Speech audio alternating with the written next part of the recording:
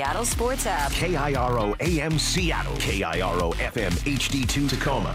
This hour is brought to you by Goldberg and Jones. Give me a freaking auto! From the Quantum Fiber Studio, this is Brock and Salk on Seattle Sports. Brock Heward and Matt Marcus. Sorry about just Mike. Mike. Heward, not exactly Joe Cap there in the pocket. Now here are your hosts, Brock Heward and Mike Salk. All right, good morning. It's Brock and Salk Show, Seattle Sports. Seattle Sports on 710, is that where we are? SeattleSports.com, the Seattle Sports app. Where else are we? 97.3 HD2, YouTube, podcast platforms, all spots where you can find the show. Hi, Maura. You're already giving me a quizzical look. Well, I was going to ask if you're okay. I don't know. I'm tired. I didn't get a nap yesterday. I didn't sleep great. I got four little paws digging into me throughout the night. Gertie was just closer than she needed to be. So, yeah, a little sleepy. Still trying to get my mind working. And just I hate pollen. I hate it. I like everybody out there right now. If you've got either, what is it right now? Tree pollen and grass pollen. Not so much weed pollen, but tree and grass pollen are very high. My eyes itch, my throat itches, sniffy. It's just terrible. I'm not sick. It's just the stupid allergies. Anyway, that's okay. We're not going to worry about that. The Mariners are 500, right as we thought they would be, and just how you thought they would get there at the end of April. A 5-1 road trip. Pretty incredible, and it even left us some Late Night Mariners texts. Yeah. Oh, yeah. You excited? There aren't that many late night texts, especially since they played at, 10:40 yesterday in the morning. But we did get a few overnight that I thought I would read, partly because they kind of get me into a few conversations that I want to have. Salk, is it too early to say that Cole Young is becoming the new face of the Mariners? Late Night Mariners texts. Yes, it is too early to say that. Sorry. It's fun. It might be fun to say that. And it's exciting what he's doing. And we're going to talk a lot about Mr. Young today. But face of the Mariners? I think the guy that hit 60 home runs last year, I think Julio Rodriguez. I think there's going to be a couple other guys that are maybe going to still keep that mantle for a while. But it doesn't discount in any way what Cole has done. And I do think we're going to continue to have a conversation about him as an all-star this year, whether he starts that game or comes in off the bench. I mean, you're a third of the way, roughly, to the all-star game. Roughly. And he's been one of the best performers in baseball during the first month of this season.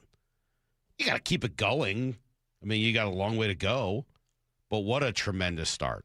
And it's a good lead into this other text. Hey, Salk, I just want to personally thank the Mets for offering Jorge Polanco $28 million to OPS 532 and average 179.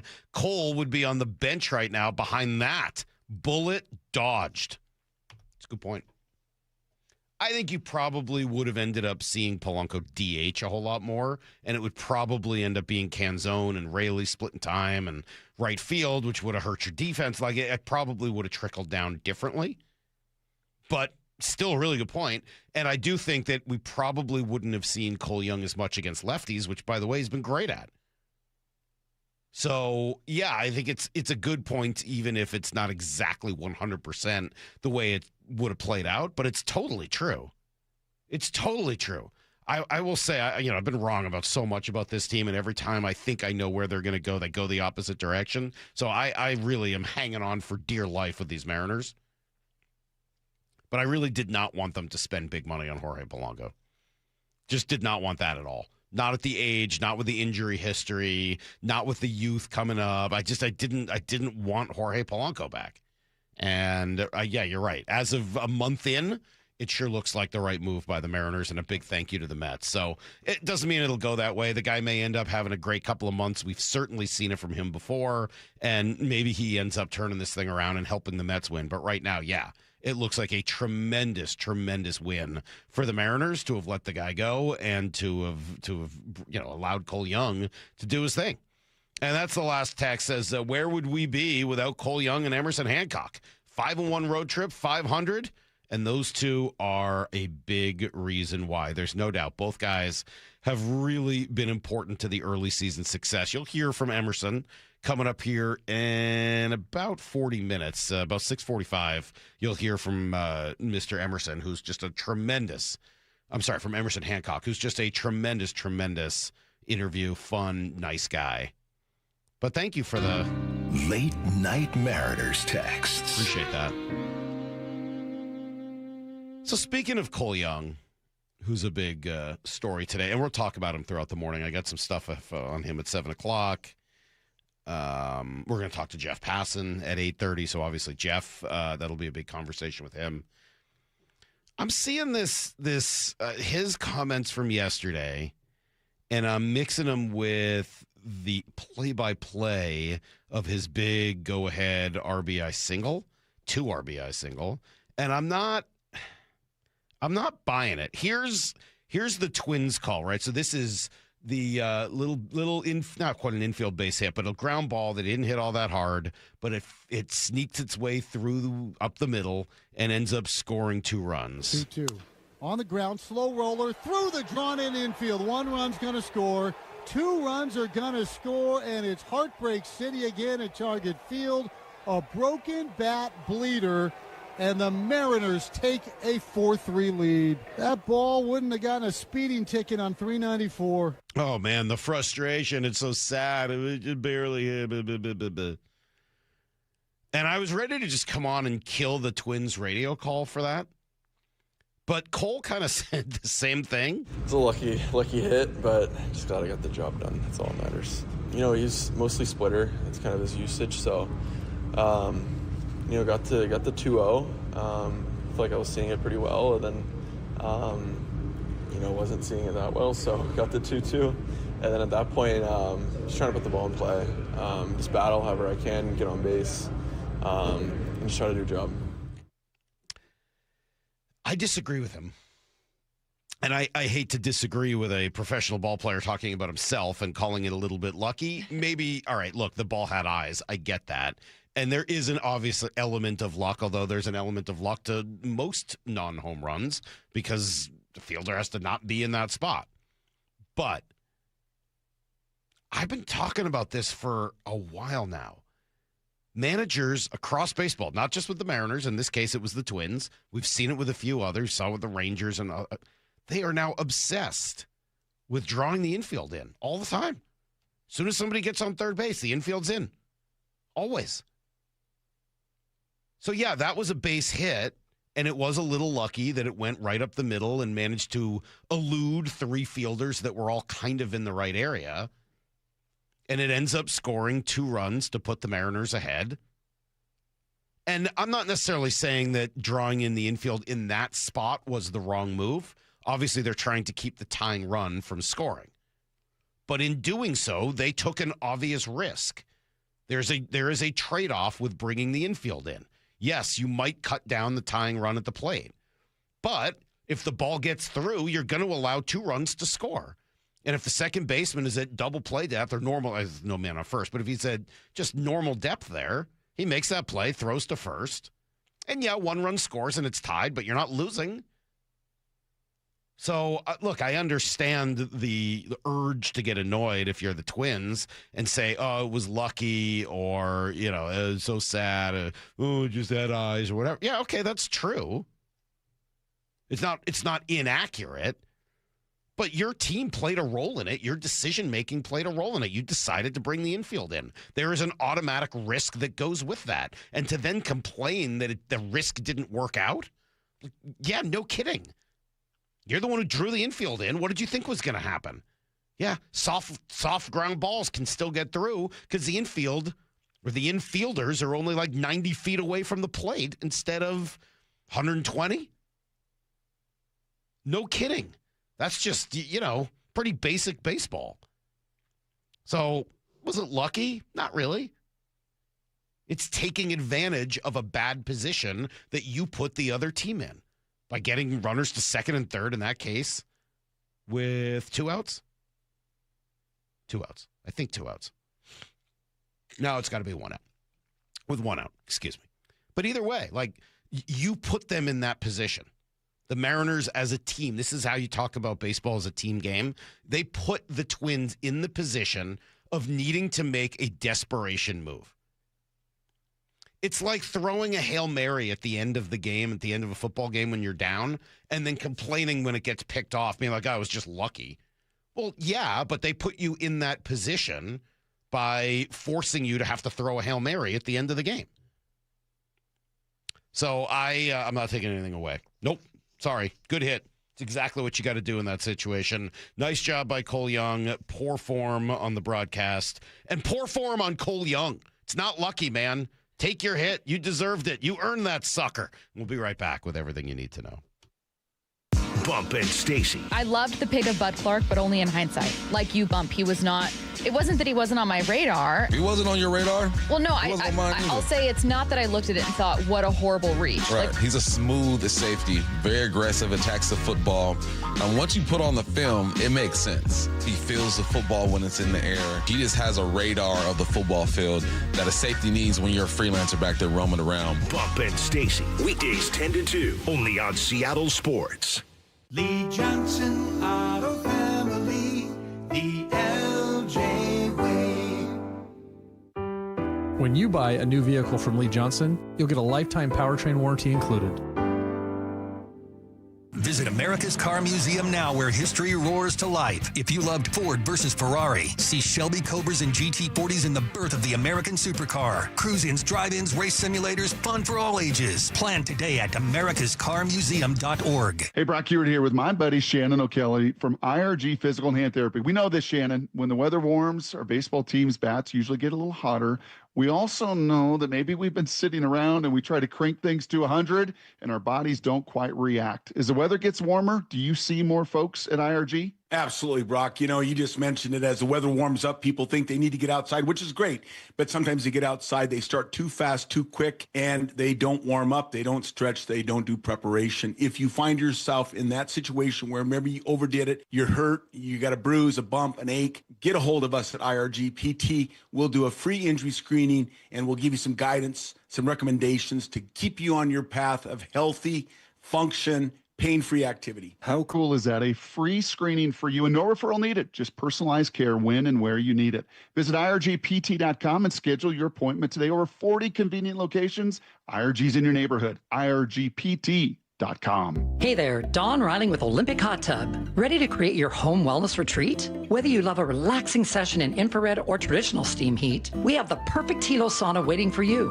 Up your wellness game by building your own contrast therapy studio, featuring a new sauna and our amazing Vigor Cold Plunge. Buy both and save up to $5,000. Savings end April 30th. OlympicHotTub.com. Better you, better life. Olympic Hot Tub. The idea of push-starting a boat just doesn't seem right to us here at Pacific Power Batteries. A marine battery should just plain work, every time. Let us help you with selecting the right type of marine battery. Deep cycle, starting battery, AGM, or even lithium battery. You can start with our helpful hints on our website or just stop by and talk with us.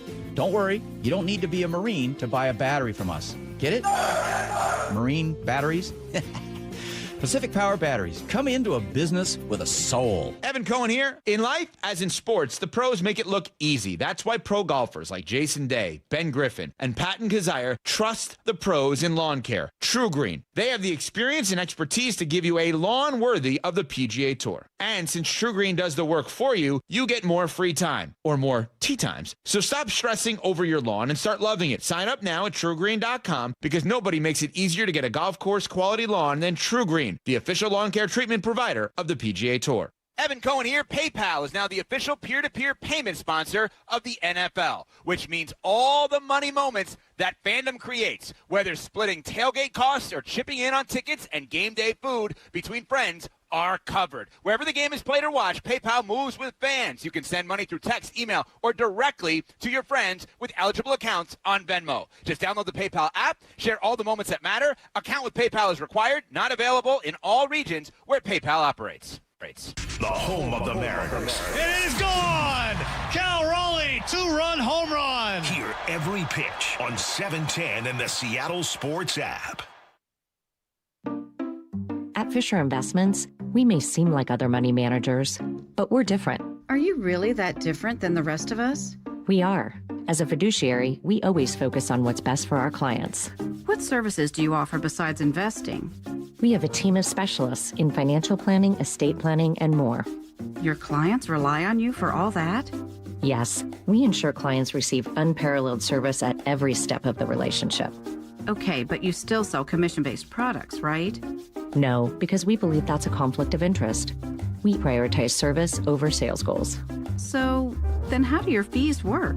We have a simple and transparent fee that's a percentage of our clients' portfolios. So we do better when our clients do better. Wow, we're more different than I thought. At Fisher Investments, we're clearly different. Learn more at fisherinvestments.com. Investing in securities involves the risk of loss. Progressive's accident response can detect and send help when you need it most after a major car accident. But other accidents, you're on your own. Like when you accidentally call your wife Mom. When you accidentally say Happy Holidays on someone's birthday.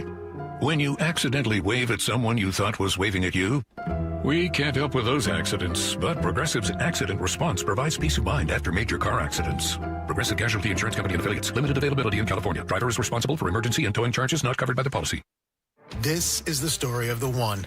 As a maintenance tech at a university, he knows ordering from multiple suppliers takes time away from keeping their arena up and running. That's why he counts on Grainger to get everything he needs, from lighting and HVAC parts to plumbing supplies, all in one place. And with fast, dependable delivery, he's stocked and ready for the next tip-off. Call 1-800-GRAINGER, click Grainger.com, or just stop by. Grainger, for the ones who get it done.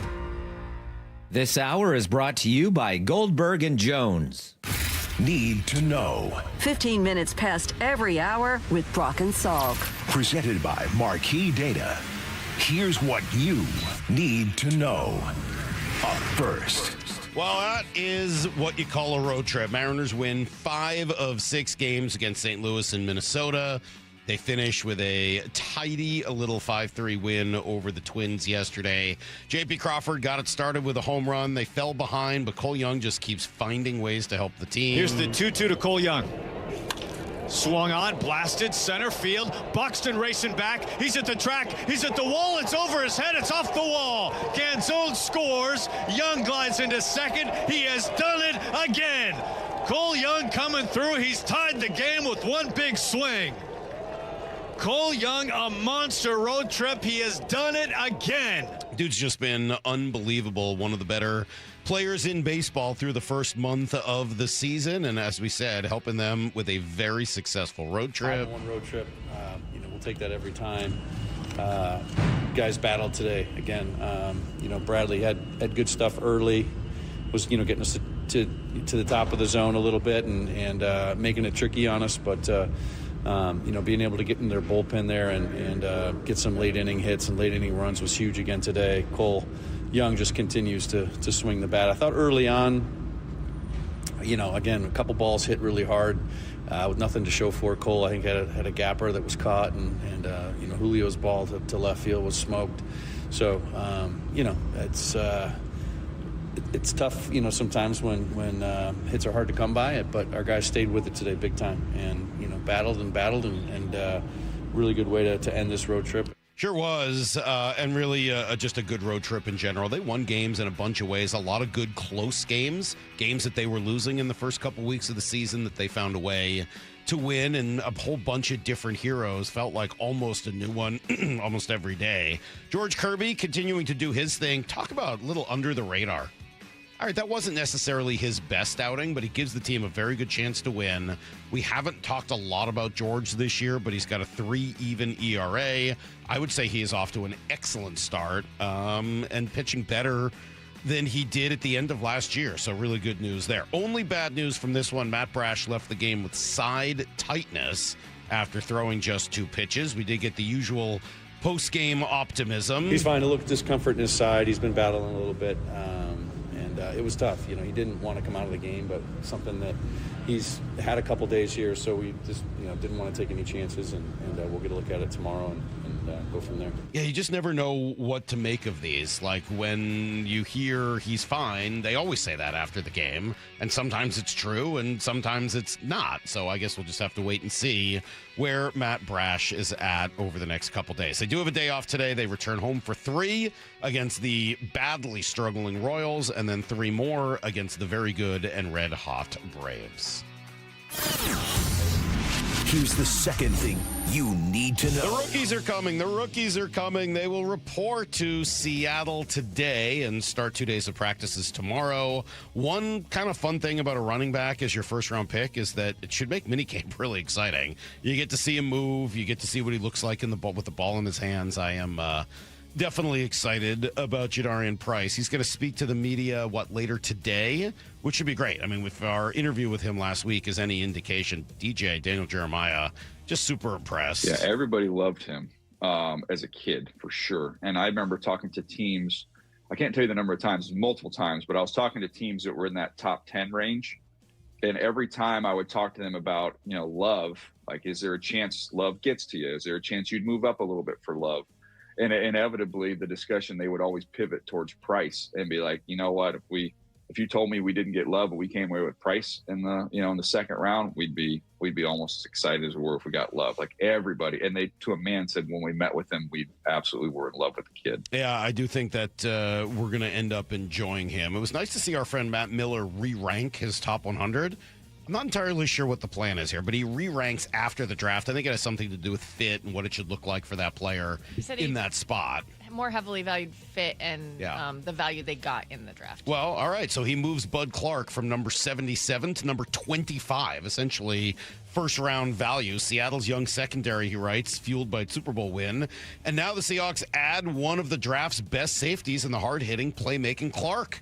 Ran a 4.41 at the combine, 6'1", 188, so the TCU record with 15 career picks. Clark makes plays in the run game with his downhill ability, but in Seattle should be seen as a potential Kobe Bryant replacement who will allow Nick Eamon to continue to roam and make plays. In hindsight, I should have ranked Clark higher, but he landed in a fantastic spot with a team that has shown the ability to maximize his type of skills. Here's the third thing you need to know. Well, it looks like Live Golf is dead, or at least it's going to be slowly dying through the end of this year. Reports yesterday indicating that the Upstart Tour is going to lose its funding and fold, though they're going to spend some time here trying to secure funding with a new board before that happens. Here's Brian Rolap, PGA Tour CEO, on what's next for some of those golfers that left. Yeah, I think we're thinking about it. Listen, we're reading all the same headlines you're reading. We don't know what's going on over there. We don't know. We know those guys are under contract. We'll respect that. Brooks came back onto the tour because he made a phone call and said, look, I'm out of my contract. I'm ready to come back. So we're thinking about it. We'll react when we have an opportunity to react, but right now we're focused on making the PGA Tour better. But listen, I've said it publicly and I'll say it again. I'm interested in whatever makes the PGA Tour better. That's what my job is. That's what I'm interested in doing, and that has no limit. Yeah, we'll see what goes on next, but this whole thing has just been a complete embarrassment, start to finish. It's tarnished the reputations of stars like Phil Mickelson and John Rahm, and I don't know whether that ever recovers. They should all be ashamed of themselves, quite frankly. This is everything you need to know. 1:15 every hour here in the Brock and Salk Show. Not all of them. I mean, guys like Harold Varner, and we've talked about the guys who are honest, like, yeah, I'm never going to make this kind of money again. I'm taking it. Okay. But this stupidity of, we're going to grow the game, and stop it. It was all about the money, and at least just be honest about it. Just say what you were doing. So ridiculous. All right. A lot of baseball to talk today. Some football as well. Brady Henderson with us at 7:30. Our friend Greg Bishop is coming in at just around 8 o'clock, and he'll stick around for a few hours and tell stories. Plus, he'll talk to his good buddy Jeff Passan at 8:30. So should be a fun morning. We'll come right back with Sonny Dykes talking about the aforementioned Bud Clark. Man, did he really like him. And a little Emerson Hancock as well. Stick around. It's Brock and Salk. You can stream every pitch of every inning of every game all season long. Oh, and it's completely free. It's a tremendous catch. Only on the Seattle Sports app. That's right. The free Seattle Sports app puts every single Mariners game right in the palm of your hand. On a platter, come and get it. One app, every game. Plus the latest Mariners news, insider access, video, and podcasts. Holy smokes, what a play. Pretty awesome, right? Just like the Mariners. A rising blast, left field, grand slam, Rosarena. At T-Mobile Park, you've always got the best seat in the house. But for a truly elevated experience, you've got to be in a Mariner Suite.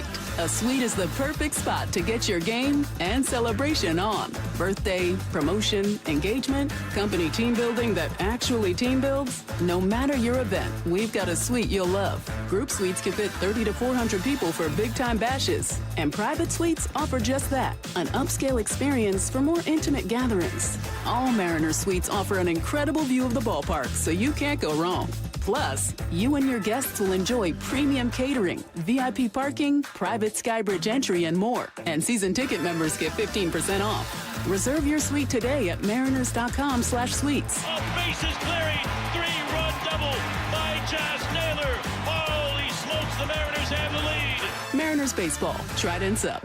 I know that hiring can be challenging. You need someone to match your role perfectly. Well, now you can meet them fast on ZipRecruiter. Build your team, build it sooner. Meet your match on ZipRecruiter. Just head to ZipRecruiter.com/free right now to try it for free. That's ZipRecruiter.com/free. Meet your match on ZipRecruiter. Try it free. Tired of hearing scary radio ads about the IRS? Tax Relief Advocates is different. TRA is here to tell you that if you owe money to the IRS, whether it's $5,000 or $500,000, we have a solution. TRA can eliminate or reduce what you owe to the IRS with zero risk to you. We have over 1,000 5-star reviews on Google and an A+ with a BBB. End your tax nightmare today by visiting TRA.com or call 800-583-6681. That's 800-583-6681. Evan Cohen here. PayPal is now the official peer-to-peer payment sponsor of the NFL, which means all the money moments that fandom creates, whether splitting tailgate costs or chipping in on tickets and game day food between friends, are covered. Wherever the game is played or watched, PayPal moves with fans. You can send money through text, email, or directly to your friends with eligible accounts on Venmo. Just download the PayPal app, share all the moments that matter. Account with PayPal is required, not available in all regions where PayPal operates. Progressive knows that boat days can come with unexpected problems. Oh, no, I dropped my lip balm in the water. I can't think of anything worse than the looming threat of potentially having chapped lips. It was ginger vanilla, too, my favorite flavor. If a real problem comes along, your boat's protected 24/7 with Progressive, so you can keep worrying about boater problems. Progressive Casualty Insurance Company and affiliates, not available in D.C. The chartered plane to Queen Charlotte Lodge is on the runway, and you're not going to want to miss it. This summer has limited availability for king salmon, halibut, and lingcod fishing in beautiful Haida Gwaii, British Columbia. Queen Charlotte Lodge is absolutely the place to be. A luxury resort and amazing fishing with your buddies, dad, or son. Book your stay at fishqcl.com, and trust me, you do not want to miss it. Queen Charlotte Lodge. Experience fishing first class. And remember, our dollar's worth $1.35 north of the border. Heading outdoors or on the water this weekend? Check in with Joey and Nelly on the Outdoor Line from 6 to 8 a.m. every Saturday on Seattle Sports and the Seattle Sports app. And we're back. The big headline today. Your Washington Credit Union, WSECU, has done it again. 5 straight years as Forbes' best in-state credit union. That's a dynasty, Rick, like 5 straight championship rings. Or 5 seasons hitting 400, Steve. Holy catfish! If you want a team that wins year after year, join your Washington Credit Union, WSECU. Details at WSECU.org. What is that sound? Ugh, that sounds like a plumbing sound. Luckily, there's a company that fixes all the plumbing sounds across Puget Sound. That's All Sound Plumbing. Puget Sound's plumbing experts. Have a sound? Visit allsoundplumbing.com. Hey South Sound, Jermaine Kurth with CS Floors. Come meet me at the grand opening of Pacific Northwest Interior featuring CS Floors. May 7th in Tacoma. Visit our website for more information, csfloors.net. Guys, did you know your testosterone affects everything in your system, including how you feel and perform every day?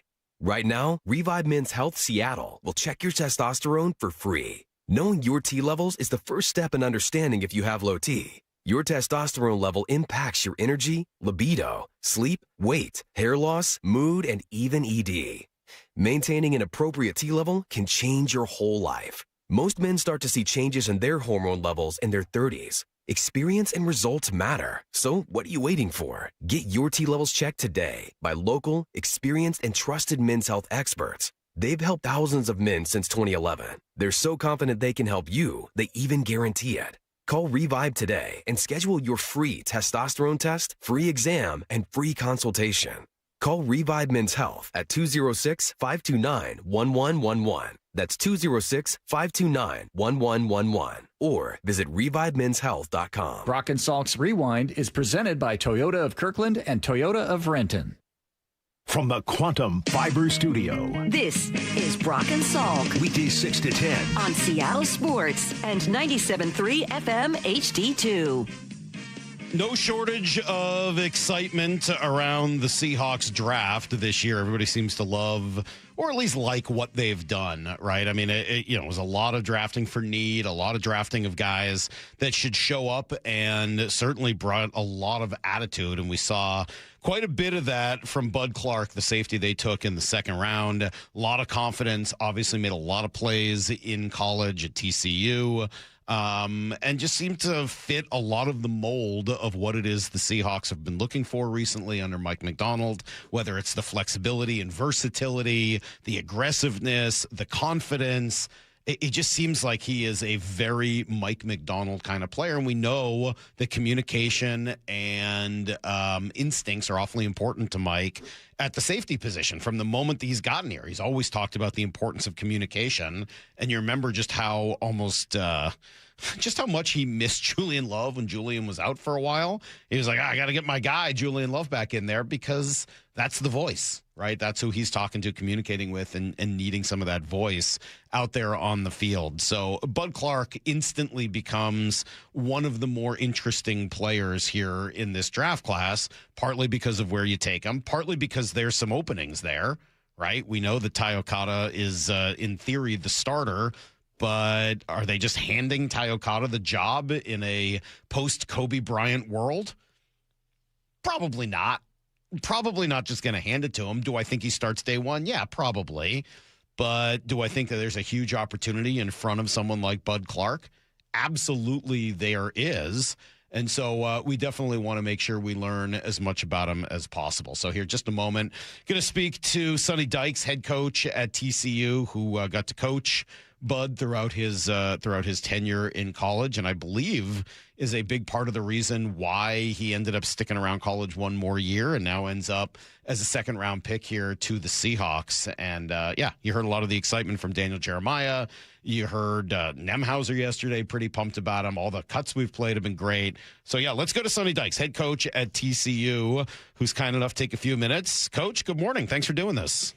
Yeah, happy to do it. How's everything this morning? Everything is great. I'm sorry my partner's not here, Brock Heward. Brock is out this week because I know Brock would have loved to said hi to you and chatted with you, but I'm stuck here by myself. So I'll say hi for Brock and tell you that we're here to talk about Bud Clark. Who's Bud Clark? Yeah, first of all, Seattle fans are going to love Bud Clark. I mean, he is just a big personality, a guy that has a lot of passion for playing football, values being a good teammate, a good person, just a guy that is as good as he is on the field, he's even better off the field and in the locker room. He'll be the first guy in the building every day, the last guy to leave. I mean, he just is truly a one-of-a-kind guy that loves the grind of football. He's incredibly appreciative for every opportunity that comes his way. Just a really special guy. One of my favorite players that I've ever had the good fortune of coaching and being around. Well, the first thing I got to do is stop calling him Bud Grant in my mind. I'm sure you went through that as well as a coach. And after covering Pete here for so many years, Pete Carroll was always talking about Bud Grant. So now, I've got to think for a moment before I say his name every time. How'd you get to know him? Obviously, you were his coach, but whether through the recruiting process or once he got there, how did you get to know him? So when I came to TCU, Bud was here. Okay. And so he was a guy that had been here, and I came in before the 22 season, and he was a young guy that didn't have a ton of experience, but he acted like a veteran. He had a lot of confidence, but was never arrogant or he was never one of those guys that said, hey, I got all this figured out. I mean, he believed in his ability, but he also, believed in getting better every day and, coming to work and rolling his sleeves up. So I had a chance to meet him there. He played big for us in big games. If you go back and look at the 22 season, we played Georgia for the national championship that year. And in the semifinal game against Michigan, Bud had an interception return for a touchdown. Whenever we needed him to make a big play, he made it. And he did that all the years that I've been here. And same thing happened this past year. I mean, we needed a big play in week 1 at North Carolina. Bud gets an interception, runs it back for a touchdown. He made numerous plays in the Alamo Bowl, a win against USC, where he was knocking balls down, making competitive plays on the football. It just has a knack for rising up in critical situations. Yeah, it's interesting you say that. You've been coaching a long time. Can you tell the players that have that sort of innate ability to time their big plays for when the team needs them? Yeah, and Bud's unique. He's got, I always said this, he could have probably been one of the best wide receivers in college football because he tracks the ball so well. Typically defensive guys, they're playing defense in a lot of cases because they, don't catch the ball particularly well. They're aggressive by nature, all these things, which Bud is. But he tracks the ball. He catches the ball like a wide receiver. He can go up and compete for it. And you can see that early in his career, just his ability to, to catch the football. He had great hands and track it. And for his safety, that's incredibly important. You're going to have to play a lot of deep balls. People are going to try to throw posts over the top of you or vertical routes up the sideline. And a safety has to be able to see the angles and has to be able to track balls and then go attack the football in the air. And Bud does that at an elite level. Do you think he is definitively a safety all the time in the NFL? I mean, one thing we've seen from Coach McDonald is, with Eamon Worry and Witherspoon and some of these guys over the last few years, even Kobe Bryant, not everyone just stays in one spot all the time. What's his versatility look like? Yeah, my guess is that's why Seattle chose him. I think for a number of reasons. I think number one, he fits their culture, but I think, number two is his ability to do different things. I mean, Bud could have been a corner for us. He's got that kind of foot quickness and turnover. He can play physical. He can be a box player. He's not the biggest guy in the world. He's long, but he's a little bit lean, and he'll gain a little bit of weight, I'm sure. But he can do everything. I mean, he's a willing tackler. He can play down in the box. He could play nickel. Even think he could sneak out and play some corner. But I really do believe safety is kind of his best position because it allows him to use his skill set. Yeah, I think the phrase Daniel Jeremiah used with us yesterday was that he was, quote, dripping with instincts. Yeah, I would agree. I mean, he's one of those guys. It's hard to explain sometimes, but some football players just have a sense of where the ball's going, and Bud's one of those guys. And you either kind of have it or you don't. And obviously, part of that is film study, and part of that's putting the time in and doing all the things that you have to do to improve that ability. But he has this innate understanding of the game and what's going on. And, one thing that he can do, and it's hard to do it at this level of football, and it'll be more difficult, obviously, in the NFL, but he can bait quarterbacks into making throws and then be able to, pick the ball off and do different things. So he's really talented that way, and just like I said, really understands the game and has an innate ability to see things before they happen. Talking to Sonny Dykes, head coach down at TCU. Do you know Mike at all, Mike McDonald? You know what? I don't. It's interesting. I don't get to see a lot of NFL games, but I saw him I saw the Seahawks play early in the season and really didn't know much about their team, but watched them. And I remember I was watching them with my 9-year-old son, and we were both like, wow, this is a really, really solid football team that, doesn't make mistakes. I mean, has a formula for winning football games. And both of us, I remember afterwards, were like, okay, Seattle's my pick now to go to the Super Bowl. And I think we saw them like week 5 or week 6 or something. And anyway, we were kind of rooting for them at that point. Just like the way they played, you could tell there was a strong culture within the organization, and just their style of play really appealed to me. When you watch an NFL game, are you just watching as a fan, or are you always kind of like got a little of that coach mindset as you're watching? Yeah, you usually end up watching your players, your former players, Sure. and guys that you know and are invested in. But that game just happened to be on, and remember watching it and thinking, I think they were playing maybe at Buffalo. I think is who they were playing, if I'm not mistaken. But anyway, watching the game, I just remember thinking, man, this is a really solid football team, and really like the way that these guys play, and really don't know this coach, but man, have a lot of respect for him. Obviously knew of him when he was at Michigan, but really love the way they played the game. They did bring in another one of your players as an undrafted guy. Is it Devian or Devine Deal? I don't know how to pronounce it. Yeah, Devin. Yeah, Devin. Just a kind of unique way to spell Devin. Yeah. All right. Yes. You gotta. There's so many new ways to spell every name. So, all right, Devin Deal. There are. Right. So tell me about him. Yeah. You know what? He's very similar to Bud. He's a transfer, came to us from Tulane, was a really standout player at Tulane. His dad's a high school football coach. His younger brother plays for us. He's got another younger brother that's an outstanding player as well. So he's comes from a football family. Unbelievable character, just incredible leader for our team, mature beyond his years, great team guy. And again, I think those kind of guys appeal to the Seahawks, and I think they do a really, really good job of recognizing those players that are high character guys and love playing the game of football. And no one loves it more than Devin. He was probably he and Bud obviously were probably our two most valuable players last year, just in terms of what they brought to the team from a work ethic and character standpoint. Just really productive football player. I think he'll be able to help on a ton of special teams. I think he's got a good skill set that's going to allow him to be pretty versatile, and they'll be able to use him a lot of different ways. I wouldn't be surprised if he's one of those free agents that ends up making the team, just because he can do so many different things, and he'll be such a great teammate. Last thing, and we'll let you go here. Appreciate the time this morning, helping those of us in Seattle get to know a couple of young guys who hopefully we'll get a chance to watch here for a long time. Just the confidence it takes to join not just an NFL team, but a championship team, a team that's just won a Super Bowl. Is that something you can coach? Is that something you can talk to those guys about ahead of time? Or is it just, hey, that's innate, you just got to go in and know how to make a name for yourself right away?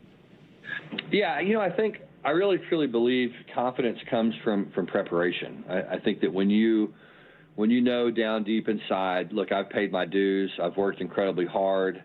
I've done everything that I can do to prepare myself for this moment and this opportunity.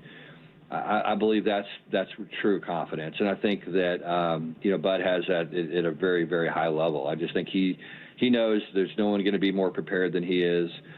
He knows there's not going to be anybody in the room that loves playing football more than he does, and that's so important. I mean, he doesn't love the stuff that comes with football. He loves the game of football, and he loves practicing. He loves being around his teammates. He's one of those guys, during fall camp, week 3, everybody's tired, everybody's beat up, your team is worn out. You don't have a lot of spark, and Bud would walk into the room, recognize that, and spark the room. He was just one of those guys that understood the moment and knew and what the team needed, and always was willing to put it out there. And so I think he knows how hard he's worked. I think he knows that he's prepared and ready for this opportunity. He's going to come in with some confidence, but he's also going to know that, hey, look, I got to start all over. I got to prove myself every single day, and And whatever I did in college doesn't matter. No one's going to care what he did at TCU or what he did in high school or any of that. It's going to be, hey, how can you help this team win, and how can you help this organization?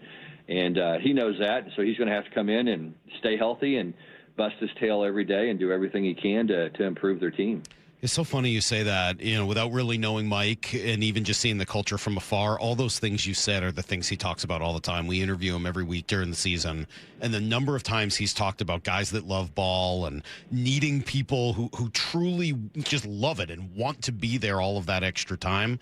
It sounds like you just, this guy encapsulates it. So appreciate it. Coach, thanks. I'm looking forward to watching these guys and appreciate all your time this morning. Thank you.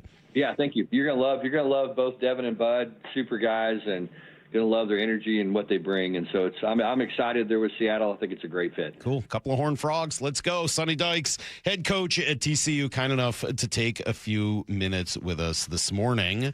All right. Well, obviously Southern school, not quite Georgia, where our next guest grew up, but Emerson Hancock. We have Emerson? I think we do, right? Emerson Hancock. How about this? We're going to go right from Sonny Dykes to Emerson Hancock. Good morning, Emerson. How are you?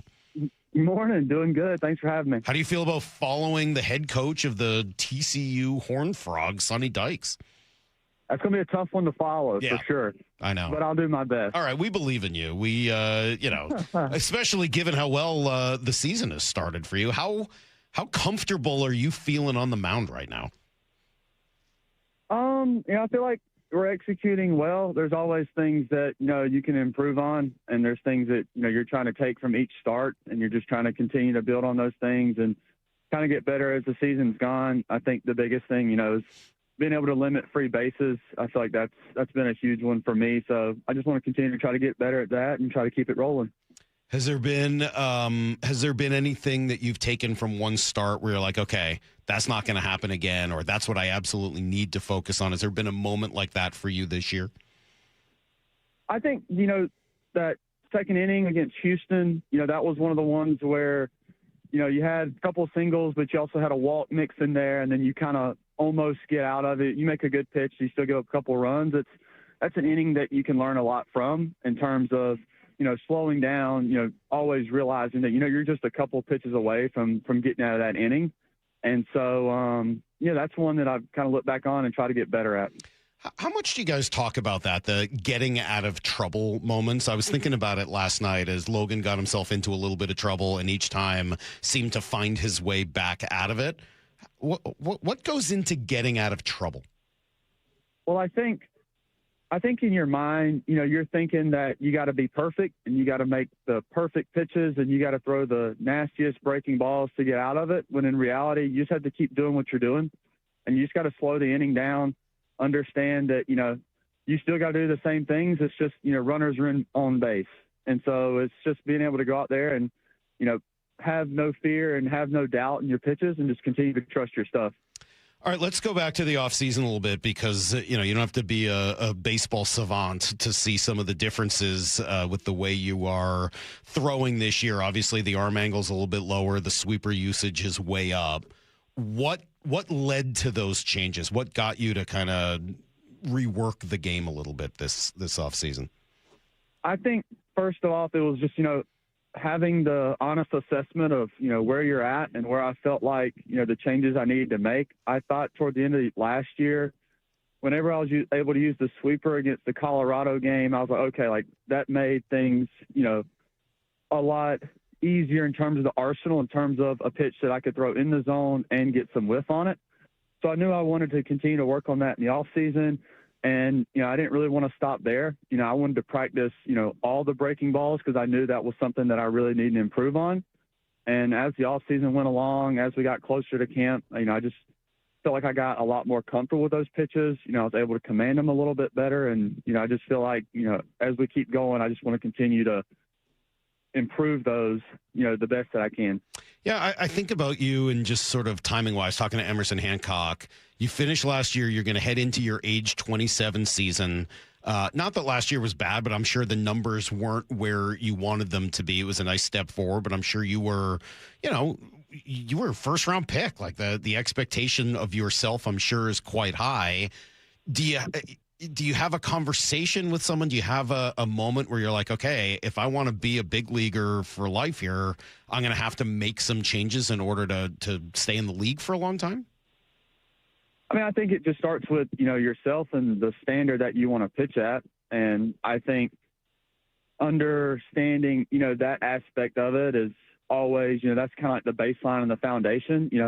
I also love the work. I've always loved the work and the process of it. And so as we go, you're always going to be continue to make adjustments because I just think, that's where the game is and that's, how difficult and how high of a level this game is played at.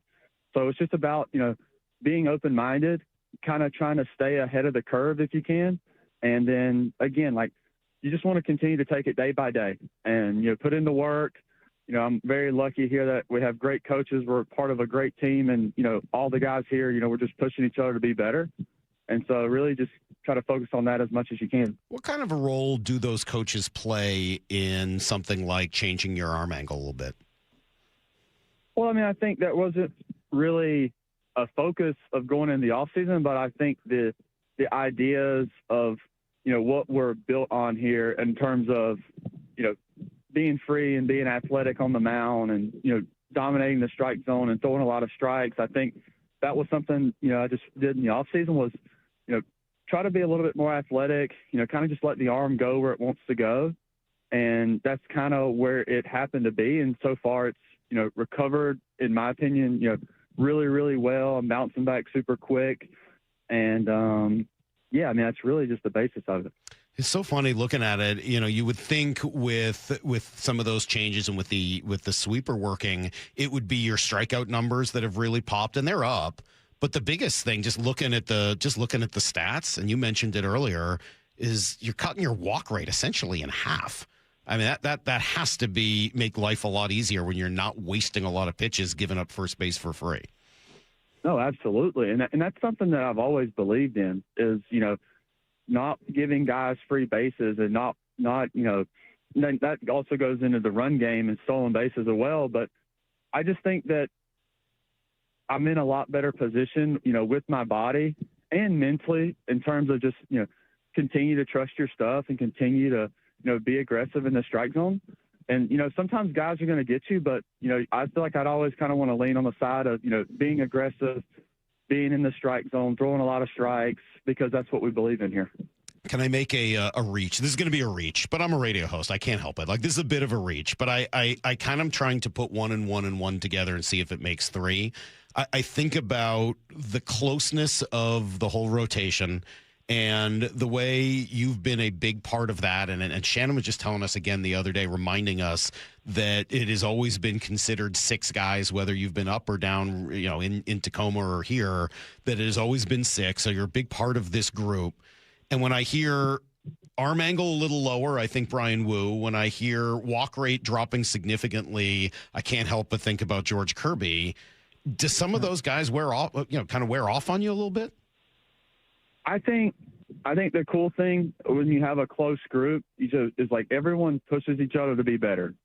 And I think that's, what a good culture is. And I think it's, you see a guy go out and have success and, you feel like you need to go out there and hold up to that standard. And so I just think with us where we're at is when a guy goes out and has a good one, you feel like you need to go out there and carry your part too. And I just think with the time that we've been able to spend with each other, it's been so cool to see how each other goes about their work and see how much they care about it. And then, we got the best seat to watch each other go out there and pitch every 4 or 5 days. So, I mean, it really is a special group.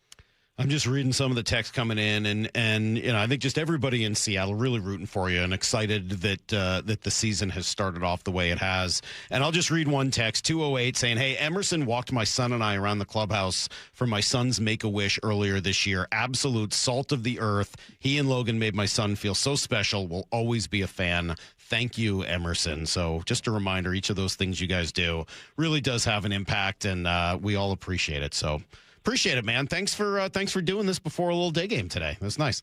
Yeah, absolutely. Sorry, I just had a little coughing fit. Literally as we were coming back here. So I'll tell you what, normally I would talk for about a minute. Instead, we're going to go to break. We'll come right back. I got some Mariners next on Brock Salk. Wyman and Bob, every afternoon at 2. They needed a cornerback. We talked about that going into the draft. They drafted 3 of them. Bud Clark, he told us, hey, I can play nickel, I can play corner, I can play safety. The same thing with Julian Neal, too. I mean, he's 6'2", 200. As far as giving out a grade, I don't know. What would you say? B+? If you're going on addressing needs, I'd give him an A. Yeah. Now, are these guys all going to pan out? No. I hope those top 3 picks are going to be impact guys. Only on Seattle Sports. This might be the most surprising statistic I've shared in decades of doing local news. More than 75% of commuters will be involved in a car accident at some point. JP Pendergast of Pendergast Law with more. What makes it more surprising? The average person will be involved in 3 to 4 collisions in their lifetime. With accidents unbelievably prevalent, what are some safety tips if it happens to you? Safety first. Secondary collisions are not uncommon while awaiting help. Turn on those hazards and remain in a safe place. If a bystander witnessed the accident, capture their information and encourage them to remain at the scene. Seek medical attention immediately if needed, as delaying can be a costly mistake. Lastly, remember that statements made to police and insurance adjusters can affect your case. Collisions are more common than we'd like to think. If you find yourself in one, follow these helpful tips and then call my friends at Pendergast Law. If you or a loved one's injured in a car accident, call Pendergast Law. We can help. PendergastLaw.com. Doctors King and Kopstein from K2 Vision. If you're over 50 and you've been diagnosed with a cataract, or your vision is changing as you're developing an early cataract, you could be a perfect candidate for K2 Vision RLE. It's inevitable. At some point, typically in your 60s or 70s, you'll have a dysfunctional lens that eventually becomes a cataract. To restore your vision, you will someday need a procedure such as refractive lens exchange. The question is, are you done with glasses? Do you want to spend your good, active years hassling with changing prescriptions and needing readers? K2 Vision RLE can give you great vision now, permanently, and you'll never develop that cataract. The procedure is quick and painless, and our state-of-the-art custom lens technologies give highly predictable outcomes. K2 Vision doctors have performed over 150,000 procedures. They know when it's your right time for RLE. Schedule your free Zoom consult today at k2visionrle.com. K2 Vision RLE. No readers, glasses, contacts, or cataracts. When you're hiring, have you ever felt like you're missing out on meeting truly great candidates for your roles? It seems impossible to find them, but they have to be out there somewhere, right? Well, they're not hard to find when you know where to go, and that place is ZipRecruiter. And right now, you can try ZipRecruiter for free at ZipRecruiter.com/radio. ZipRecruiter helps 10 million people with their job search every day. And because these people are actively looking for jobs just like yours, it's easy to find the right person right away. In fact, 4 out of 5 employers who post on ZipRecruiter get a quality candidate within the first day. But if you're not using ZipRecruiter, you're missing out. So see what it's like when the impossible is easy. When you go to ZipRecruiter.com/radio right now to try ZipRecruiter for free. Once again, that's ZipRecruiter.com/radio.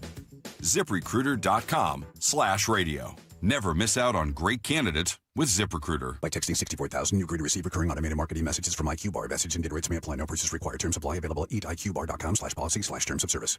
I've got good news and bad news. Here's the bad news. Most protein bars are packed with sugar and unpronounceable ingredients. The good news? There's a better option. I'm Will, and I created IQBar plant protein bars to empower doers like you with clean, delicious, low-sugar brain and body fuel. IQ bars are packed with 12 grams of protein, brain nutrients like magnesium and lion's mane, and 0 weird stuff. And right now, you can get 20% off all IQ Bar products, plus free shipping. Try our delicious IQ Bar sampler pack with 7 plant protein bars, 4 hydration mixes, and 4 enhanced coffee sticks. Clean ingredients, amazing taste, and you'll love how you feel. Refuel smarter, hydrate harder, caffeinate larger with IQ Bar. Now you can get 20% off all IQ Bar products plus free shipping when you text radio to 64,000. Text radio to 64,000 to get your 20% off. That's radio to 64,000. Evan Cohen here. In life, as in sports, the pros make it look easy. That's why pro golfers like Jason Day, Ben Griffin, and Patton Kazire trust the pros in lawn care. True Green. They have the experience and expertise to give you a lawn worthy of the PGA Tour. And since True Green does the work for you, you get more free time, or more tee times. So stop stressing over your lawn and start loving it. Sign up now at TrueGreen.com because nobody makes it easier to get a golf course quality lawn than True Green, the official lawn care treatment provider of the PGA Tour.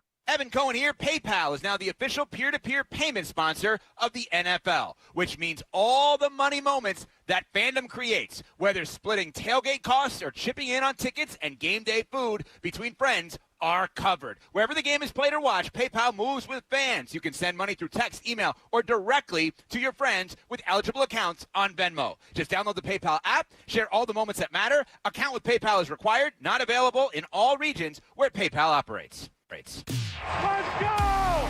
This is Seattle Sports. Streaming through the Seattle Sports app. KIRO AM Seattle. KIRO FM HD2 Tacoma. Home of the Seahawks, Mariners, and everything Seattle sports.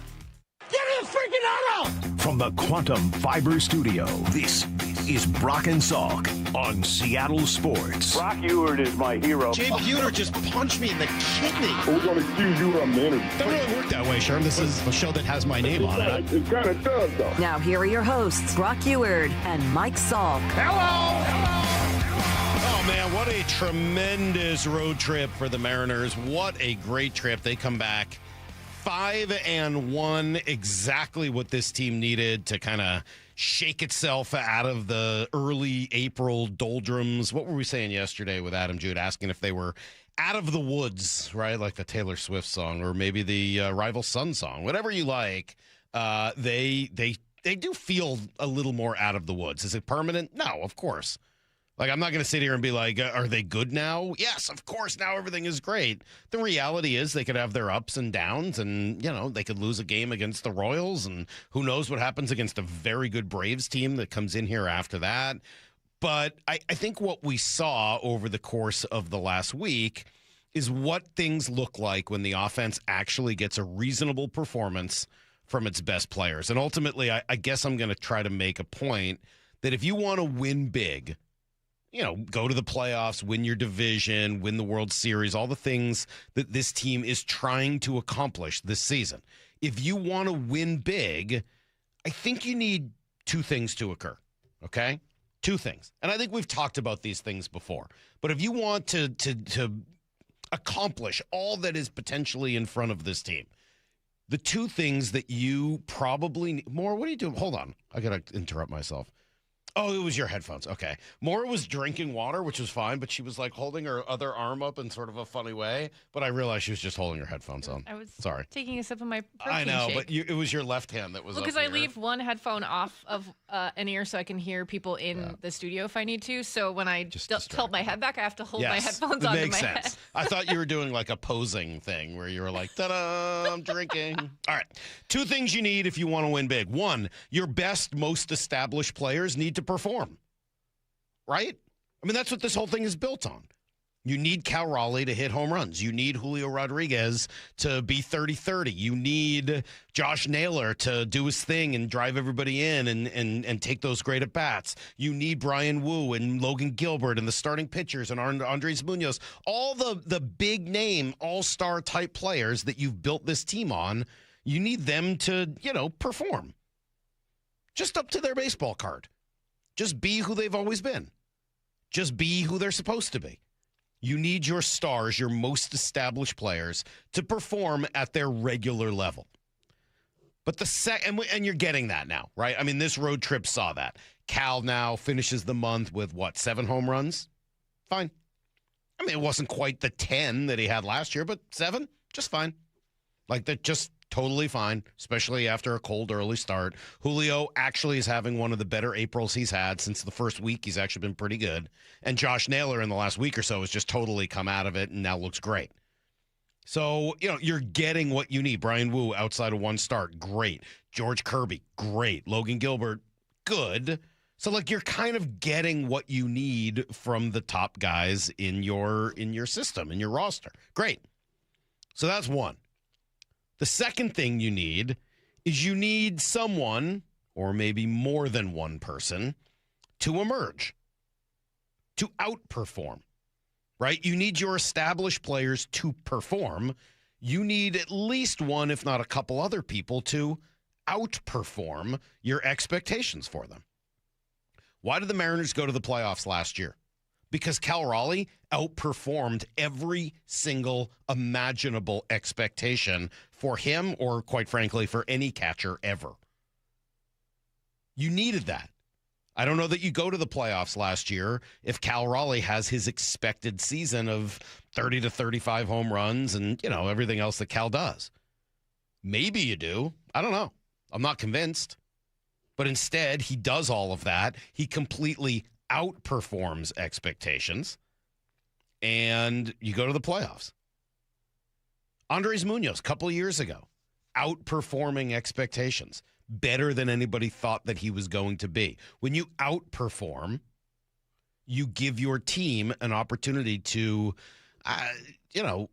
ride another hot hand, to be better than people thought, to deal with the ups and downs of a baseball season. And it is very clear right now that one, maybe two players are absolutely outperforming all expectations. I could put Emerson Hancock on this list. I could. He's my second.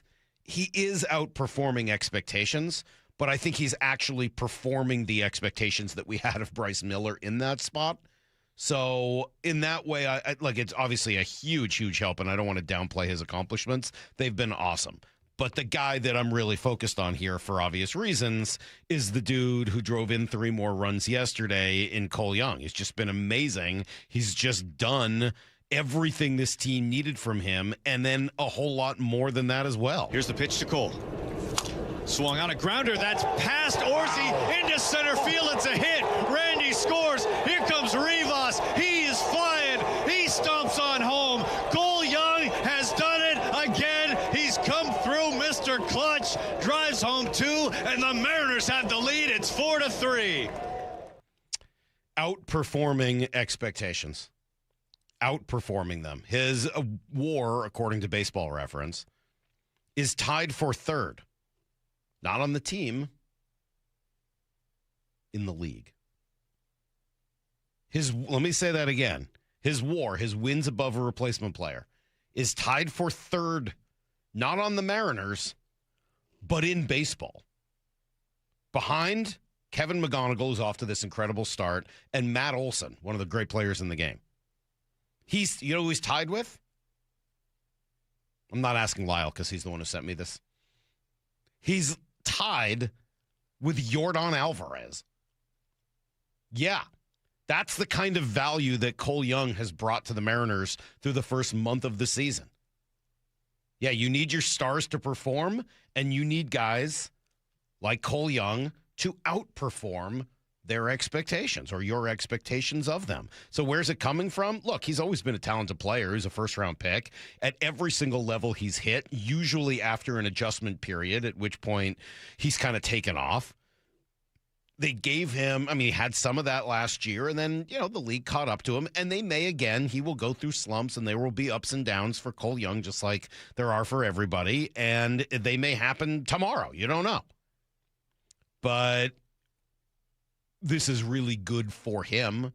It's good for him to know what he's capable of. It's good to see him completing the same pattern that has existed for him essentially at every level of the minor leagues. And he's still really young. He's only 22.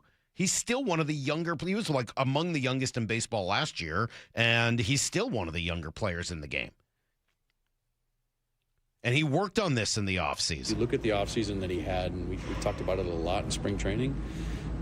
But I think that rolled a lot of his confidence along. And then, getting into spring training, feeling much better physically, and then getting off to a good start like this, and defensively just doing the job over and over again.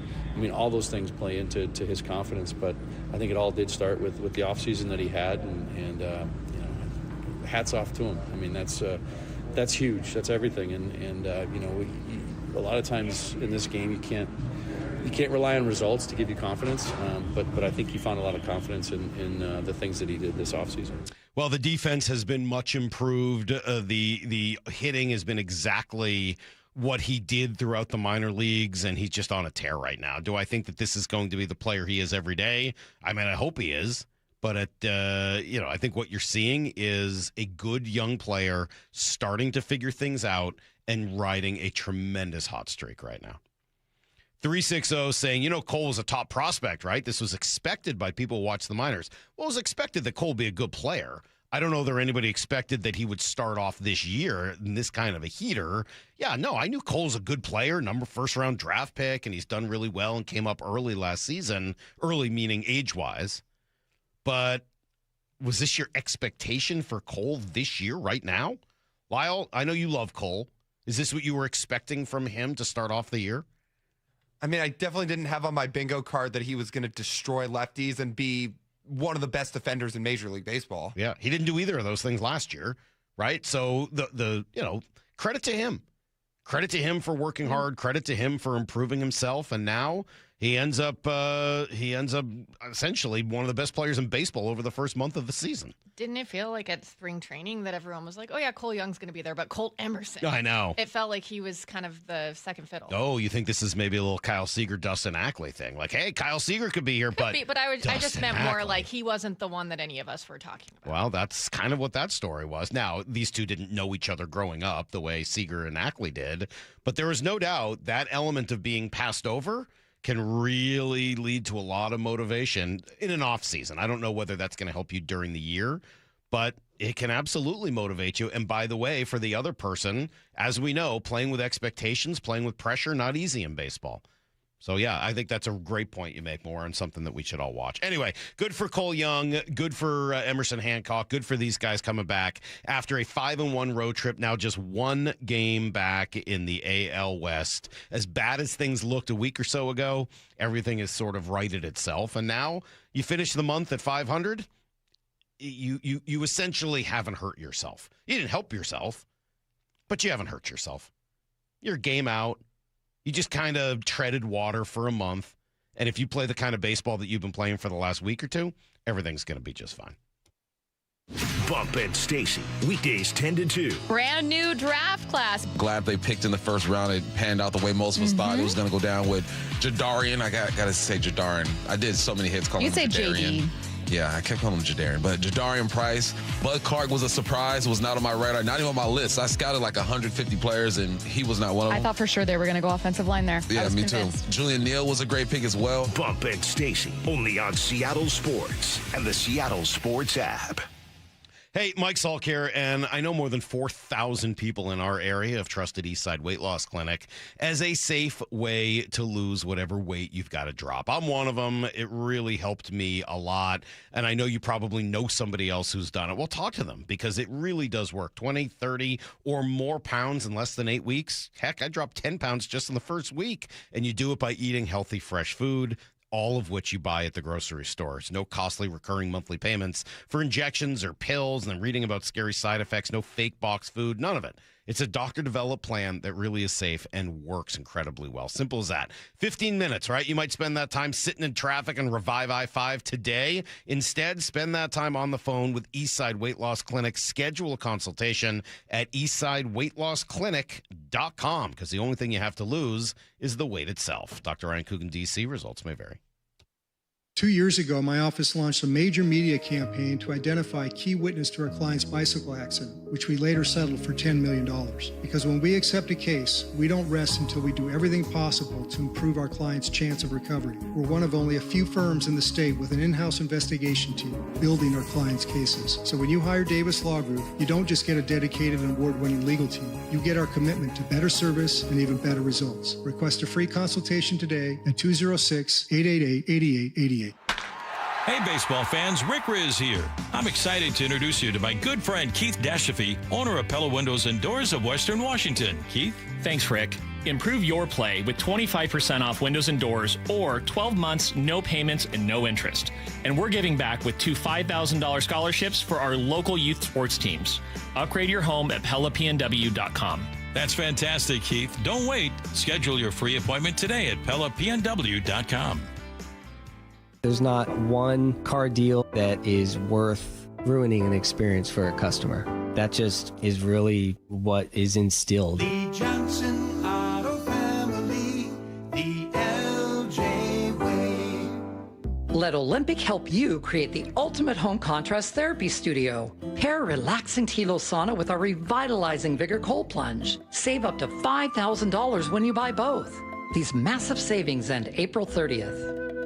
This is for all you guys on Viagra. ED pills are no longer needed. The brutal side effects like 4-hour headaches, blurred vision, and that flush feeling can all be put behind you with our treatment. Here at West Coast Men's Health, we have a better approach to ED. Acoustic wave therapy creates blood flow circulation by safely removing the plaque in your arteries and restoring function naturally. Guys, let me be clear. Pills will never fix your problem. Our equipment is the latest technology, and our medical staff is the best in the industry. So give West Coast Men's Health a call today. Speak with our clinic manager. Ask him any question you like, how it works, the science behind it, and even the cost. If you suffer from ED or Peyronie's disease, give West Coast Men's Health a call today. In addition to treating ED and Peyronie's disease, we now offer testosterone replacement therapy. With clinics in Redmond and Tacoma, call 206-519-6541. 206-519-6541. Online at westcoastmenshealth.com.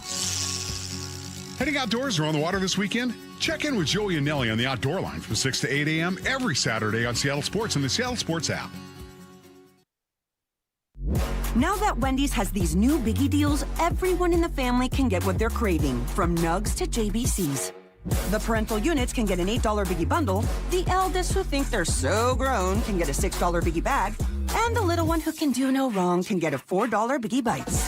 You know, assuming they have a credit card. No, I'm kidding. We take cash too.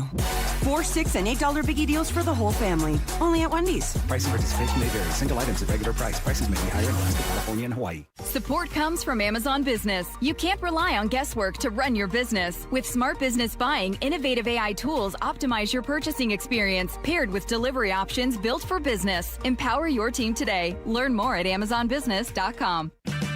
Save $2 when you buy 2 cans of Superior Products Coverall Tire Dressing. Plus, get 4 times O-Rewards points now at O'Reilly Auto Parts.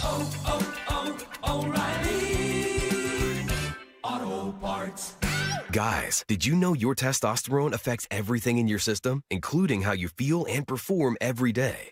Right now, Revive Men's Health Seattle will check your testosterone for free. Knowing your T levels is the first step in understanding if you have low T. Your testosterone level impacts your energy, libido, sleep, weight, hair loss, mood, and even ED.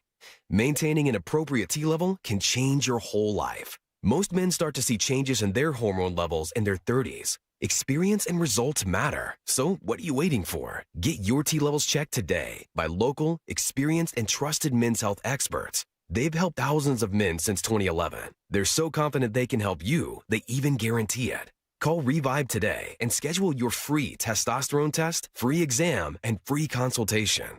Call Revive Men's Health at 206-529-1111. That's 206-529-1111. Or visit revivemenshealth.com. Need to know. 15 minutes past every hour with Brock and Salk. Presented by Marquee Data. Here's what you need to know. Up first. Yeah, tremendous road trip for the Mariners. They come back 5-1 and do it against St. Louis and in Minnesota. They finished yesterday with a 5-3 win over the Twins. Got up early with JP hitting the home run.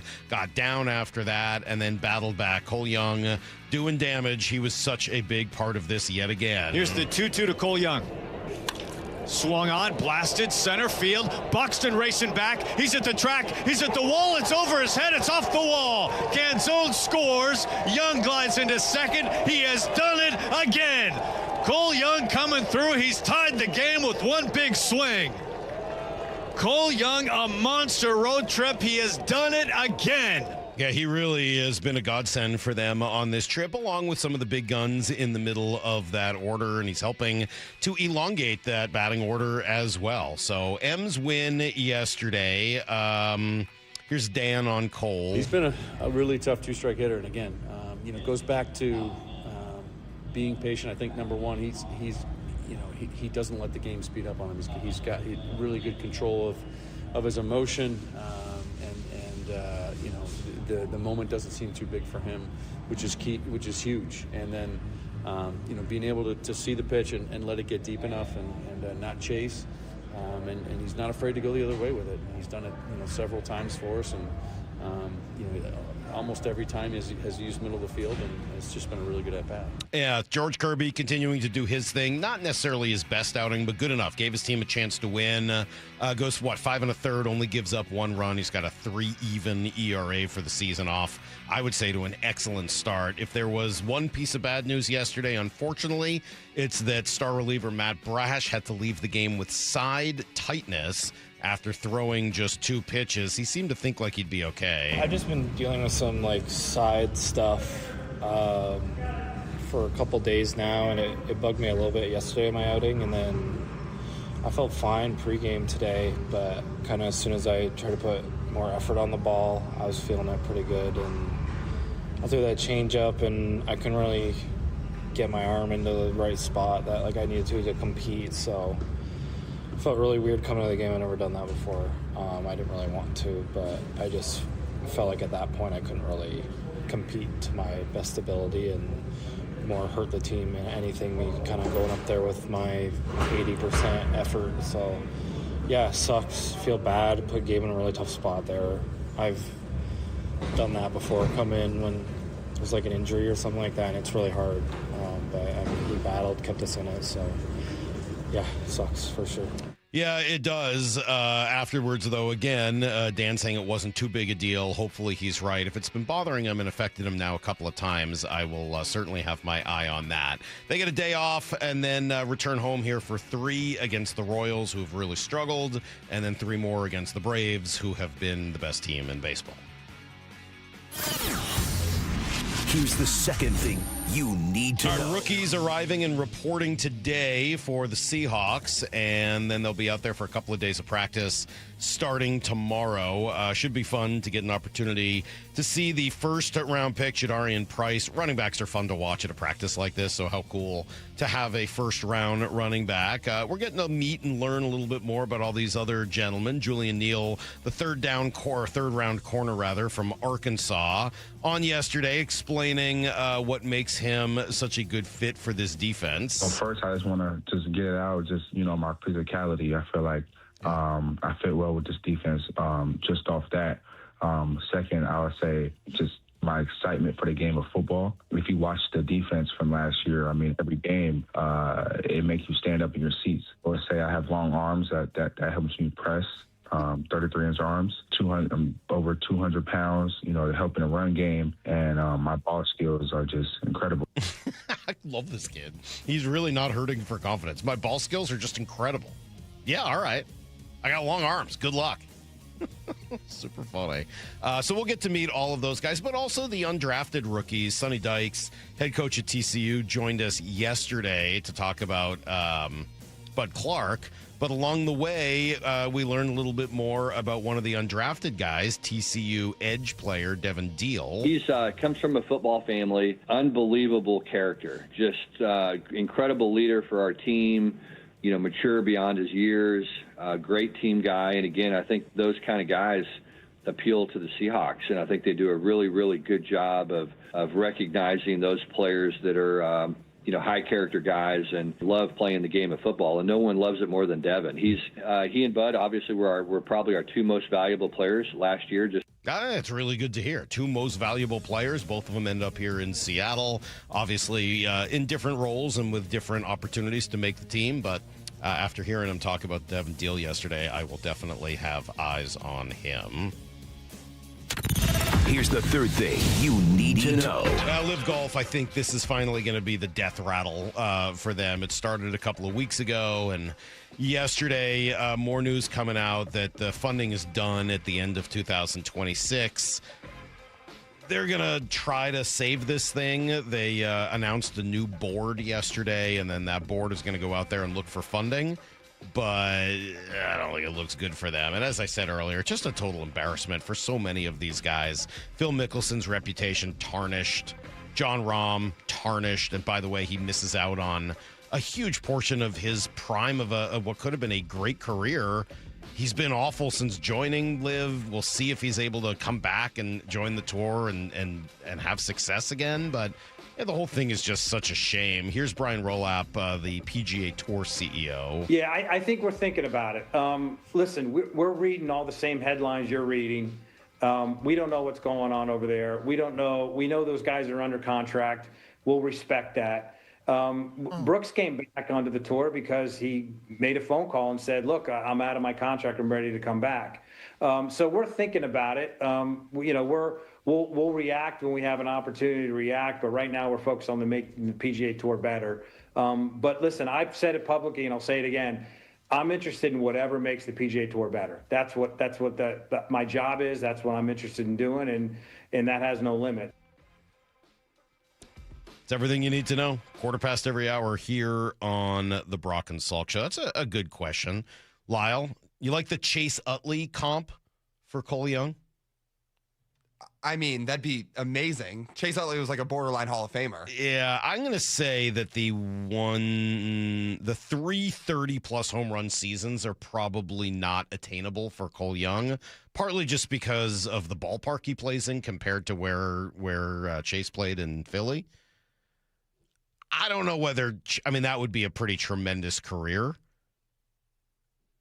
Career 823 OPS, a career 117 OPS plus. And if you look at the prime years, like 132, 125, 146, 130, like 137, he was a great player in his prime. I mean, he had 5 straight 7+ WAR seasons. Remember, he had a 38-game hit streak at one point, too. He had a 9 WAR season in 2008. I mean, he really was a great player. Am I the only one that automatically thinks of Mac from It's Always Sunny in Philadelphia writing him a love letter? Yeah, exactly. I mean, I also think of one certain slide regarding Chase Utley. That too. I mean, like, it's a complicated legacy, I guess. But yeah, look, you're talking about a guy in the heart of the steroid era putting up mammoth numbers in a completely different game of baseball.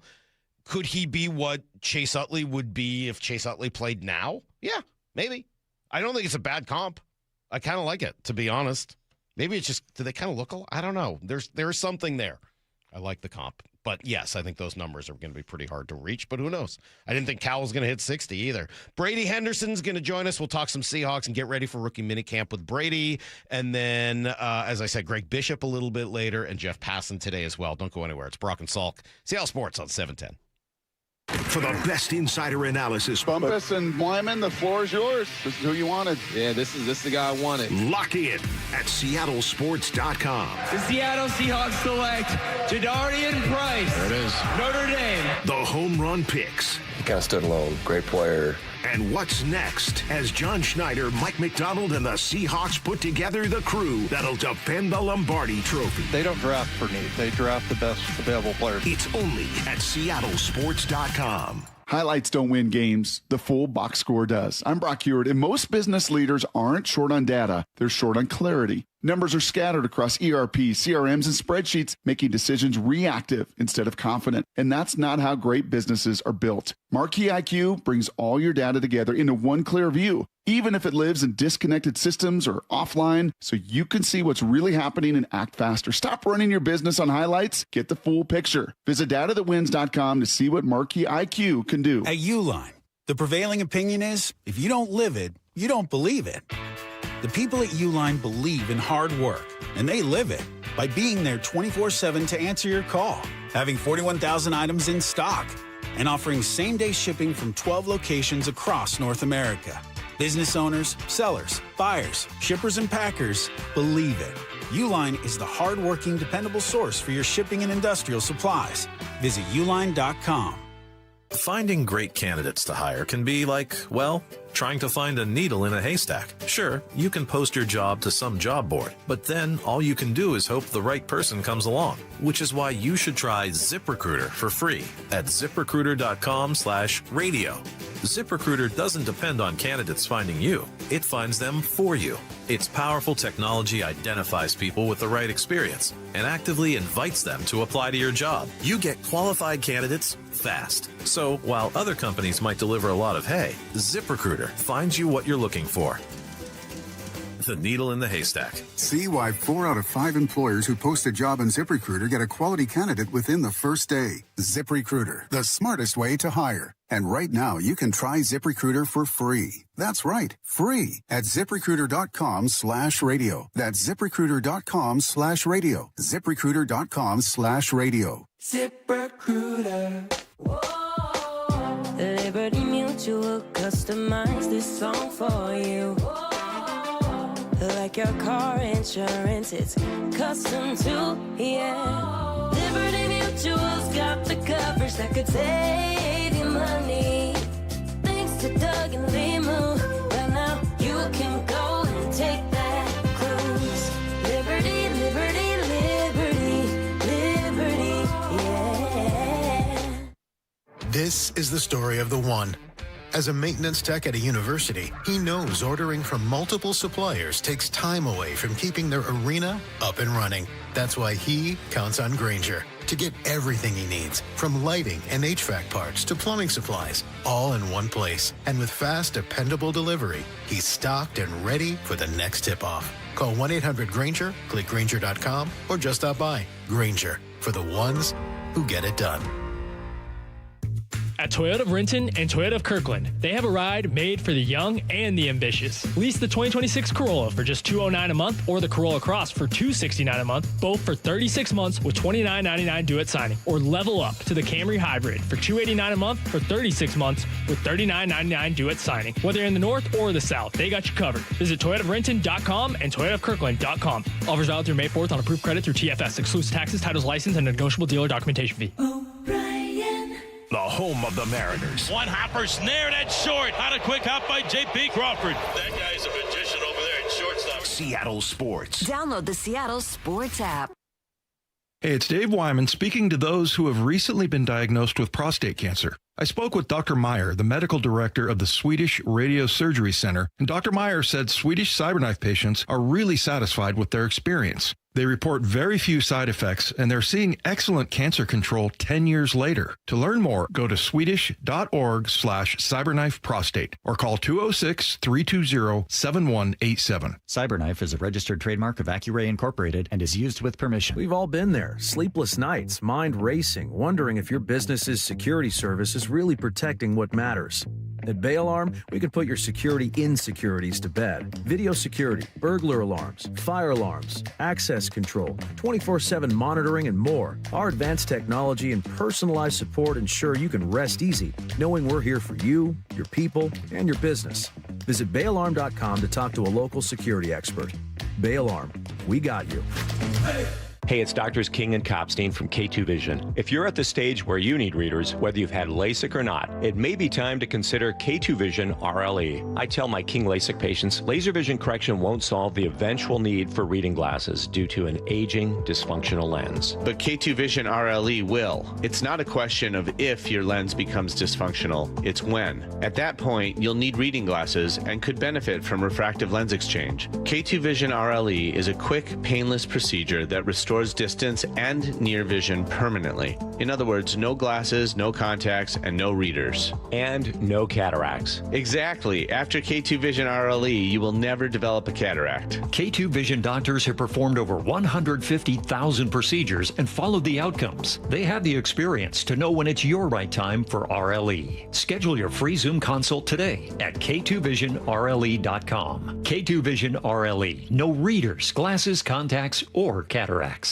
This hour of the Brock and Salk Show is powered by Star Rentals, preferred supplier to the West's best contractors. From the Quantum Fiber Studio, you're listening to Brock and Salk. Weekdays 6 to 10. On Seattle Sports and 97.3 FM HD2. Yeah, I will admit our next guest did not want to come on today. I had to, I wouldn't even call it bribery. It's really more like ransom. I have his golf towel in my trunk of my car, and I won't give it back unless Brady agreed to come on with us today. So here he is, Brady Henderson, ESPN. Good morning, Brady. How are you? Well, I'm good. I don't appreciate you holding my golf towel hostage. I do appreciate, however, playing some Pearl Jam to bring me in with. Funny story. I had just a annual physical at my new doctor's appointment in Capitol Hill, and I drove right by the apartment complex where the movie Singles was filmed. A lot of the scenes from Singles was filmed, and that song, State of Love and Trust, was, of course, part of the single soundtrack. Of course it was, yes. And I know how many times you've seen that movie, so that must have been pretty thrilling for you. All right, well, let's, and this is also very thrilling for our audience, as I'm sure you can imagine. Why don't we dig into some Seahawks football? I know you've been kind of on the Dante Fowler train. Why him over some of the other edge options that are out there? Well, I think the first thing that stands out is his connection to Adam Dirty. He played, Adam Dirty coached him both in Atlanta and in Dallas.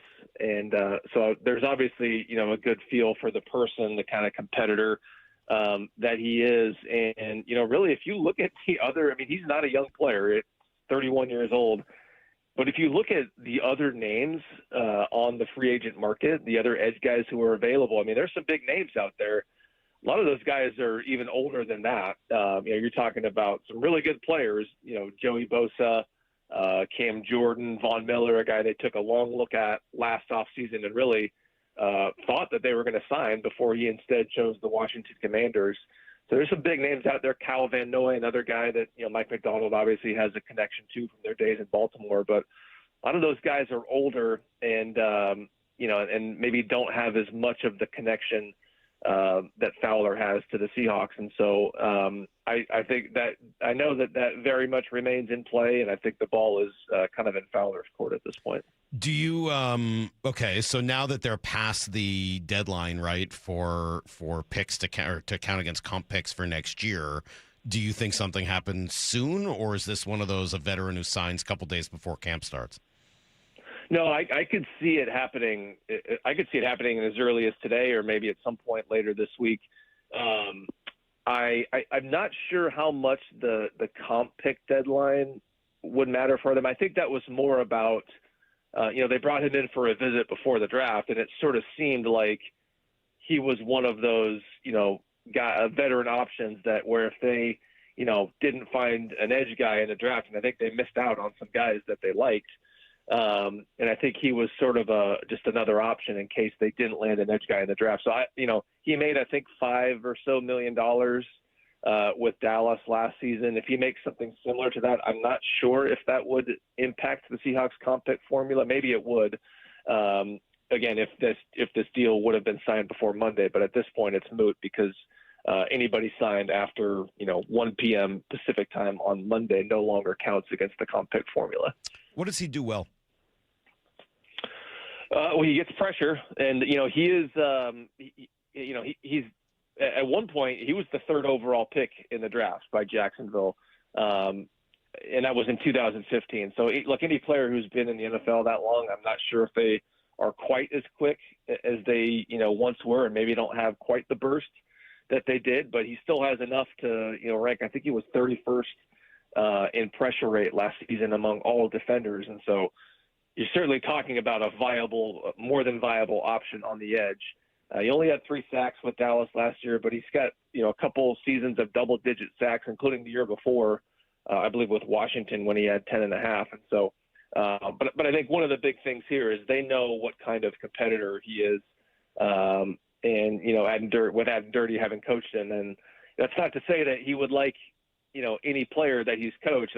I think that was maybe part of the reason why, why they weren't really interested in Micah Parsons last season, just knowing some of the baggage that he would come with. And so, but it certainly sounds like he has given, he has signed off on Fowler as a player and an individual. So do you think that or something like him could have played a role in their decision on day 2 in the draft to go secondary twice, right? Safety and then corner, rather than an edge player, because that was a spot where maybe you could have taken someone on the edge? Yeah, although, I don't know what was really left for them by that point. I mean, as I mentioned, there were some guys in this draft that they liked. Mason Thomas from Oklahoma was one of them. He's a speed guy, and you can make an argument that is really what this outside linebacker rotation needs, because that's what Boye Mafe gave them. And I think Mason Thomas might have been an option, if they had sort of struck out on their top guys with their first pick, and maybe if they had moved back, I think he would have been an option. Certainly would have been an option at 64 if he had fallen that far. I know they liked the 2 Michigan guys, One of them was available, right? What's that? I think one of them was available. Well, I believe Jayshawn Barham, didn't he go 92nd overall right before they were scheduled to pick at 96? So maybe he would have been an option at that spot. But look, you can look at it and say, well, they didn't address that need in the draft. I think you could also look at it and say maybe not the best draft for edge guys, and they didn't force a pick there. Knowing that they had Fowler and maybe some other options in their back pocket. So rookie minicamp really starts tomorrow. Who do you want to get eyes on? Well, Jadarian Price obviously is the first guy, and as we know, this is not a setting where you typically are going to learn a whole lot about offensive linemen. It's really the skill guys. Just because they're not hitting, they won't be in pads or hitting until training camp, and so you don't really learn a whole lot about the offensive linemen, even the defensive linemen for that matter. But you can watch the skill guys, and those are the guys your eyes are naturally going to be drawn to in this setting. And I'm curious to see what Price looks like as a pass catcher. I talked with somebody in the organization who said that as a pure runner, they thought his skills compared favorably to Jeremiah Love, the guy he backed up at Notre Dame. But he obviously wasn't used a whole lot as a pass catcher. Jeremiah Love was doing everything there and was very good out of the backfield in that role. And, Price only had, I think, 15 catches in his college career. And John Schneider talked about, a conversation that Price, had with his agent at one point where his agent told him, you've got to improve that part of your game.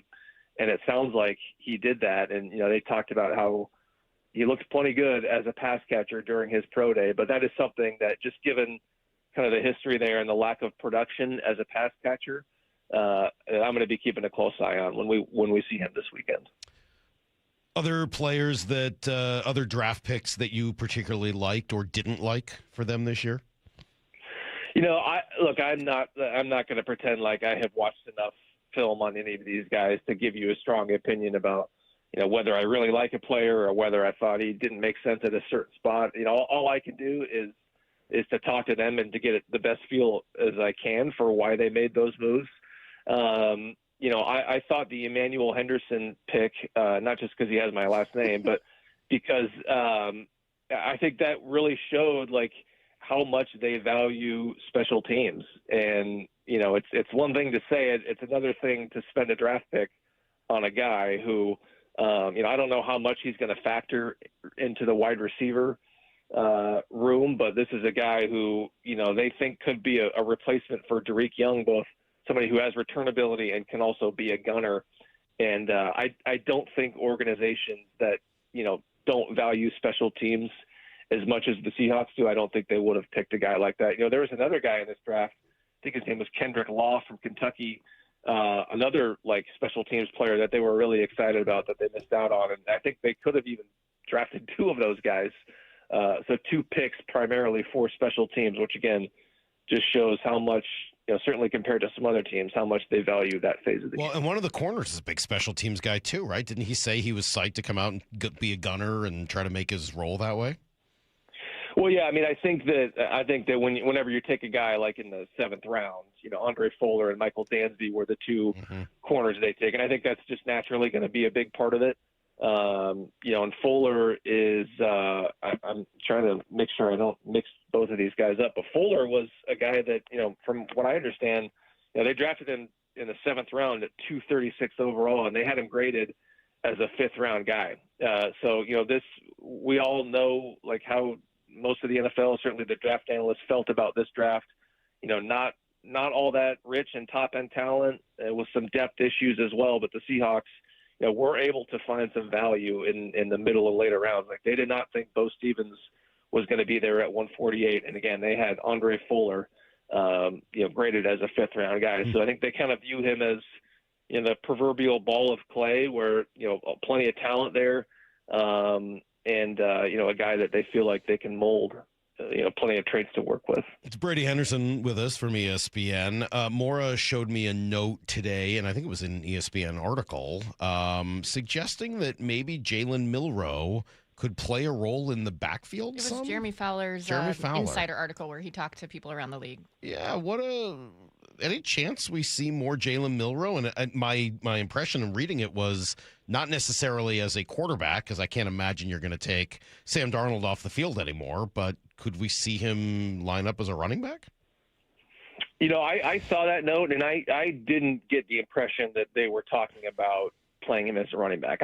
My impression was that was referring to just sort of the role they had in mind for him last season of, kind of coming in the sub package kind of roles and kind of the, whatever you want to call it, the gadget kind of plays, which they sort of pulled the plug on after, some fumbling issues early last season. I'm curious to see how much they end up doing that because, remember, I think, Clint Kubiak had obviously done that in New Orleans with Taysom Hill. And so when they drafted him in the third round, I'm sure a big part of that was, with knowing that he could factor into the game like that. Well, you don't have that same history with the new coordinator in Brian Fleury. So I wonder how inclined he's going to be to do that. But, certainly the talent is there and the ability is there as long as he can hang on to the football. So that's another thing I'm going to be curious about. But I didn't get the impression from reading that they were thinking about using him as any sort of traditional running back role. And then I also saw that Riley Mills, maybe this doesn't mean anything, but he's listed now as a D end instead of a D tackle and D end. Do you think that he's maybe moving more to the edge? I'm always kind of reluctant to put too much stock into what I see on like the depth charts, and the position listings and whatnot. There's some in there where I'm not even sure who is making those, so I don't know what really to make of that. He sort of did. I would imagine he's still going to do a little bit of both. Is the best way I can put it. Yeah, I wouldn't read a whole lot into that right now. All right. Let's bounce around for a moment. Speaking of depth charts, what would you make of a depth chart in New York that had Geno Smith as the starting quarterback and Russell Wilson as his backup? Have you seen this idea? Like this is a real thing. Yeah, it is a real thing. I think you would at least know that those two guys know each other and that they get along. Would Russell? I think any team that's signing Russell Wilson at this stage of his career is going to have a really good feel for how willing he is to come in and be the backup, and to accept that role and to do the things that teams need out of their backup quarterbacks, which is obviously to push the starter, but to really be someone who's willing to help him out and to pour into him and be supportive and all that. And so. If you're Russell Wilson, I think you sort of have to accept that reality at this stage of your career. But whether or not he does that is, I don't know. It's hard to say. But that would be an interesting quarterback room. Probably not one that is going to be competing for a championship anytime soon. It would be a pretty hilarious room. The idea, especially of Geno starts his career there, it would be back as a starter. Russ, who Geno backed up, would now be backing him up, and they'd all be doing it in the spot where Sam Darnold failed, while Sam Darnold is coming off a Super Bowl winning season in the place where they both played together previously. If you wrote that on The Young and the Restless, they'd be like, I don't know, that's not quite believable. Yeah, that is, I don't have a whole lot for you. I just know that the Jets, here's what I know. I know my buddy Rich Cimini, who covers the Jets. This guy has covered a losing team for basically his entire adult life. And so I don't root for any team to do well or anything like that. But it would be cool for the Jets to finally, win some football games, to give my guy Rich an opportunity to maybe cover some playoff games. But I'm not sure with their current quarterback situation if that is in the cards. How about the Rams? I say all that. Look, Geno, we saw he is a competent quarterback. Yeah. I think, a lot of the struggles he had last season were products of, the fact that he had some good skill pieces in Vegas, but did not have a good offensive line, and the coordinator seemed like kind of a disaster there. And so I don't mean this to totally discount Geno Smith. I mean, he is still a viable quarterback, a more than viable quarterback. I think it's much more about just that room and the personalities and all of it are just sort of hilarious. How about speaking of that, how about what the Rams did? What do you make of the bizarre Rams Ty Simpson pick and all of the reaction that's happened since? Yeah, from what I've gathered, that was like sort of a not that well kept secret in NFL circles that the Rams were interested in Ty Simpson. Just knowing there was a personal connection between the GM Les Snead and Ty Simpson's family.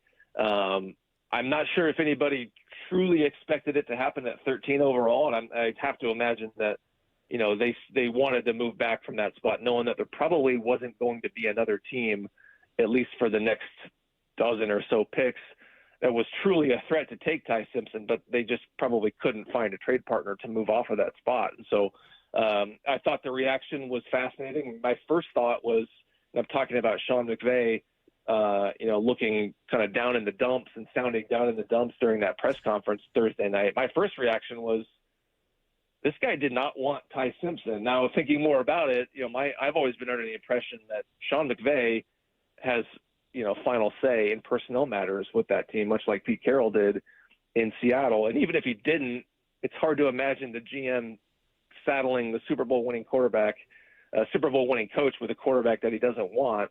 I do buy the idea that it was probably more about, kind of not wanting to, like, trying to be as delicate as possible, knowing that Matthew Stafford, a guy who McVay is very close with personally, was not going to be all that thrilled about that pick. So, maybe it was a little bit of both. Maybe McVay had to sort of be talked into that pick, knowing that the Rams probably weren't going to be picking that high in the first round anytime soon. I think it may have been a little bit of that where, it wasn't his first choice, knowing that he's trying to keep up with the Seahawks team that, those guys were neck and neck last season, and that this is not really a pick that's going to help them anytime soon. Probably a little bit of that, and also, not wanted to be careful on how they handle it, knowing that Stafford wasn't going to be all that thrilled with it. I just find it hard to imagine that, short of injury replacement games, that Sean McVay will ever coach a game for the Rams after Matthew Stafford is gone. I just don't believe it. Like, it just feels so strongly like Les Snead is protecting his long-term interests, and Sean McVay and Matt Stafford have short-term interests. And those two things aren't necessarily on the same page right now. Yeah, maybe. I mean, there's certainly been plenty of chatter about McVay and how long he wants to do. I mean, he is a grinder, and it sounds like there's been some burnout there.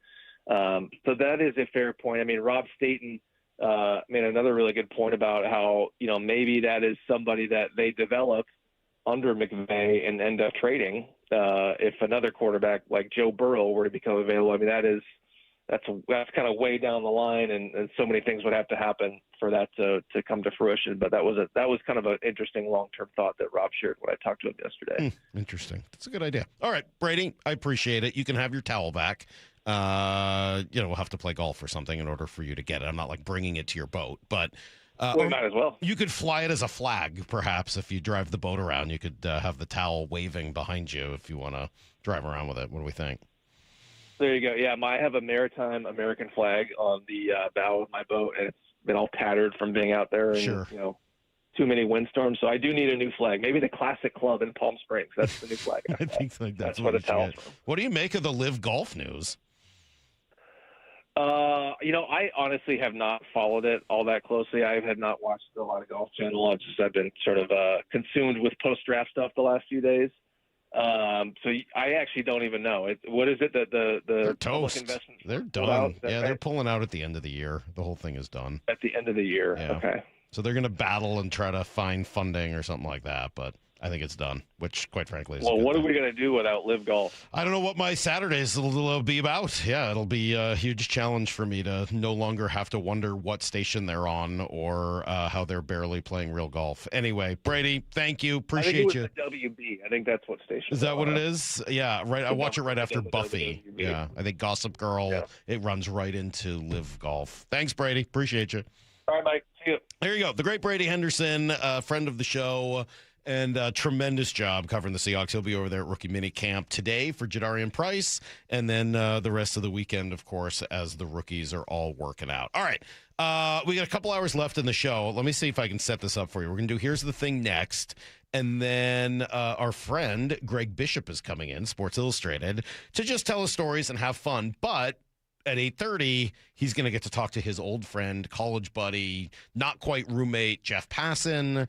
And so that's all on tap here over the next couple of hours. But before we do any of it, you guys have been leaving messages. It sounds like many of them are Lyle related. So giddy up. For a minute there, I thought they were only going to be wow. Lyle, so all right, well, giddy up. Lyle heavy. We're going to go Here's the Thing next.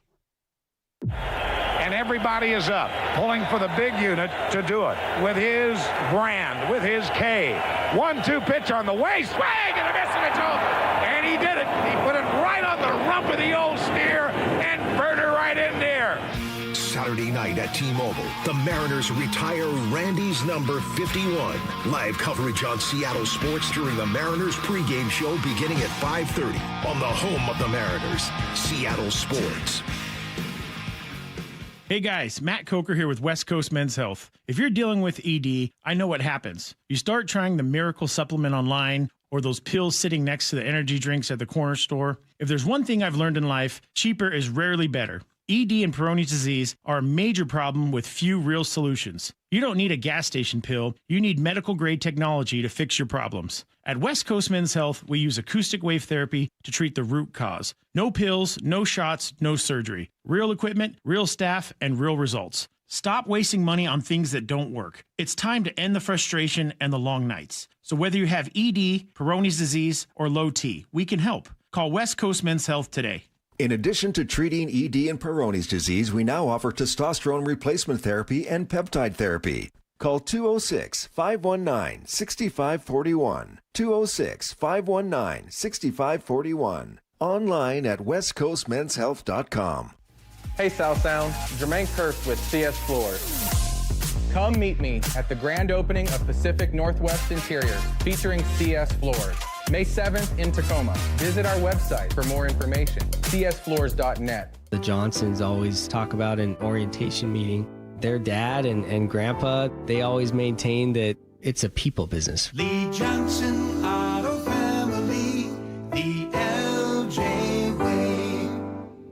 Did you know in Washington State, you can see a physical therapist without a referral from your doctor? That's right. Thanks to Direct Access, you can skip the wait and get the care you need right away. Shannon O'Kelly, how has Direct Access changed the game? Direct Access for us, Brock, is a game changer. Why? Is because there is so much research and data out there that says if you get in early when you have a musculoskeletal problem or an injury, the earlier you get in and we can start care, the better outcomes and the decreased downstream cost, okay? So it's so important. Our providers are all doctors of physical therapy. They're all trained to identify situations and problems. They've got the skill, they've got the talent, they've got the knowledge. If you get in and start therapy early, we're going to get you back to activity, pain-free, and moving and having fun. Fast, easy, effective. Direct Access is your path to better movement, starting with a single step. Visit irgpt.com to schedule your appointment today. irgpt.com. Endless hours of research, seeking referrals, dozens of calls. Hiring the right attorney can be a challenging process during an already difficult time. J.P. Pendergast with Pendergast Law explains. In Washington State, Tom, there are thousands of attorneys to choose from. Referrals and online research can be helpful, but discovering the right attorney requires a conversation. It can be hard to identify integrity and authenticity without that interaction. So, what do you recommend? We encourage anyone looking for personal injury representation to call for a free consultation with our team before making a decision simply based on referrals or online research. Accident victims need an attorney that listens, demonstrates honesty, and is genuinely understanding of their unique circumstances. The care, attention, and preparation preparation that our firm provides throughout the case mirrors the effort involved when taking on the insurance companies. Save time and avoid mistakes after an injury. Contact the caring and compassionate team at Pendergast Law. If you or a loved one has been injured in a car accident, call Pendergast Law.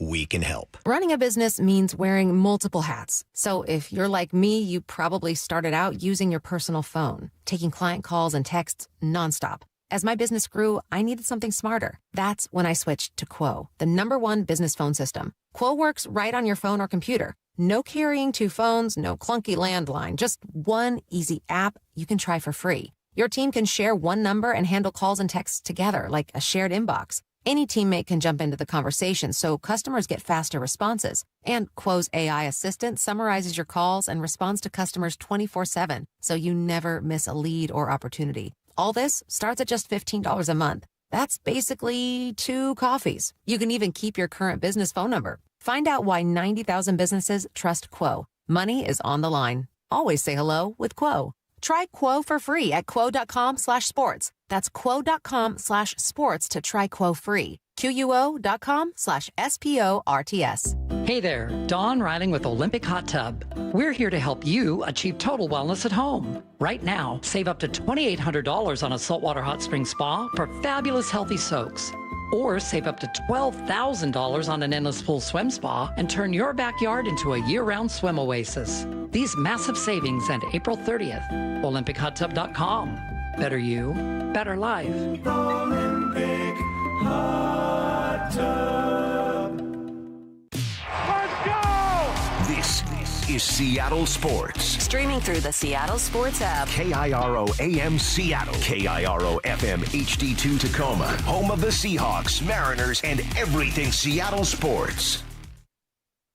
Give me a freaking auto! From the Quantum Fiber Studio, this is Brock and Salk on Seattle Sports. I don't read the internet, guys. Take the bull by the hands. And Brooke, you are.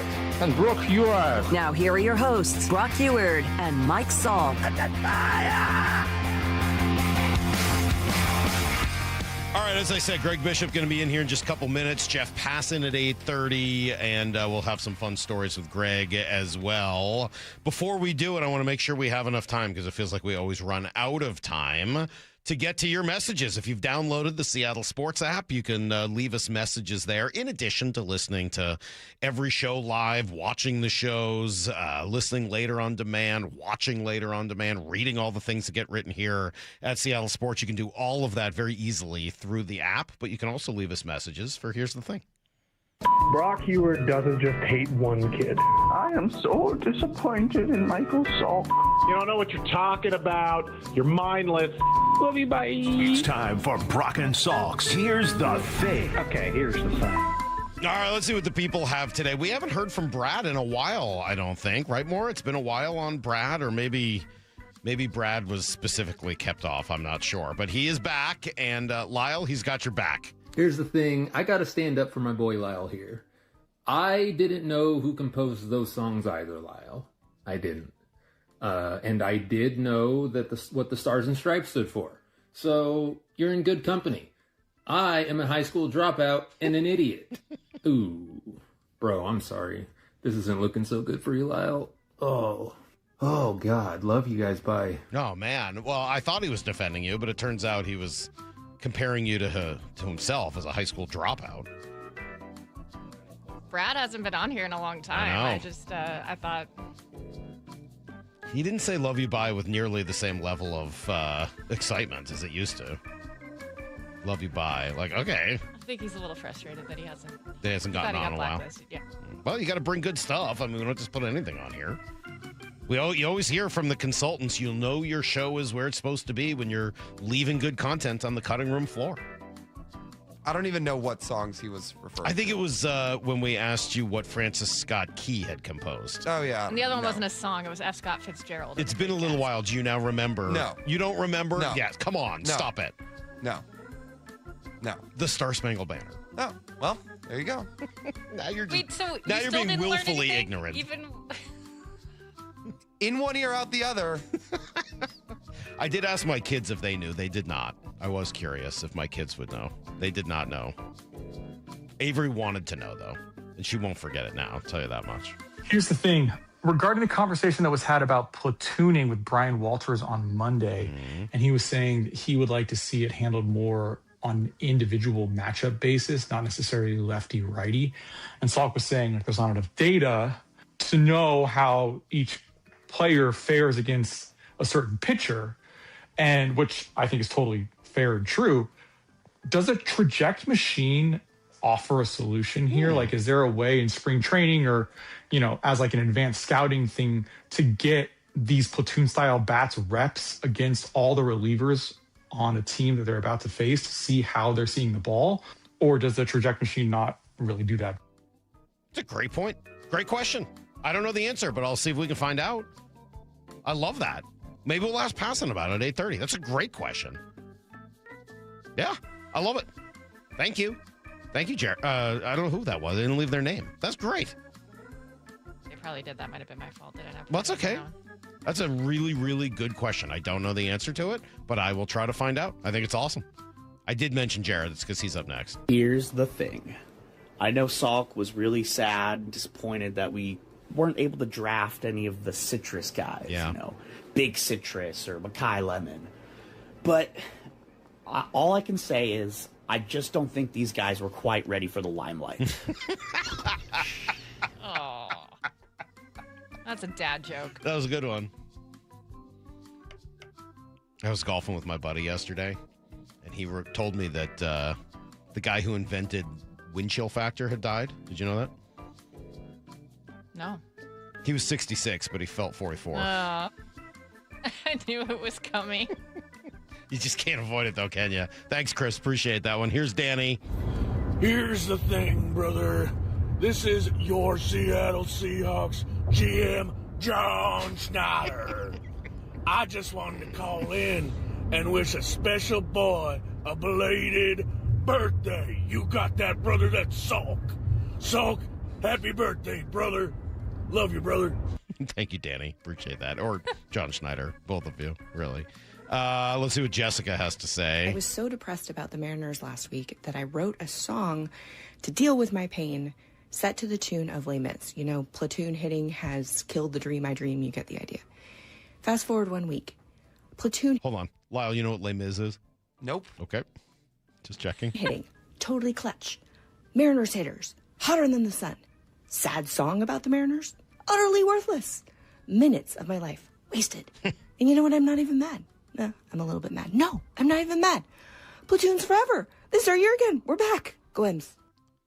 All right, Jessica's got a tremendous voice. She really does. There is something just mesmerizing about the way she talks. I love her voice. Love it. It's like kind and kind of funny and like I want to. Jessica, please leave more messages or call us or something, or I don't know. She kind of perfectly encapsulated the roller coaster of being a Mariners fan. Absolutely. More Jessica, please. By the way, it was Derek that asked the platoon question. All right, thank you, Derek. Appreciate you as well. Here's Thomas. All right, Lyle. I'm out of breath. This game was intense. Curious your take on bunting in a situation like JP's where the baseman is playing so deep where it's almost like a bunt makes complete sense, and clearly it worked for JP. I know you're anti-bunting, but in a situation like that, what's your take? All right, say it. Yeah, absolutely not.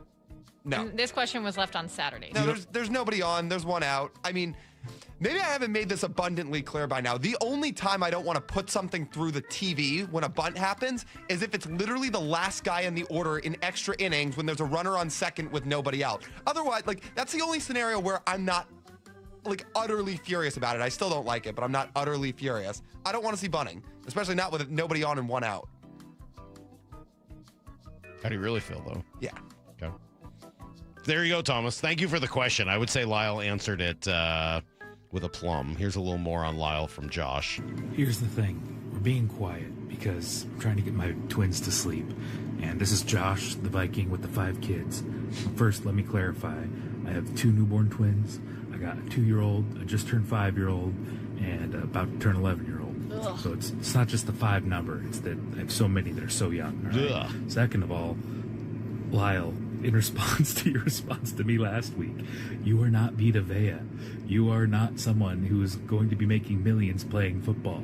Being on the radio is currently your job. You can't just nod and be like, yeah, they didn't ask me a good enough question. You work there, my dude. You're not a guest. You can do better than the vocal nod. I'm trying to help you out, man.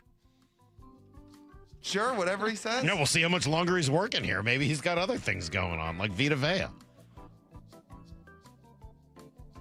Sure. Verbal nod. You don't want to engage with the Viking? No. Verbal nods. Verbal nods are good. Twin babies, and did he say 2 and... I don't know, dude. That's just crazy talk. Many. That's, what's the old Jim Gaffigan line about having, I think he has 5 kids. He's like, oh, yeah, no, it's like you're drowning and somebody throws you a kid. It's awful. It sounds terrible. Here's Adam. Here's the thing. I loved all the draft coverage this weekend, but the magnum opus had to be Mike's reaction video. Yes. Lyle, that's a Latin phrase for great work. Mike, your video is knowledgeable and insightful. You even almost got his name right the first time. But don't get bogged down in the details. The optics are what matter. The background scenery is beautiful. Thank you. And must have been filmed from your love deck. Yep. Now, would I have shaved first? Sure. But I can't criticize an artist. Would I tell Picasso what brushstrokes to use? No. Lyle, Pablo Picasso was a Spanish painter. Mike, you're essential in my book. Thanks, man. I felt pretty unessential doing my report on the 6th round wide receiver is going to play special teams. I'm so glad I work here. Lyle, did you already know those things, or was he helpful? You heard of Picasso? Yeah. Oh, good. Yeah.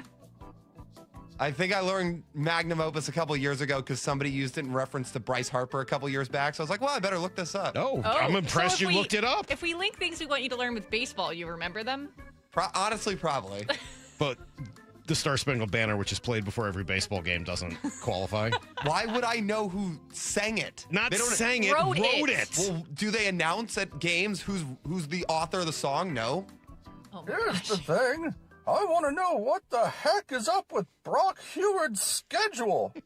Last week he works, an extra day and a half with the draft coverage and actually showing up on a Friday? And he needs the whole following week off to recover? When I was his age, I was working 100 hours a week at the sheet metal factory. Didn't see me complain. God, soft. He really is the princess of Puyallup. Oh, wow. Final shots taken from Brent. Thank you, everybody, for leaving messages. You can do it with the Seattle Sports app. Hey, who was the guy who wanted to work here more? What was the guy's name? Levi. Levi wrote us a whole message about how he wants to work here and has, like, the right qualifications, but he didn't leave us any information. Salk is interested. Hey, you know, if you really want to work here, at least leave us your phone number, your email address, something, so we can get in contact. All right. Greg Bishop has arrived. He's here. He'll join me. We'll do a little need to know, and then we'll put him in a room with Jeff Passan, or at least on the phone, and it'll be like Thunderdome. It's coming up on Brock and Salk. For the best insider analysis. Bumpus and Wyman, the floor is yours. This is who you wanted. Yeah, this is the guy I wanted. Lock in at SeattleSports.com. The Seattle Seahawks select Jadarian Price. There it is. Notre Dame. The home run picks. He kind of stood alone. Great player. And what's next as John Schneider, Mike McDonald, and the Seahawks put together the crew that'll defend the Lombardi Trophy. They don't draft for need. They draft the best available players. It's only at SeattleSports.com. By texting 64,000, you agree to receive recurring automated marketing messages from IQ Bar. Message and data rates may apply. No purchase required. Terms apply. Available at eatiqbar.com/policy/terms of service.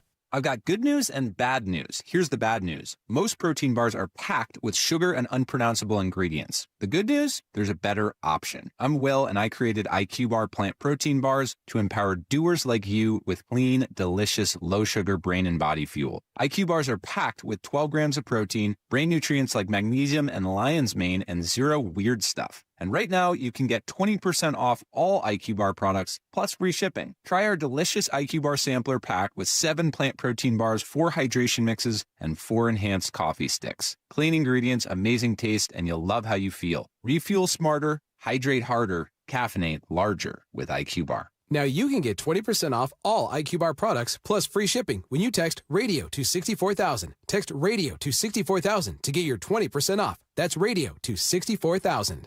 Eric Johnson here. I covered a lot of accidents over the past 30 years or so, but I never got to say much about what to do after a crash. Be honest, do you know what evidence to collect, what pictures to take, what documents to request, or what you shouldn't say to your insurance company? The Washington Accident Book Series is a must-have for drivers who want to be prepared for whatever the roads throw at them. Know your rights and how to avoid common mistakes after an accident by getting your free copy at WashingtonAccidentBooks.com. I've always wanted to learn French, but the app I tried didn't help. If you want to memorize words in another language, there's an app for that. But if you want to really learn another language, there's Babbel. Babbel was designed by over 200 language learning experts to be the most effective way to learn another language. With other language learning apps, I was just playing games. I wasn't really learning. Babbel's different. Every time I open the app, I can choose to work on my writing, speaking, or listening. And it saves my mistakes for me to review, so I'm constantly improving. Babbel feels like it was created intentionally by people who really know what you need to learn another language. Before Babbel, I thought I just wasn't good with languages. But now I'm speaking French. Tout ça, c'est grâce à Babbel. Want to really learn another language? Save up to 50% on your Babbel subscription when you sign up at Babbel.com. That's Babbel.com to save up to 50%. Babbel.com. Lowe's has the brands pros trust to get the job done. You can now shop new Catalyst fencing solutions and save big when you do. 10% off when you buy in bulk. Plus, save $180 on a DeWalt 12-inch dual bevel sliding compound miter saw. Now just $449. Our best lineup is here at Lowe's. Valid through 5/6 while supplies last. Selection varies by location. Evan Cohen here. PayPal is now the official peer-to-peer payment sponsor of the NFL, which means all the money moments that fandom creates, whether splitting tailgate costs or chipping in on tickets and game day food between friends, are covered. Wherever the game is played or watched, PayPal moves with fans. You can send money through text, email, or directly to your friends with eligible accounts on Venmo. Just download the PayPal app, share all the moments that matter. Account with PayPal is required, not available in all regions where PayPal operates. Heading outdoors or on the water this weekend? Check in with Joey and Nelly on the Outdoor Line from 6 to 8 a.m. every Saturday on Seattle Sports and the Seattle Sports app. This is the story of the one. As a maintenance tech at a university, he knows ordering from multiple suppliers takes time away from keeping their arena up and running. That's why he counts on Grainger to get everything he needs, from lighting and HVAC parts to plumbing supplies, all in one place. And with fast, dependable delivery, he's stocked and ready for the next tip-off. Call 1-800-GRAINGER, click Grainger.com, or just stop by. Grainger, for the ones who get it done. Workdays can be unpredictable, but your workwear shouldn't be. With the Cintas Apparel Plus program, you'll have freshly laundered garments for everyone on your team delivered every week. Cintas has workwear for just about any job imaginable, with high-performance fabrics and an uncompromising fit that stretches and moves with you. Don't leave looking and feeling good to chance. Visit Cintas.com. Oh, I'm ready! And get ready for the workday. Brock Ewart here with my buddy Shannon O'Kelly from IRG Physical and Hand Therapy. Shannon, we met about a decade ago when you came into the studio, and at that point, IRG was humming, but you were not 40 locations strong all over the neighborhood. How have you done this and why? Number one, Brock, great people. Our strength here at IRG is our people. Secondly, we are a company that has a culture of giving back and taking care of our patients, taking care of our team, and thirdly, taking care of our community. We want to be your family physical therapist. More importantly, we want to be your family's neighborhood physical therapist. We want you to come in, have a great experience, and get better and get out there and be pain-free and function. Take care of your friends. Taking care of your neighbors, taking care of your community, and taking care of Western Washington. With over 40 locations now, that's exactly what IRG Physical and Hand Therapy is doing. Find them in person, find them online at irgpt.com. That's irgpt.com. Need to know. 15 minutes past every hour with Brock and Salk. Presented by Marquee Data. Here's what you need to know. Up first. Oh, man, what a road trip for the Mariners after, I think, putting people through the ringer. They go out and win 5 of 6 against St. Louis and Minnesota. They finish with a 5-3 win yesterday over the Twins. J.P. Crawford early, but really the story here was Cole Young. Here's the pitch to Cole. Swung on a grounder. That's past Orsi into center field. It's a hit. Randy scores. Here comes Rivas. He is flying. He stomps on home. Cole Young has done it again. He's come through. Mr. Clutch drives home 2, and the Mariners have the lead. It's 4-3. How about Brock Heward tweeting from Italy on vacation to say that Cole Young might be the most complete Mariner player so far? Hard to argue, as Lyle said earlier, tied for 3rd in the league, not the team, the league in Baseball Reference WAR, B-WAR. That is pretty darn impressive, and he helped spark a 5-1 road trip that gets them back to 500. 5-1 road trip, we'll take that every time. Guys battled today again. Bradley had good stuff early, was getting us to the top of the zone a little bit and making it tricky on us, but being able to get in their bullpen there and get some late inning hits and late inning runs was huge again today.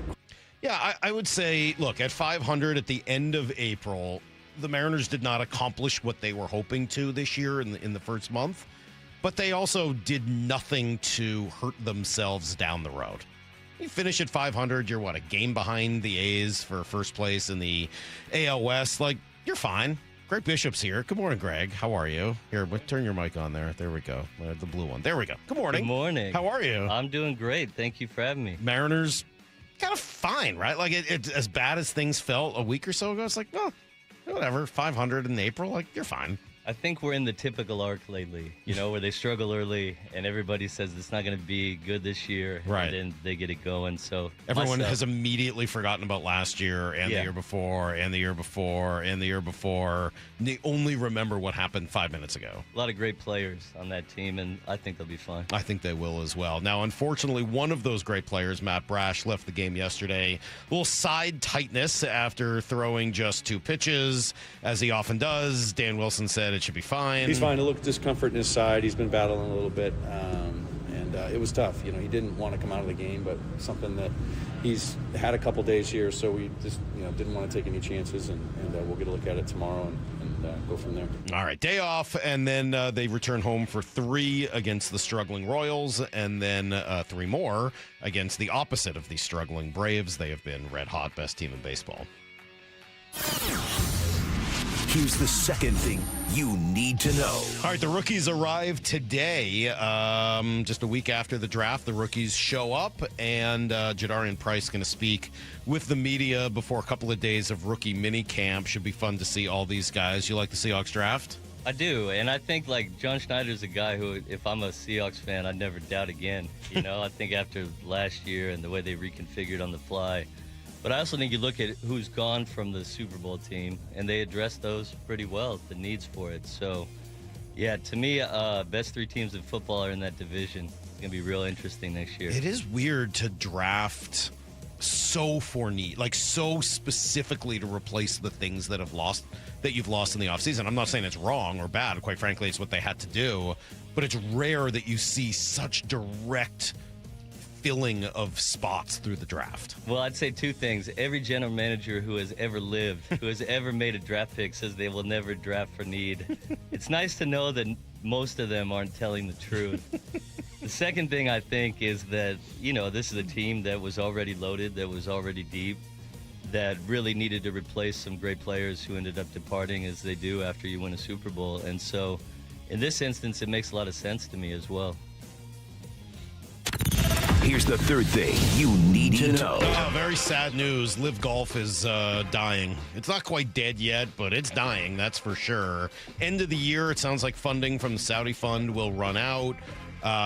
They're reorganizing their board and bringing in some new board members, and they're gonna try to look for funding, but I don't know why anybody would step up to fund that organization that is widely disliked and not particularly successful. The Saudis tried to sports wash, but I don't know what in the world anybody else would want with that product. 100%. You're seeing LIV guys try to come back now, already. And I think it just speaks to a failed experiment. I think it would be like another entity buying a magazine or newspaper, at this point.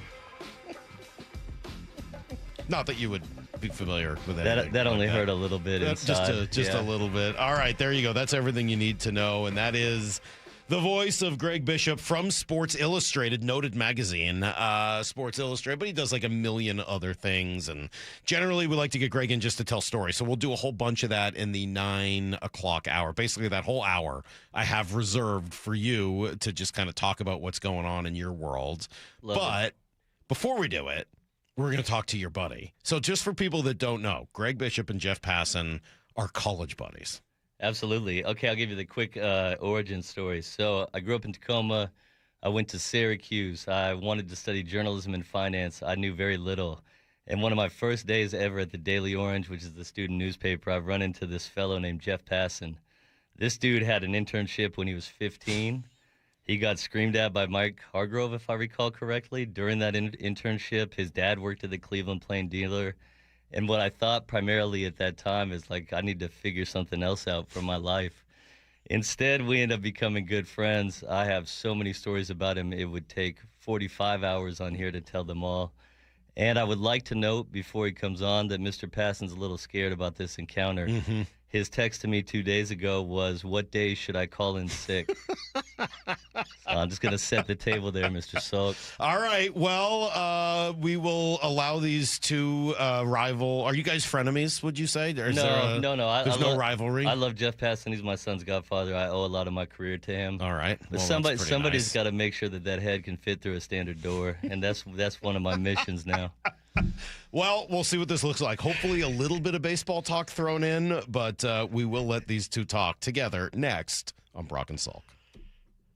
Wyman and Bob. The Seahawks end up with 8 picks. Every afternoon at 2. They went in with 4, turned them into 8. What'd you think? It did sort of align with what they needed. I love the first-round pick. I would just give John an A for hanging around until 32 to take Jadarian Price. They could use it. They could use it with the uncertainty surrounding certainly Charbonnet and or McIntosh, if he's even going to be part of it. Only on Seattle Sports and Seattle Sports on YouTube. Hey, Mike Salk here. We're getting real close to Mother's Day. What are you doing? Have you figured it out? How about Snoqualmie Casino and Hotel? They got the big Mother's Day weekend giveaway where you could win one of 100 designer handbags, all filled up with prizes. That's Saturday and Sunday, May 9th and 10th. Don't forget, book a stay at the new hotel and elevate your next getaway by combining effortless style with utmost in relaxation. Yeah, the spa over there, the mom in your life will love it. Go to snocasino.com for more and to book. It is Seattle's closest Snoqualmie Casino and Hotel. When you head to your local Toyota dealer to purchase a new car, ask them this question. Do you offer a lifetime powertrain warranty? If the answer is no, then visit Toyota of Kirkland if you're in the north or Toyota of Renton if you're in the south. Both stores protect your vehicles for life with powertrain warranties on all Toyota models outside of the BZ.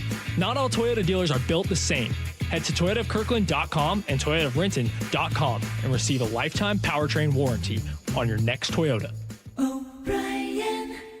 Do you need glasses or contacts and you're now at the age where you also need readers? K2 Vision RLE is the permanent solution to eliminate the need for all those. Hey, it's Doctors King and Kopstein from K2 Vision. Andy, for those nearing age 50 or so, refractive lens exchange can be a great alternative to LASIK. That's right, Joe. K2 Vision RLE is a terrific permanent solution for a lifetime of great vision. The older we get, we experience the dysfunction of our natural lens, which affects both distance vision and requires the use of reading glasses. Plus, after K2 Vision RLE, you will never develop a cataract. And like LASIK, K2 Vision RLE is quick and painless. The question is, which procedure is right for you? With the experience of over 150,000 procedures, the doctors at K2 Vision will know which procedure is best for you. Schedule your free Zoom consultation today at k2visionrle.com.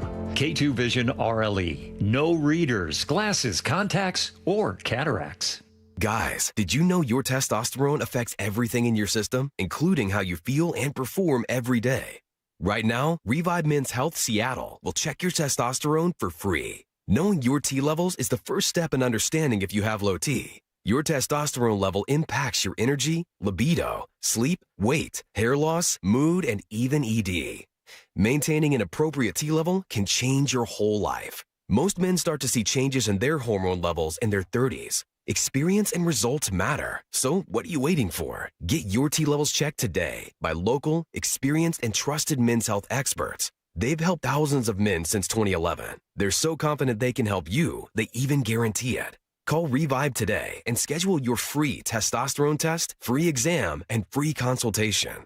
Call Revive Men's Health at 206-529-1111. That's 206-529-1111. Or visit ReviveMen'sHealth.com. Have a troublesome tree in need of removal? P&D Tree Service is up to the task. Local experts in tree removal for residential and commercial. If it's 1 tree or 15 trees, close quarters or land clearing, call P&D Tree. They'll get the job done safely and quickly, turning multi-day jobs into a few hours, saving you time and money. They'll clear trees away from homes to help you save on home insurance. They specialize in large tree removal. Ever see a tree removed by crane? PNDTreeService.com. The home of the Mariners. It is gone! Cal Raleigh, 2-run home run! Hear every pitch on 710 and the Seattle Sports app.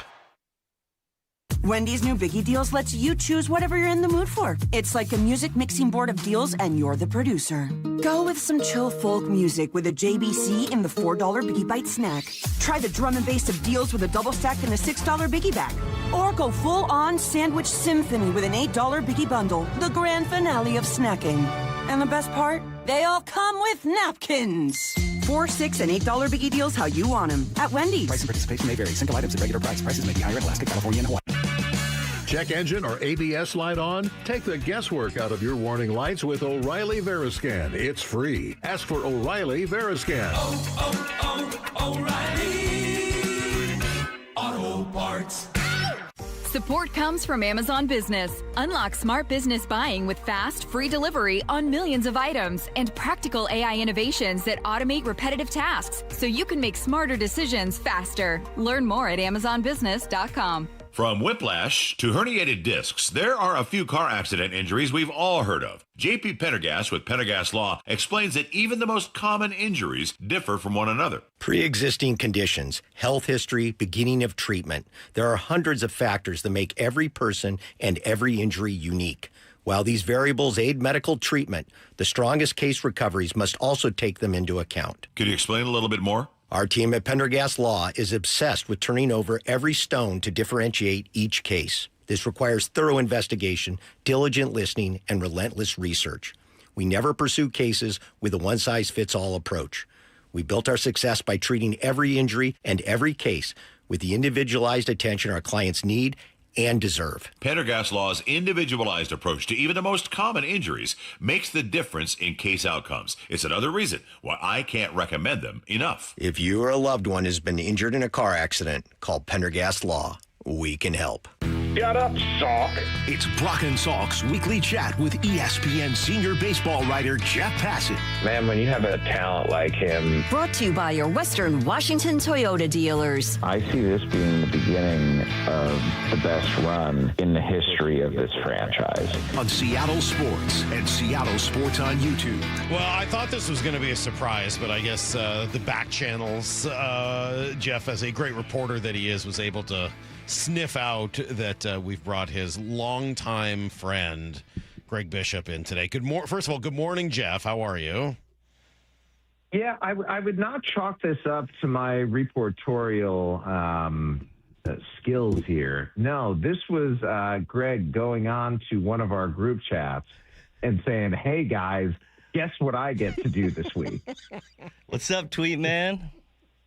How are you, buddy? I'm doing well. Fantastic. I've truly been looking forward to everything in my life but this week. So this is going to be awesome. Have you guys ever been on the air together anywhere? Like, have you had Greg on your podcast or anything like that? He's too scared. Actually, this came up recently. One of people. What's up with that? My college roommate asked in the group chat when he was having me on, and he said he'd rather have PK, the roommate, on. Wow. What's up with that? I don't know, but my response was, I'm not scared. I am. Is this because you're afraid of old secrets about you being unearthed? 100%. And yet, I will say this. I think and I think Greg would attest to this, in the grand scheme of things, The sins of my past have been more sins of stupidity and idiocy than anything that's actually like bad or anything that's it's like embarrassing in the purest sense of the word, where I just do dumb things or say dumb things, but nothing malicious, nothing harmless, nothing hopefully that will change people's opinions of me. And I know in Seattle that opinion tends to sort of correlate with where the Mariners are and how they're doing. But by all means, I'm ready for what's coming. Sounds like a legal disclaimer to me. I will say this. I did get detained when I was with Greg one time. We were in West Virginia, and I was underage and Greg was not. We were covering it was a West Virginia football game, and we went to this bar where the wait staff were dressed up like referees, except it was like skimpy referee costumes. And I was like, man, this place is awesome. And of course, the one night that we're there in Morgantown, West Virginia, they raid the bar. and so the cops, and Greg, correct me if I'm missing any details here. The cops come funneling into this bar. Greg's 21, so he has nothing to worry about. Another friend of ours had come along with us. He had nothing to worry about. The photographer on that trip was a grad student, so he was like 27 or 28, I think. And there I am getting pulled outside and asking myself, what ID do I give him? That's a good question. Did you go real one? What ID do I give him? You do I go with the real one that says I'm 20, or do I go with the fake one? And in my youthful hubris, like, I'm in West Virginia. There's no way that these hillbilly cops are going to know the difference between a real ID and a fake ID. And so I hand him the fake, and he looks down at it, looks up at me, he looks down at it, and looks back up at me again. And he says, boy, do you think I'm an idiot? I'm like, oh, no. And, wound up getting a minor in possession citation that night. And that is my one brush with the law in life.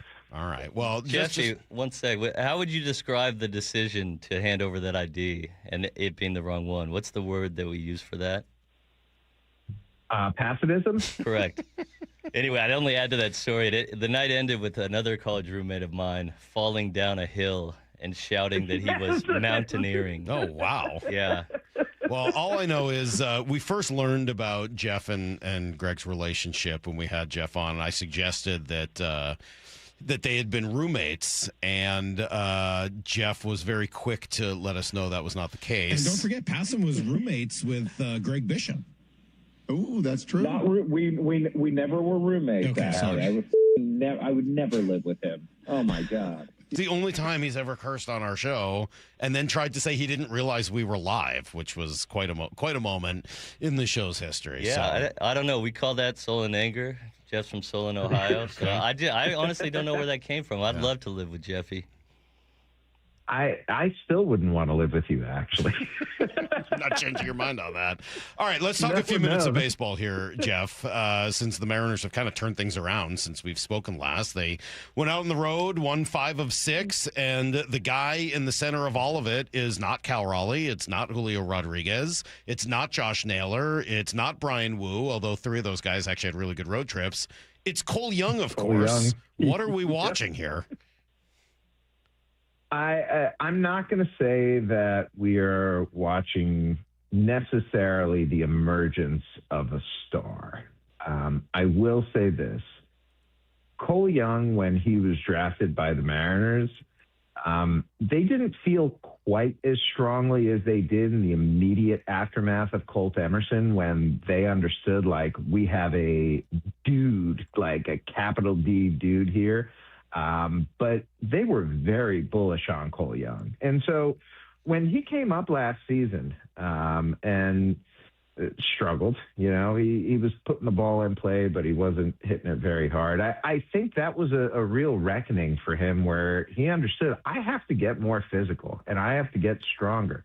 I'm going to be facing 95 plus every night. I need to be able to hit the fastball, and I need to trust that my bat to ball skills aren't going to go away if my physicality increases. And Cole Young showed up to camp this year, and he was looking, frankly, like a different guy. And I think that's what we've seen right now. He's sacrificed a little bit with swing and miss, and with taking pitches and drawing walks to do damage. And that's the Faustian bargain that players of his size have to make. And in some cases, it just does not work out because guys are trying to be something that they aren't. But I think what's so impressive about Cole Young is that this is him evolving into something better. And, when the Mariners traded for Brendan Donovan this winter, they didn't know where he was going to play. They didn't know what they were going to have with Cole Young or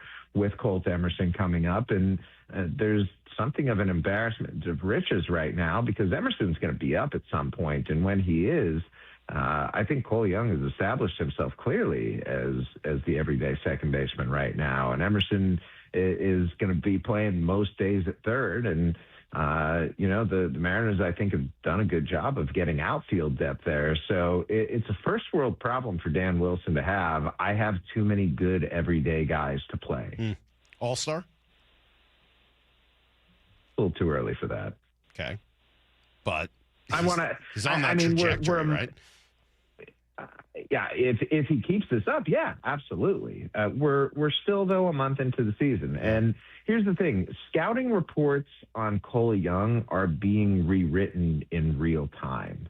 Like when a player has this kind of jump and is having this sort of success, it's been a week now and he's hitting 500 over the week. And when you have a run like that, suddenly, even if you're not toward the top of the lineup, teams start saying, hey, we got to be a little bit more careful with this guy. You can't feed him all the fastballs anymore because they're not necessarily going to beat him. But I will say this, when it comes to second base in the American League, in terms of all-star status, it is wide open. Jazz Chisholm has been bad this year. Jose Altuve has cooled down significantly. I thought coming into this year, Luke Keeschel with Minnesota was going to have a really good season. He's gotten off to a terrible start. All the best second basemen in baseball right now, whether it's Bryce Terang, Nico Horner, J.J. Weatherholt is very quickly putting himself in that area in his first season. They're all in the National League. So I think there's real opportunity for Cole Young to be in one of those spots. All right, mid-filibuster here. As someone who parachutes into T-Mobile Park when things are going really well, let's go for the ultimate Passanism. Is this the year the Seattle Mariners win the World Series? No, but I did predict them to go to the World Series, and despite their start and despite the New York Yankees looking like the best team in the American League right now, I'm not going to pull the parachute on that prediction. I don't think we've seen anywhere close to the best of the Mariners yet.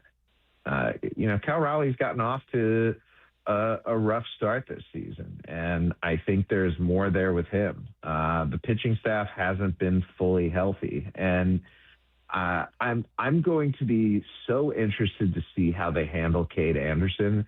It's obvious at this point that he is done with Double-A. Like, he's either ready to be promoted, or frankly, I think Cade Anderson's big league ready right now. And I don't think the Mariners are going to pull the trigger on that quite yet. But I do wonder how they are going to use him. And the closest facsimile I can think that would be effective and would be helpful is David Price in 2008 with the Tampa Bay Rays. Number one overall pick, came up and pitched in sort of a multi-inning fireman role and was awesome down the stretch and he was not scared in the postseason. And I think that when you have a rotation that has Gilbert and Wu and Kirby, and I don't know if it's going to be I don't know if the fourth is Bryce Miller, is it Emerson Hancock, is it Luis Castillo? It's probably not Cade Anderson. I mean, maybe if there are injuries, he gets that opportunity to start, but if the rotation stays healthy, they're still going to be able to find a spot for him to contribute. And what Cade Anderson is down the stretch for the Mariners, that's going to be one of the more interesting things, I think, that we discuss over the summer. It's funny. I had on my notes for you today, how long can Cade Anderson stay in Double-A? Because I think you're right. It's just it's too easy for him right now. And yet you look at that Mariner rotation, you know that Bryce Miller is getting close to coming back. He's hitting 98, 99 pretty regularly. Yep. And then, not that WAR is everything for a starting pitcher, but when I read you the WAR numbers for the Mariners rotation, one thing might stand out. George Kirby, 1.1. Emerson Hancock, 0.8. Logan Gilbert, 0.4. Brian Wu, 0.3. Luis Castillo, negative 0.7. I love Luis, and I hate that we're having this conversation. And I do believe there's still more left in the Luis Castillo tank. I really do. But how long can you continue with Luis in the rotation when you get Bryce Miller back and Cade Anderson's pitching the way he is? What do you do with this guy? I think you ride with him. And maybe that's not the solution that Mariners fans want to hear, because it is frustrating when a guy who's been so consistently effective for you is entering May with a 6.3 ERA. But I don't think Luis Castillo is necessarily the guy that you're going to say, hey, after being an effective big league starter for upward of a decade now, want to go to the bullpen? And maybe Luis Castillo, because he is a humble dude at the end of the day, would say, that's what's best for the team right now. And maybe I can, find myself what I'm looking for there. But I just think you have a good enough team where you can ride things out a little bit. And it would be more helpful if instead of 500 right now, the Mariners were like 5 or 6 games over. And, on Luis Castillo's start day, maybe it's a little bit, you give him a little bit bigger of a leash. But I think ultimately that's where the Mariners are going to be. Give them another month, and I think they're going to be but you could say give him another month, but Bryce Miller's back in like 2 weeks. Yeah, and it'll be interesting to see, do the Mariners go 6-man? Like, what do you think they should do? I think they should IL Luis, or unless something happens, because baseball obviously has a way of working these things out. You have these hypotheticals, and then somebody gets hurt and all that. But if nothing does, I don't think it makes sense to put anyone in the bullpen right now. But you can't keep Bryce Miller out of the rotation, and it would be bizarre to take Emerson Hancock out right now. He's been arguably their best pitcher. Yeah, I don't disagree with any of that. I will say Hancock's the home runs with Hancock scare me a little. Yeah, I'm just if there's one. Have you watched him? One thing. Have you watched him this year? Yeah. I think the thing about Hancock, you can look at the numbers, and I don't expect you to get to watch every single pitcher in the Mariners, but if you watch him, it's just how different he looks. The arm angle's totally different. The sweeper is completely different. It's like watching a completely different pitcher. And that's the power of this organization in this moment, is it not? They're really good with pitchers. And I know Ryan Sloan's numbers aren't, what people were hoping for at this point, and that's all well and good. But the Mariners' ability to look at a guy, all of the physical characteristics, the way that he moves, and map out the best road to success for him, it's not unmatched in baseball. There are other organizations. Cleveland is tremendous at it, and Milwaukee is very, very good at it. And Tampa Bay has done it for a decade plus now. So there are other organizations like this, but to be mentioned, the Yankees right now, I mean, their starting pitching is ridiculous. What they've turned Cam Schlittler into, what Will Warren has become, that they're doing this without Garrett Cole and Carlos Rodon. To be mentioned, though, in the same breath as all those other organizations, that's where sustained success comes from, Mike. Like, that's how you do this thing long term, by not just having the guys who are there and relying upon them to be who they are, but to always be curious and always instill that desire for evolution in your players. And whether it's Cole Young on the offensive side or Emerson Hancock on the pitching side, the Mariners, in terms of just pure player development at the big league level, no less, are one of the best teams in baseball. That's great. I would like to bring a debate into the open this point. On our college group chat, we have an ongoing debate that involves Mr. Passan's hair. For context, Jeffy loves his hair. It's his third child, and I'm not sure which one he likes the most. And the question is, who has better hair? Everyone can weigh in here. Okay. Jerry DiPoto or Jeff Passan?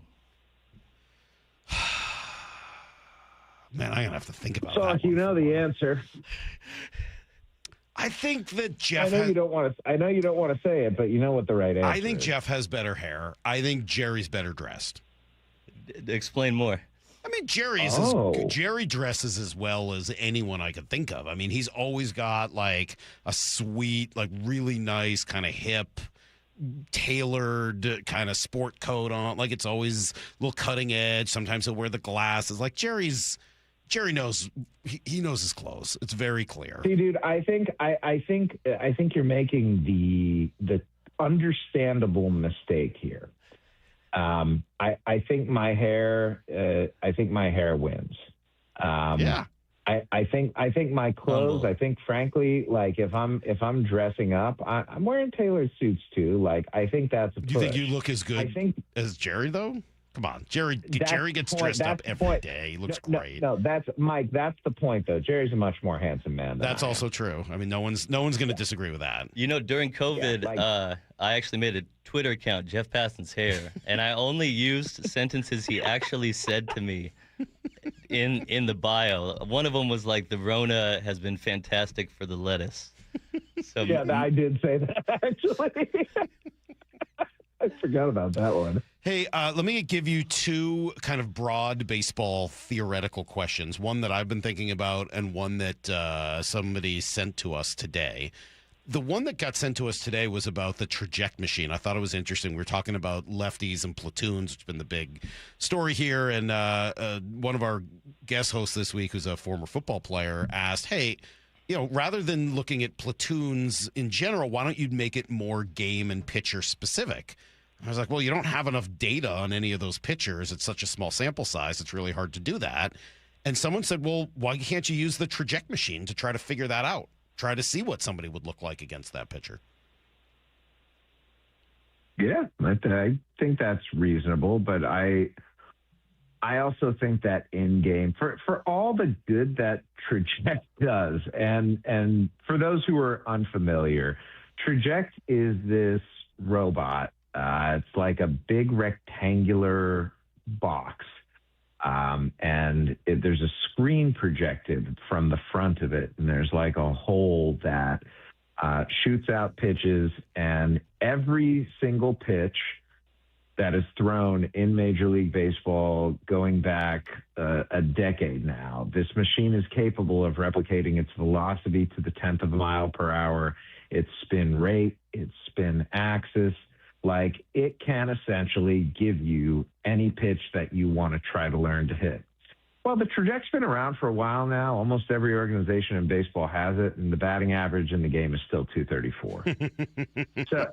So I don't even know what it would be without the traject. I think it's probably a couple points higher specifically because of that machine. Wow. But I don't think traject is the solution to all of those problems. I think it's more of a tool that helps hitters feel comfortable and feel like they're not walking in naked. when they're facing Mason Miller, or when they're facing these guys who have absolute monster stuff and can just blow you away if you're not prepared. It's not a replacement, though, for actual in-game live at-bats. It's something that will just maybe you barrel a ball up off of what was a great pitch, but at the end of the day, you still kind of know what's coming. When the guy's on the mound, you have no idea. So the other one is last night, Cole Young, I don't know if you saw his second hit, his single that drove in a couple of runs, second and third, one out, infield drawn in, and the Minnesota Twins broadcasters were like, it's kind of a lucky hit. And even Cole afterwards was like, well, got a little lucky. I didn't hit it very hard. But I'm like, you get lucky. The infield is drawn in. You mentioned a Faustian proposal earlier, right? Like, isn't that exactly the deal you're making when you bring the infield in? And it just seems to me anyway, as if the infield being drawn in with a man on third is now not just the norm, but every single time in almost every single inning, I see the infield drawn in the second and third inning. Is that like become the norm in baseball? Yeah, and I think that's an analytics thing. The Astros were doing this like back when the Astros actually cared about analytics. They were. No, I mean it's true. Yeah. Like the Astros. Yeah, the Astros stink. By the way. Yeah. They have the best hitter in baseball right now. Like Yordan Alvarez. Do you know how good Yordan Alvarez has been this year? I don't know if I wrote something a little bit earlier today. I imagine you didn't see it yet, but I went and looked back at guys who in April had 10 home runs and a sub 10% strikeout rate. And there were 9 of them. And the 2 to whom Alvarez's April compared most favorably were Barry Bonds and prime Albert Pujols. Sheesh. That's how good Alvarez is right now. He is absolutely crushing the ball and doing so with the 5th lowest strikeout rate in all of MLB. There is no hitter like him right now. So the fact that the Astros have that, and they're still like, you can understand why we missed it though, Jeff. I mean, like we know that when you put stuff out there recently, it's been much more specific. You wear a cup, right? Yeah, you have to. Every catcher has to. That's like rule number 1 as a catcher. Even if I'm taking BP, I'll probably still have a cup on. So it's become second nature at this point. This company made a really nice customized cup. So it's got like Big Dumper on it. It's got the trident on it. It's pretty cool. You've got a cup that says Big Dumper on it? They're called Diamond MMA. So they're an MMA company. But they started making these jock straps and cups. And a lot of baseball players are using it, and they're a great company, and they customize one. They put like the trident, the home run trident, and, they got real creative. So let me pause it here. What do you think Jeff asks next? I'm not sure, but when we were in college, this is exactly the kind of interview our young idealistic selves were dreaming of conducting. Do you think Jeff asks about how the customization really occurs? Why, yes, he does. Do you have to get measured for like with ABS? Where they're measuring your height. Jeffrey. I asked the question that people want the answer to. It seemed more like the scene from Friends where Joey realizes his tailor was maybe not doing what he was supposed to be doing all those years. All right, we got to go. We're late. We'll talk to you next week. I'm glad we got to bring you two guys together again. This was good. An absolute pleasure, Tweet Man. Thank you. Love you, buddy. Love you too. All right, there you go. Look at all the love in the air. Did you ever think that we'd hear that many I love yous on the show? Certainly not with Jeff around. We'll be right back. We got another hour with Greg Bishop. It's coming up next on Brock and Salk. Bump and Stacy. I loved the pick of Bud Clark, but only in hindsight. Like you, Bump, he was not. It wasn't that he wasn't on my radar. He wasn't on your radar? Well, no, I'll say it's not that I looked at it and thought, what a horrible reach. Right. Like, he's a smooth safety, very aggressive, attacks the football. And once you put on the film, it makes sense. He feels the football when it's in the air. He just has a radar of the football field that a safety needs when you're a freelancer back there roaming around. Bump and Stacy, weekdays 10 to 2, only on Seattle Sports. I really want to have the most amazing customer experience. I want people to be excited. Lee Johnson Auto Family, the LJ way. What is that sound?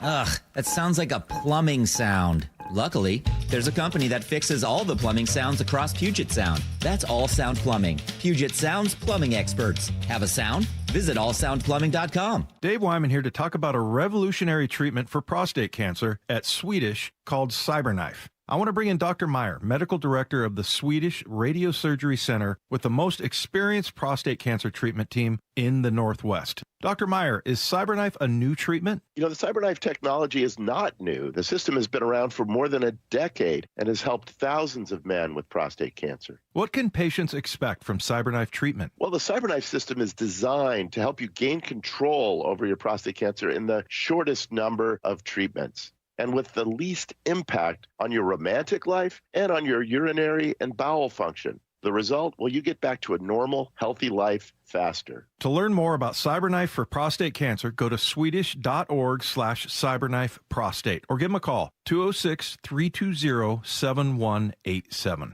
Treat prostate cancer with Swedish CyberKnife. CyberKnife is a registered trademark of Accuray Incorporated and is used with permission. I've always wanted to learn French, but the app I tried didn't help. If you want to memorize words in another language, there's an app for that. But if you want to really learn another language, there's Babbel.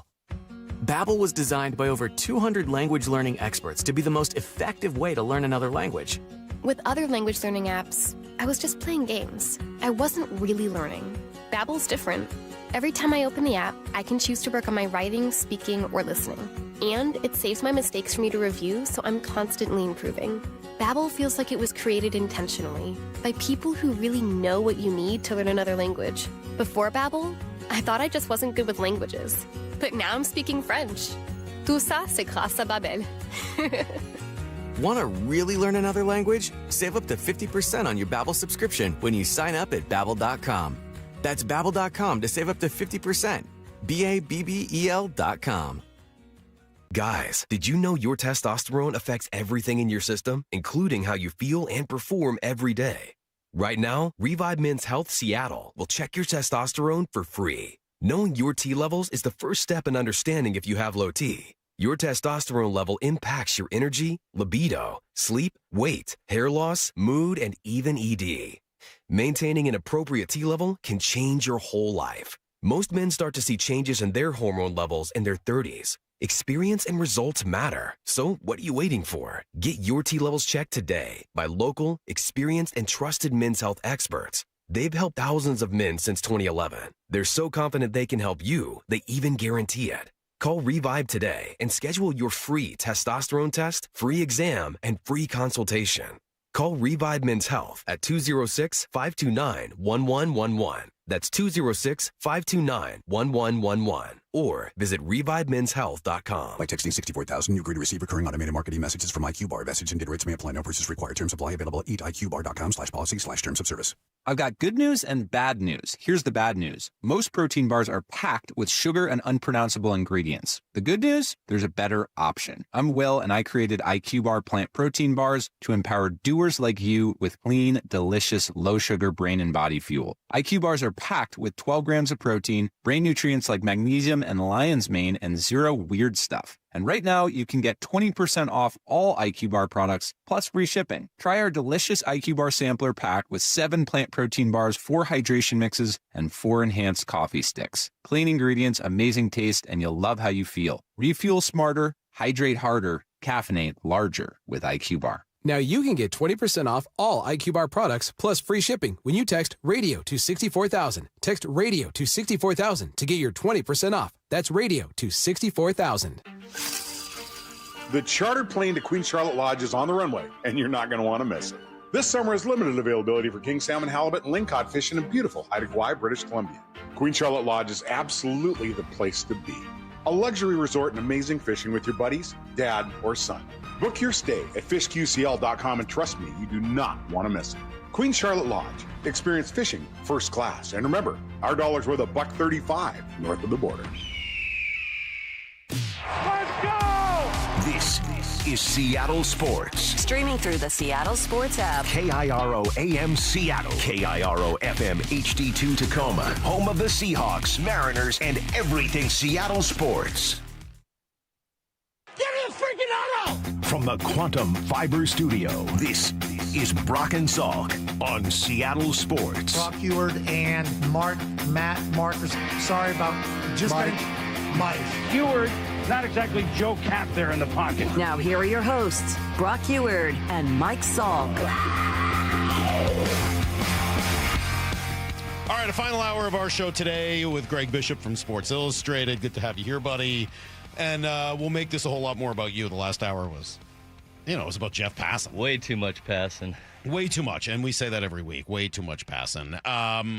So, I want to kind of hear what you're up to. At 9:30, we'll kind of go through some of your recent story. I just love story time with Greg. It's always fun and kind of hear some of the stuff you've been working on. Before we do it, we got, 5 or 7 minutes here. I thought maybe we just get you to comment on some of the things going on here in Seattle and then just sort of in the sports world in general. We talked through the draft a little bit, but I don't think we've talked to you since the Seahawks won the freaking Super Bowl. Is this the weirdest Super Bowl win ever and the weirdest feeling after it that you can remember? Well, it is pretty interesting because that is a team that was not tabbed as a favorite or one of the favorites till into the last quarter of the season. And they kind of snuck up on people a little bit because I think the way they won football games changed over the course of the year. You saw a lot of offense early on. Defense comes through later in the season, and then special teams in the playoffs was incredible. Mm-hmm. And I don't think it's East Coast bias, although people say that. I think it's just it was very unexpected. And then when they got good, they got really good. And I'm thinking of the guy in the Super Bowl who, pushed the lineman back and, swatted Drake May down. I didn't even know who that was, And that was that Riley Mills? Yeah, it was just an amazing play, a lot of depth. And, the thing that struck me as I reported out the Super Bowl cover story, this is number 12 for me, fittingly. Nice. Is just John Schneider and the job he did, to be able to almost create this thing with a real cast of characters and a very strong head coach. And then to decide, okay, to do it, what we want to do, we got to blow it up essentially and start over. And then you just look at every move, the free agents last year, the draft last year. I mean, when you line it up, it shouldn't be that as surprising maybe as it felt. Is kind of how I feel. I think, I agree with you. And as the team went on, it just felt better and better. And, we sort of, Brock and I had all these conversations about, okay, when did you know that this team was a Super Bowl contender? And a lot of people pointed to the Rams' loss where, they sort of showed at the end of that game. I went to the Cardinals win, the blowout, and was like, bad, when you start blowing teams out like that, when you start absolutely crushing teams where they don't have a prayer and they look like they're just totally overmatched, you start looking like a Super Bowl team. It's really hard to do those things in the NFL. And yet you kind of sit here today and maybe this is on us. Maybe this is on me and Brock and everyone else in the media. I feel like we just haven't even really talked about it enough. Every once in a while I'll wake up and be like, and the Seahawks won the Super Bowl. What? It's so bizarre. 100%. I knew when I sort of had a feeling about it. The day that they played Tampa here on Monday Night Football, it was also a Mariners playoff game. Yep. So what I wrote that day is a tale of two John Schneiders. And the Seahawks general manager graciously called me on his way to the game. And I said, John, I was wrong about you guys. Not like my opinion matters at all. But I said, I actually can see it now. I think you have a chance to win. And even that day, because this is early October, he's like, slow down, buddy. They had a lot of defensive injuries. Mm-hmm. But you can really see how it came together. And I think one thing that got a lot of attention, but maybe not enough, is I am struggling to find a comparison for the kind of defense that they played. They primarily keep two safeties deep. They have 5 defensive backs on the field, the league leading 90% of the plays almost. And yet they were first in the NFL in stopping the run. That shouldn't happen. Theoretically, that should allow people to run on you. And whether it was depth or individual talents or scheme or all those things together, to me, that kind of defense is Mike McDonald's, and it's new. Yeah, I mean, some of that is having the Eamon Worry type, right? And teams have been looking for this for a while. Brock and I have talked. Remember Mark Barron with the Rams a few years ago, who was, I think, more of a safety. They turned into a linebacker, and you're like, the whole idea is how do you stop the run while still being able to guard against the pass? And I mean, isn't that really isn't this just another evolution of that same concept? I just think when you saw teams play cover 3, a lot, they still got the ball ran on them. You're naturally giving that up to prevent big plays. Like these guys were able to stuff runs immediately, and Nick plays a big role in it. He helped me a lot with the cover story, and this is a guy who, had such a good meeting with the Seahawks at the Combine that he texted his family group chat on the morning of the draft and said, the Seahawks going to get me. He knew it was a perfect fit. He knew what Mike needed. And he had already begun studying Kyle Hamilton. And I just think you're seeing a lot of that. What you're also seeing is teams running the ball in smaller defensive lines, and that's just not the case here. I think when you look at that, there's only one facet. Like, why aren't we talking more about Sam Darnold? JSN was maybe the best offensive season of any Seahawk ever last year. To me, the Super Bowl cover was fun to put together, because you have all these elements. I wrote about Cooper Kupp. I wrote about Nick. I wrote about Charles Cross. My kids even did 6-7 to him. Who's your favorite story on the team? Nick Emenwoy. Yeah. I just think versatile as they come, sharp guy, very smart. You look at that beginning of the season last year, I think people forget, he had played 4 snaps before he hurt that ankle. And those 4 snaps, he had like 3 disruptions and a tackle for a loss. Right. Then he hurt the ankle. Then he's out for a while. And then he just plays incredible, and it locks in all the back half of the regular season when they're playing so well. And then he hurts the same ankle Super Bowl week, and what he told me after the game is that at first he thought he wouldn't play. Like it was that serious. We thought it was going to be Cam Chancellor too, right? Where he could play but maybe barely walk. And he said everybody was like coming up to him in the locker room like, are you going to play? They understand his importance. I forgot about that whole storyline when it went down. You're right. He had his Jordan flu game, Did you meet or talk to his mother during any of the stories that you did? No, not him. She's a character. Yeah. Have you heard anything? Like, she's the one, Maura, isn't she the one who didn't even really seem to know what the Super Bowl was? She was like, it seems exciting. I did see that. I think so. She seems like a riot. Yeah. And the reporting on Sam was really interesting to me too. I opened the piece with, it's the year after the 49ers lost that Super Bowl. He's on that team. I already know at that point that there were debates in that facility as to whether he or Brock Purdy was the true best quarterback in that room. And it wasn't like a kindness to Sam. It was like they legitimately didn't know who to start, and they really loved both options. So he goes to see Jordan Palmer, his quarterback coach, and they're sitting in Jordan's office. And Jordan says, what's the thing you learned the most from watching Brock do that? And he said it was how Brock didn't change his preparation. He was the same guy. If anything, the blood pressure went down. And then Jordan looks at him and says, one day you're going to draw on that experience, And I think, to me, one of the more unfairly maligned athletes of our lifetime. It was cool to see him win it. It certainly was. If you like these stories, I don't know how much you know yet about Jadarian Price, but his story is incredible.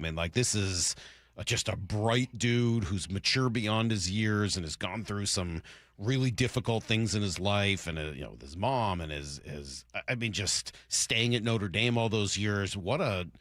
He blew us away when we talked to him last week. 100%. I think one important thing you look at this coming season, like the Rams got way better. The 49ers got better. They're healthy again, at least for now. And the tethering on last year's team, I think, is an underlooked aspect of it. That was a group that was young. They have a lot of smart, really interesting players, a bunch of fascinating humans in there. And now they have to go and retether, which will be important, especially as you look at, those 2 games against the Rams and how they plan the next season the way they did. All right, so did they do that well enough? I'm going to ask you that question as part of Need to Know next. And then in 20 minutes, story time with Greg. Can't wait. It's all coming up. Brock and Salk, don't go anywhere. Greg Bishop is here. Seattle Sports on 710seattlesports.com. You can stream every pitch of every inning of every game all season long. Oh, and it's completely free. It's a tremendous catch. Only on the Seattle Sports app. That's right. The free Seattle Sports app puts every single Mariners game right in the palm of your hand. On a platter, come and get it. One app, every game. Plus the latest Mariners news, insider access, video, and podcasts. Holy smokes, what a play. Pretty awesome, right? Just like the Mariners. Hey, Brock Ewart here for my friends at People Come First, or PCF Construction Group. And if you've been dreaming of that new deck, you got to get a hold of PCF. Call them before the great weather arrives and their schedule gets totally filled up. With a new deck, patio cover, heater, and fireplace from PCF, you can enjoy the outdoors year-round no matter what the weather brings. And for a limited time, how about this? Get 50% off demolition costs up to $5,000 when you book your project with PCF. Contact People Come First Construction Group for all the details. They designed and built our outdoor living space, and we love it. Start planning and designing your dream deck now so you're ready to build this summer. Planning, permitting, and construction can take a little time, so get started today. Get project ideas, browse their amazing photos, and look at all the offer details at pcfgroup.com. Making your outdoor space your favorite place. Let people come first. We've all been there, sleepless nights, wondering if your business's security service is really protecting what matters. At Bay Alarm, we can put your security insecurities to bed. Our advanced technology and personalized support ensure you can rest easy knowing we're here for you. BayAlarm.com. Don't miss the Puyallup RV Show, April 30th through May 3rd. Explore hundreds of new and used RVs, manufactured homes, and take advantage of overstocked local dealers offering huge discounts. Tickets at PuyallupRVShow.com, sponsored by Progressive Insurance. Free consultations, no fee guarantees, 5-star reviews. J.P. Pendergast with Pendergast Law explains the importance of going beyond these familiar offerings. Accident victims want an attorney, Tom, that satisfies their needs. Someone who handles those needs with the highest degree of care. Pendergast Law offers the no-fee guarantees and free consultations, but these only scratch the surface. Okay, explain more. We make sure that every member of our team is genuinely passionate about helping others. Customer service and communication are our top priority. It's how we take care of our clients so they always feel one step ahead of the insurance companies. Our strong reputation for high standards provides comfort and confidence when it's needed most. Pendergast Law offers the free consultations, the no-fee guarantees, and, of course, they are 5-star rated. But what really makes them different is their genuine passion for helping others. I can't recommend them enough. If you or a loved one has been injured in a car accident, call Pendergast Law. We can help. That's PendergastLaw.com. Running a business means wearing multiple hats. So if you're like me, you probably started out using your personal phone, taking client calls and texts nonstop. As my business grew, I needed something smarter. That's when I switched to Quo, the #1 business phone system. Quo works right on your phone or computer. No carrying 2 phones, no clunky landline, just one easy app you can try for free. Your team can share one number and handle calls and texts together like a shared inbox. Any teammate can jump into the conversation, so customers get faster responses. And Quo's AI assistant summarizes your calls and responds to customers 24/7, so you never miss a lead or opportunity. All this starts at just $15 a month. That's basically 2 coffees. You can even keep your current business phone number. Find out why 90,000 businesses trust Quo. Money is on the line. Always say hello with Quo. Try Quo for free at quo.com/sports. That's quo.com/sports to try Quo free. QUO.com/SPORTS. Heading outdoors or on the water this weekend? Check in with Joey and Nelly on the Outdoor Line from 6 to 8 a.m. every Saturday on Seattle Sports and the Seattle Sports app. Wesley Financial Group is not a law firm, and Chuck McDowell definitely not an attorney. This is Chuck. If someone talked you into buying something really silly and you want to get out of that silly little thing, my advice, get the facts. Call me and I'll send you our timeshare exit kit absolutely free. Inside, you'll learn how timeshare works and all your options for cancellation. Call Wesley now for your free exit info kit. 800-290-7100. That's 800-290-7100. This is the story of the one. As a maintenance tech at a university, he knows ordering from multiple suppliers takes time away from keeping their arena up and running. That's why he counts on Grainger to get everything he needs, from lighting and HVAC parts to plumbing supplies, all in one place. And with fast, dependable delivery, he's stocked and ready for the next tip-off. Call 1-800-GRAINGER, click Grainger.com, or just stop by. Grainger, for the ones who get it done. Hey, Brock Ewart here with my buddy Shannon O'Kelly from IRG Physical and Hand Therapy. So much more than just physical and hand therapy, though, Shannon. You guys, holy smokes, do you have a lot of specialty care? Yeah, Brock, we do. You know, obviously our nuts and bolts is good old musculoskeletal, but we have a lot of therapists that do advanced certifications in specialty care. And that's important because we can treat the whole population. We can treat your neighborhood. We can treat your family. And those specialty services range from neurovestibular care to dry needling, sports medicine, hand therapy, pelvic floor, vestibular rehab, lymphedema, you name it, we have that service. Again, we're about taking care of the whole family and the whole family's needs. Remember, IRG, they're in your neighborhood. I'm talking over 40 locations and new additions in Wallingford and the WAC as well, that Washington Athletic Club. You can find them in person. You can find it online at irgpt.com. That is irgpt.com. Need to know. 15 minutes past every hour with Brock and Salk. Presented by Marquee Data. Here's what you need to know. Up first. Yeah, Mariners getting done what they needed to get done on the road. They go 5-1. They get themselves back to 500. They're only a game behind the A's as April comes to an end tonight, and they will head into May. Look, they didn't do what you hoped they would do. We thought this was going to be like, you know, a different team that was just going to come out of the gates and just start crushing and everything. But they didn't really do anything to hurt themselves either. It was not a perfect month, but you go on the road and do this, things are going to be just fine. 5-1 road trip. We'll take that every time. Guys battled today again. Bradley had good stuff early.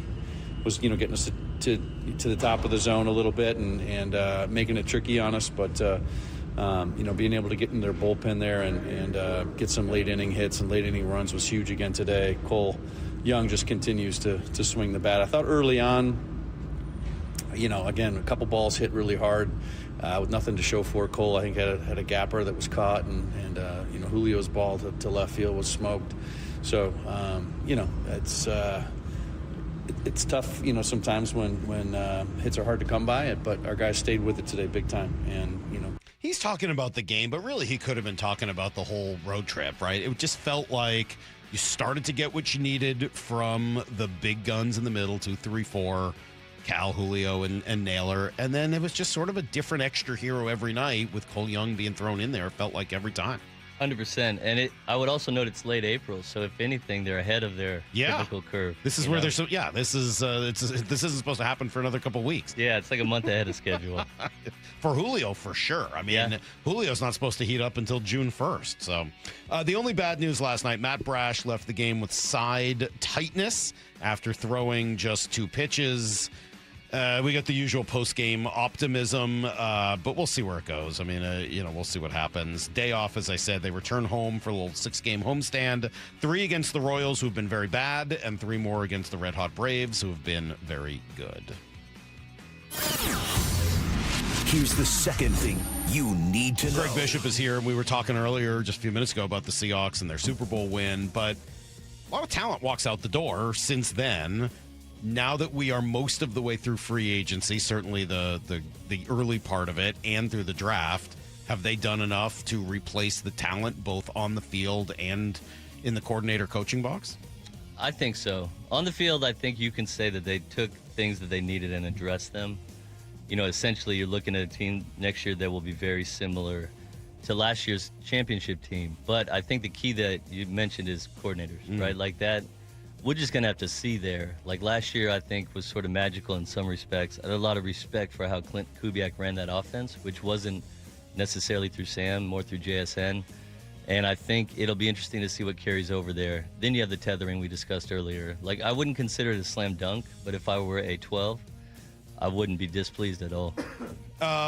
We also were starting to get to meet some of these guys that they drafted. I mentioned Jadarin Price earlier. He was pretty spectacular when we talked to him. Everything we've heard about Bud Clark's been incredible, including from Sonny Dykes, his coach in college, who just raved about him yesterday with us.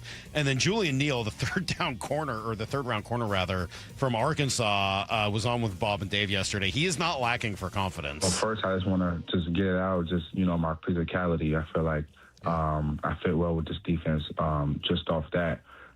Second, I would say just my excitement for the game of football. If you watch the defense from last year, I mean, every game, it makes you stand up in your seats. Let's say I have long arms that helps me press. 33-inch arms, over 200 pounds, to help in a run game. And my ball skills are just incredible. My ball skills are just incredible. I love that. Reminds me of Earl Thomas, who told me once, my life is just a big chunk of greatness.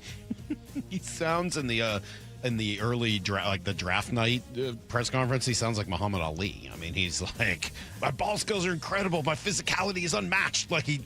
It's like a Muhammad Ali rant. It's awesome. I'll write the voiceover if they want it. But yeah, that's what I'm talking about. You see John Schneider after each of these picks raving about the humans. Mm-hmm. I think they understood how much that collective, cohesion helped them last year. And while you can never bank on that in another NFL season, it seems like they're trying to recreate the formula in a slightly new way. Here's the third thing you need to know. So this is, I don't know if it's news, but it's rumor news from Front Office Sports, who I generally like. So I'm willing to put a little stock into what Front Office News has. You like Front Office News? Do they know what they're doing? Enough to take a report seriously? Yeah. Exclusive. Mark Zuckerberg and Tim Cook are each among the names considering bids for the Seattle Seahawks. Sources tell Front Office Sports. That's a pretty big thing to float if they don't have it cold. So I would say that has my attention. And I would also say this will probably get me cut off from Prime. But as long as it's anyone but Bezos, I'm okay with it. That is everything you need to know. 1/4 every hour here on the Brock and Salk Show. We'd heard Ballmer, but then Ballmer and his wife were on, remember a couple years ago, and he was like, I'm not buying another team. My wife already said no more sports teams. But that name is going to keep coming up. I was sort of told to look at people that had tried to buy other teams and gotten all the way through the vetting process, sure, but lost out to another bidder, and to go to Denver and to Buffalo and to Washington and kind of look through some of those folks. And there's a few of them out there that would be possibilities, including Matt Ishbia, I think is his name, the guy from the Suns, and a few others. But I mean, Zuckerberg and Tim Cook, I mean, you're talking about money that nobody can, not many people can rival. Absolutely. You have a built-in social network for your home stadium. All right. Funny Ballmer side note, I once interviewed him about Pete Carroll. The interview lasted for 12 minutes. He talked for 12 minutes. I didn't ask a single question.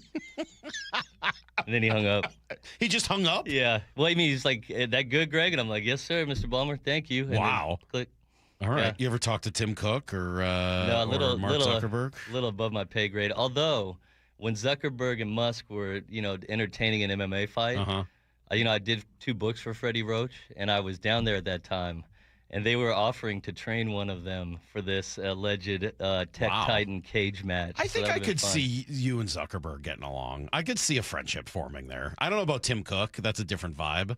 But I could see you and Zuckerberg kind of getting on. I never considered that, but if he wants to be my friend, there's a lot of things I need. I should also say that when I think about him, I'm really just imagining Jesse Eisenberg's portrayal of him in the social network, so maybe that's not really accurate. All right. If we ever got in a cage, he'd definitely win. All right, we're ready. We're going to do 25 straight minutes of story time with our guy, Greg Bishop, who's got stories for days. He's been working on some cool stuff, and he's going to tell us all about it next. Bump and Stacy, weekdays 10 to 2. Brand new draft class. Glad they picked in the first round. It panned out the way most of us thought it was going to go down with Jadarian. I got to say Jadarian. I did so many hits calling him Jadarian. JD. Yeah, I kept calling him Jadarian. But Jadarian Price, Bud Clark was a surprise, was not on my radar, not even on my list. I scouted like 150 players, and he was not one of them. I thought for sure they were going to go offensive line there. Yeah, me convinced. too. Julian Neal was a great pick as well. Bump and Stacy, only on Seattle Sports and the Seattle Sports app.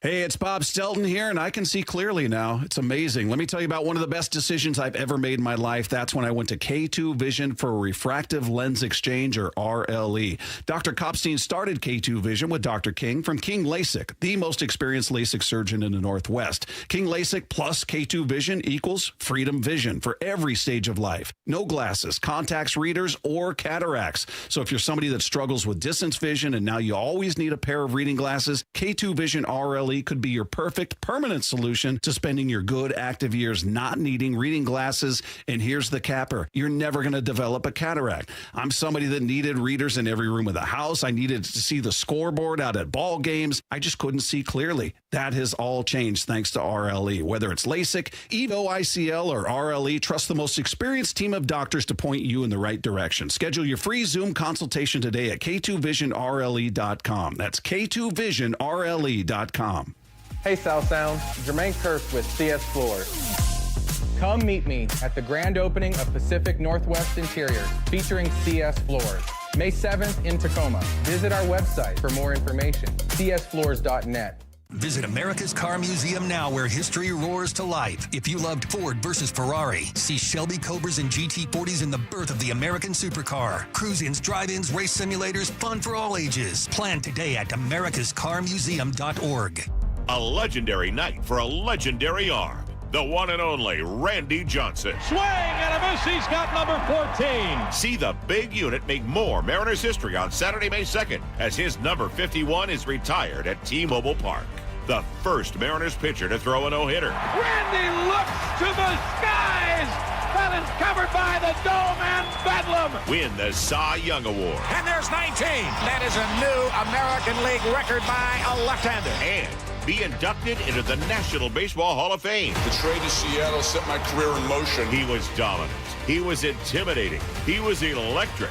Join us in celebrating the big unit for 2 great nights presented by T-Mobile. Friday, May 1st. Score your own number 51 on Randy Johnson 80s Jersey Night. And be there Saturday, May 2nd for Randy Johnson number retirement ceremony night. Very proud to have played there for 10 years. Thank you, Seattle. Get your tickets at mariners.com/big unit. The chartered plane to Queen Charlotte Lodge is on the runway, and you're not going to want to miss it. This summer has limited availability for king salmon, halibut, and lingcod fishing in beautiful Haida Gwaii, British Columbia. Queen Charlotte Lodge is absolutely the place to be. A luxury resort and amazing fishing with your buddies, dad, or son. Book your stay at fishqcl.com, and trust me, you do not want to miss it. Queen Charlotte Lodge. Experience fishing first class. And remember, our dollar's worth $1.35 north of the border. Hey there, Dawn Riley with Olympic Hot Tub. Ready to create your home wellness retreat? Whether you love a relaxing session in infrared or traditional steam heat, we have the perfect Tilo sauna waiting for you. Up your wellness game by building your own contrast therapy studio, featuring a new sauna and our amazing Vigor Cold Plunge. Buy both and save up to $5,000. Savings end April 30th. OlympicHotTub.com. Better you, better life. Olympic Hot Tub. The home of the Mariners. One hopper snared at short. Not a quick hop by J.P. Crawford. That guy's a magician over there at shortstop. Seattle Sports. Download the Seattle Sports app. Patrick was way behind on his IRS taxes. I was in way over my head. The total amount ended up being somewhere just over $30,000. $30,000.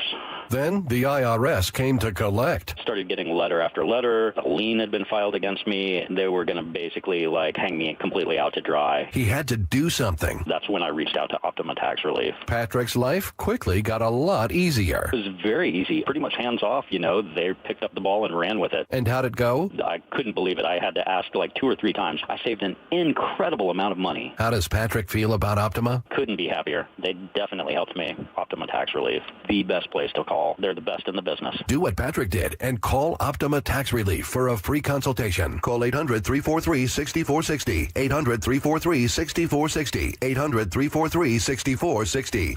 Optima Tax Relief. Testimonial from an actual client. Some restrictions apply. For complete details, please visit OptimaTaxRelief.com. This is the story of the one. As a procurement manager for a hospital system, she keeps every facility in her network stocked and ready. That's why she counts on Grainger to be her single source for thousands of products, from disinfectants to lighting, air filters, and more. And with fast, dependable delivery, Grainger helps her keep every facility stocked, safe, and running smoothly. Call 1-800-GRAINGER, click Grainger.com, or just stop by. Grainger, for the ones who get it done. This is the story of the one. As a maintenance tech at a university, he knows ordering from multiple suppliers takes time away from keeping their arena up and running. That's why he counts on Grainger to get everything he needs, from lighting and HVAC parts to plumbing supplies, all in one place. And with fast, dependable delivery, he's stocked and ready for the next tip-off. Call 1-800-GRAINGER, click Grainger.com, or just stop by. Grainger, for the ones who get it done. This hour is brought to you by Davis Law Group. From the Quantum Fiber Studio. This is Brock and Salk. Weekdays 6 to 10. On Seattle Sports and 97.3 FM HD2. All right, wrapping up my week without Brock. I am off tomorrow. Sorry about that. My kids are both out of town tonight at various school field trips, overnight field trips. So my wife and I are taking a date night, and I'm taking tomorrow off. And I'm just going to hang out with my wife. So how about that? That's what I'm doing. You got to turn your mic off. Oh, there we go. What do you got planned for date night? Date night, we're going to I can't tell people ahead of time. What if the legions of listeners all start storming the gates, and then I'm not able to, be by myself with, I don't my security detail and all of that. We're going to a cool bar. It's like a speakeasy concept, like everything is these days. And then rather than, there's no menu. They come over and spend 10, 15 minutes asking you about what you like and what you feel like. And then they concoct drinks to fit that. We've been there once before and it was awesome. So we're going back today. I hope your listeners fill up the voicemail line, which, by the way, I didn't know about. I'm going to start leaving them, But you're talking to a magazine writer, so, settle in. Yeah. But yeah, I hope they go and say what you should say, in terms of what you're going to eat tonight. What I should Let's make it a group effort here. I can only imagine where that would go. Anyway, so I apologize. I won't be around tomorrow. It's been a fun week, though, getting to hang out with different folks, from Brian Walters and Brady Henderson on earlier today, and we've had a whole bunch of other fun guests, and getting Greg to come in today. That's Greg Bishop from Sports Illustrated. And generally, I just like when you come in because you just tell stories of all the cool stuff you've been working on. And I got to hear a little bit about Myles Garrett, because I really wish Myles Garrett was here. I know that it's hard to get a deal like that done, but I think his whole, and now that you know him, I'm excited to hear more. My feeling from the outside is this poor guy is as talented as they come. He's stuck in the worst, or as bad an organization as you could get, along with one or two others.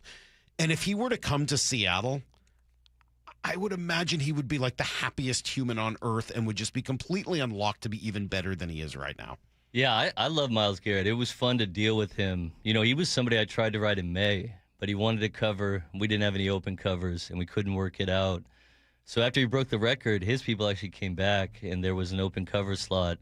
I'll start with this story because it's kind of funny. His publicist is one of my favorites. Okay. And she tells me going in that him and I will get along because our brains are similar. So we meet at the Fairmont in Los Angeles. He does the photo shoot. He does our video thing. And we start walking up and down this hallway on the second floor, just pacing back and forth, like a walk and talk without the cameras, because nobody needs to see me on TV. Speaking of Sorkin movies, yes. Yeah, and he has music playing, mostly soul music, in his pocket the whole time. It was a very cool vibe. And so I turned to him. Shakima is the publicist. And I say, Shakima says, we're going to get along. And he looks at me, and he does that cocked eyebrow that he does, kind of like The Rock. And he goes, Greg, Shakima is telling you that you're her nerdy friend. So right away we hit it off. Oh, that's awesome. So you like the guy. Yeah. Tell me more. Tell me about him. What makes him special? Well, I think that when you look on field, I talked to Michael Strahan for the story. Miles calls him Big Unk. They've always been close. And what Strahan was doing was this was really cool, actually. He's laying out the various skills of pass rushers over time. Okay. If you look at the 10 or 15 best, primarily they do one thing really well. Some guys like Reggie White, who's the most powerful rusher ever, this was what Miles said, can do two things really well. Mm-hmm. And what Strahan told me, and this is in the story, is that Garrett does them all, which is why his goals are nuts, man. He thinks he can get 25 next year. And he told me he thinks 30 sacks in a single season is on the table. That'd be pretty impressive. Yeah, well, you look at the records thought to be untouchable. He could do it if he was here. Yeah, no, 100%. Well, that's the other thing, too. We did talk about... Did you talk about Cleveland? What a dump. Why is he stuck in Cleveland? Why did he sign that deal? Well, one of the reasons that I wanted to write him in May is somebody in his camp told me that he took less money to stay in Cleveland, which surprised me, and it was something that I confirmed. And so then we were talking about the calculus these guys are pushed into, right? And what he said was sort of a sidestep, but also made sense. He said if he left, people would have criticized him as being a ring chaser, and that he felt he needed to prove to the fans in Cleveland that they could win a Super Bowl there. I like that idea. Yeah. And I've said this. I remember saying it about Baker Mayfield beforehand when they asked him about going to Cleveland. He's like, yeah, I want to go and be the person to, like, do it for the first time. There's nothing better than bringing someone there first, of course. But Myles Garrett has put in his work. He's not ring chasing at this point. He's getting away from an organization that can't stop stepping on its own whatever. Well, you know what I said to him in that moment? I said, have you seen the jersey? You know, the one with 40 quarterbacks' names on it that's running out of room? Yeah. Yeah. Okay. So there's Myles Garrett. Fernando Mendoza as well. First-round pick, first overall pick. Yeah. Who is he?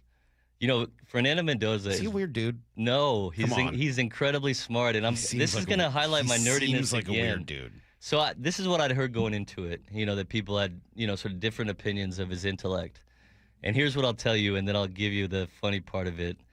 I found that Fernando Mendoza. This is a confession. So I found that he intellectually challenged me in ways I had not been in, let's say, 10 years. And when I told my friend that the other day... Well, that's because you're mostly talking to Passan. Yeah, true. When I told my other friend that the other day, he said, stop telling people that Fernando Mendoza is smarter than you. But that's probably true. And, you know, I just thought it was a really cool conversation. We talked a lot about stoicism. I actually connected him with Ryan Holiday earlier this week. We talked a lot about developing, and a lot of his stuff was mental.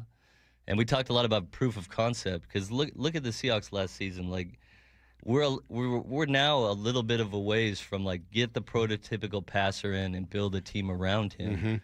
Now, to me, NFL offensive football is about fit. And you saw that with Sam Darnold here. You know, Fernando's going to the same coaches. And he's already proven that he can fit in a place beyond reasonable expectations in that season at Indiana. And, you know, there's so much development that went on then. Chandler Whitmer deserves the bulk of the credit for that. He was the quarterback's coach. He's back in Tampa now with the Bucs, but pocket presence, footwork. I mean, you're looking at a guy who's just, like, beginning to start all this. And the trick for him, for me, is, like, we talked a lot about TB12. I've had my own body coaches. You know, he's read the book. And I found an old picture of him wearing a Brady jersey when he's 12 years old. But he can't emulate Brady, and he knows that. Like, Tom was beloved in those locker rooms. Like, guys, to a man, loved him. A little bit awkward in public sometimes, you know. But and that was true from, like, the very beginning. 100%. Like, year one in New England, that was who Tom Brady was. And I think the trick to Fernando Mendoza's early career is the same ingratiation. Like, and sometimes when you're that smart in the NFL, and I'm not saying that anyone in there is dumb. I'm just saying that, like, he comes across different. It doesn't always play well in a locker room if they don't trust that you're going to win them football games. And so, you know, I think there is a scenario with his career where he's David Carr. You know, he just gets too battered and beat up before he can really establish anything, and that makes it harder to ingratiate in a locker room. But then I look like great coordinator, great quarterback coach, great head coach, great young running back, great young tight end. You know, they signed that center. He was the fourth highest free agent on most boards, Lindenbaum. And, you know, I think pieces are in place for him to be successful. I just don't think it'll be this season. It's an interesting idea on sort of ingratiating yourself as a quarterback. And you bring up the Brady thing. Brady had some advantages in that he was a sixth-round pick. So not much is expected of him. So when he steps in for Drew Bledsoe, of all people, who was the franchise at the time, almost everything he does is like, oh, cool, I wasn't expecting that, right? So all the players can he can be the aw shucks guy with the backpack slung over his shoulder that he was early in his career. That's got to be a lot harder to do as the number one overall pick. 100%. And that's why, like, you know, when I was talking to him, there's all these quarterback comps out there. You see Goff a lot. You see Brady a lot. When I spoke to him, like, just the conversation between us, he reminded me of another guy I've written a lot about who's now in Las Vegas, Kirk Cousins. Like, they're just the same guy. And I think you can... So he's more Kirk Cousins than Russell Wilson, personality-wise? I think so. And Kirk has straddled that line in all sorts of different ways over his career in terms of overthinking things, like Fernando was telling me that he did before. You know, he worked on that stuff last year at Indiana. And I think if anything, and if I'm the Raiders, I play Kirk Cousins the first half of the season at least. Like just let's see what he can do with some of the pieces we were just talking about, and then. I just don't think there's any reason to ruin Fernando Mendoza at this point. I think he's at the first 5% of what he'll be. Who is Stryker Pence? Stryker Pence is a pitcher. He is a high school pitcher. He lives in Corona, California. He just turned 17 a few weeks back, and he already throws 102 miles an hour. Who doesn't? No, I mean, at his age, that's the fastest anybody's ever thrown a baseball. Wow. Okay. And he's also just a kid. He's not a mature 17. His last big purchase, I was talking to his siblings a lot, was a box of Cadbury eggs. He hoards sugar cereal in the morning. One day, this is the most sports writer thing I've ever done in my life. One day, him and I had Jack in the Box, and then later had In-N-Out. I certainly had days like that when I was in college. I should also mention he's Hunter Pence's nephew. Right. Mariners fans probably remember him, and his dad is Howie Pence, Hunter's brother. They come from a family of Minnesota-based farmers. Yeah. And those two guys decided they were going to become baseball players, and now they have 100% MLB hit rate. Good. With 3 more coming that are Howie's kids. Can we back up to the Jack in the Box In-N-Out combo? Yeah. So which one did you do first? Jack in the Box on the way to his treatment, and then In-N-Out at the house in the backyard batting cage. Okay, so when you went to Jack in the Box, did you have any sense that later in the day you might be having In-N-Out? I didn't, but... would it have changed your order? I'm a little curious what you eat in those 2 orders. No, yeah, I got a smash burger. And I should note that the other adults in the car, one was the agent. Sure. The other was Howie, his father. Yeah. They didn't get the first burger order. Smart. Only I did. They knew that there was a decent chance In-N-Out was coming later. But I'm a fat guy at heart, so I wouldn't have turned it down. So you didn't go Sourdough Jack, though? I like Sourdough Jack. Growing up in University Place, that was our hangout spot, Jack in the Box. I can't say no to a Sourdough Jack. My son loves the Baconator Sourdough Jack. That's what he gets now. He brought it back into my life. All right. So this kid is going to get drafted? He's a junior?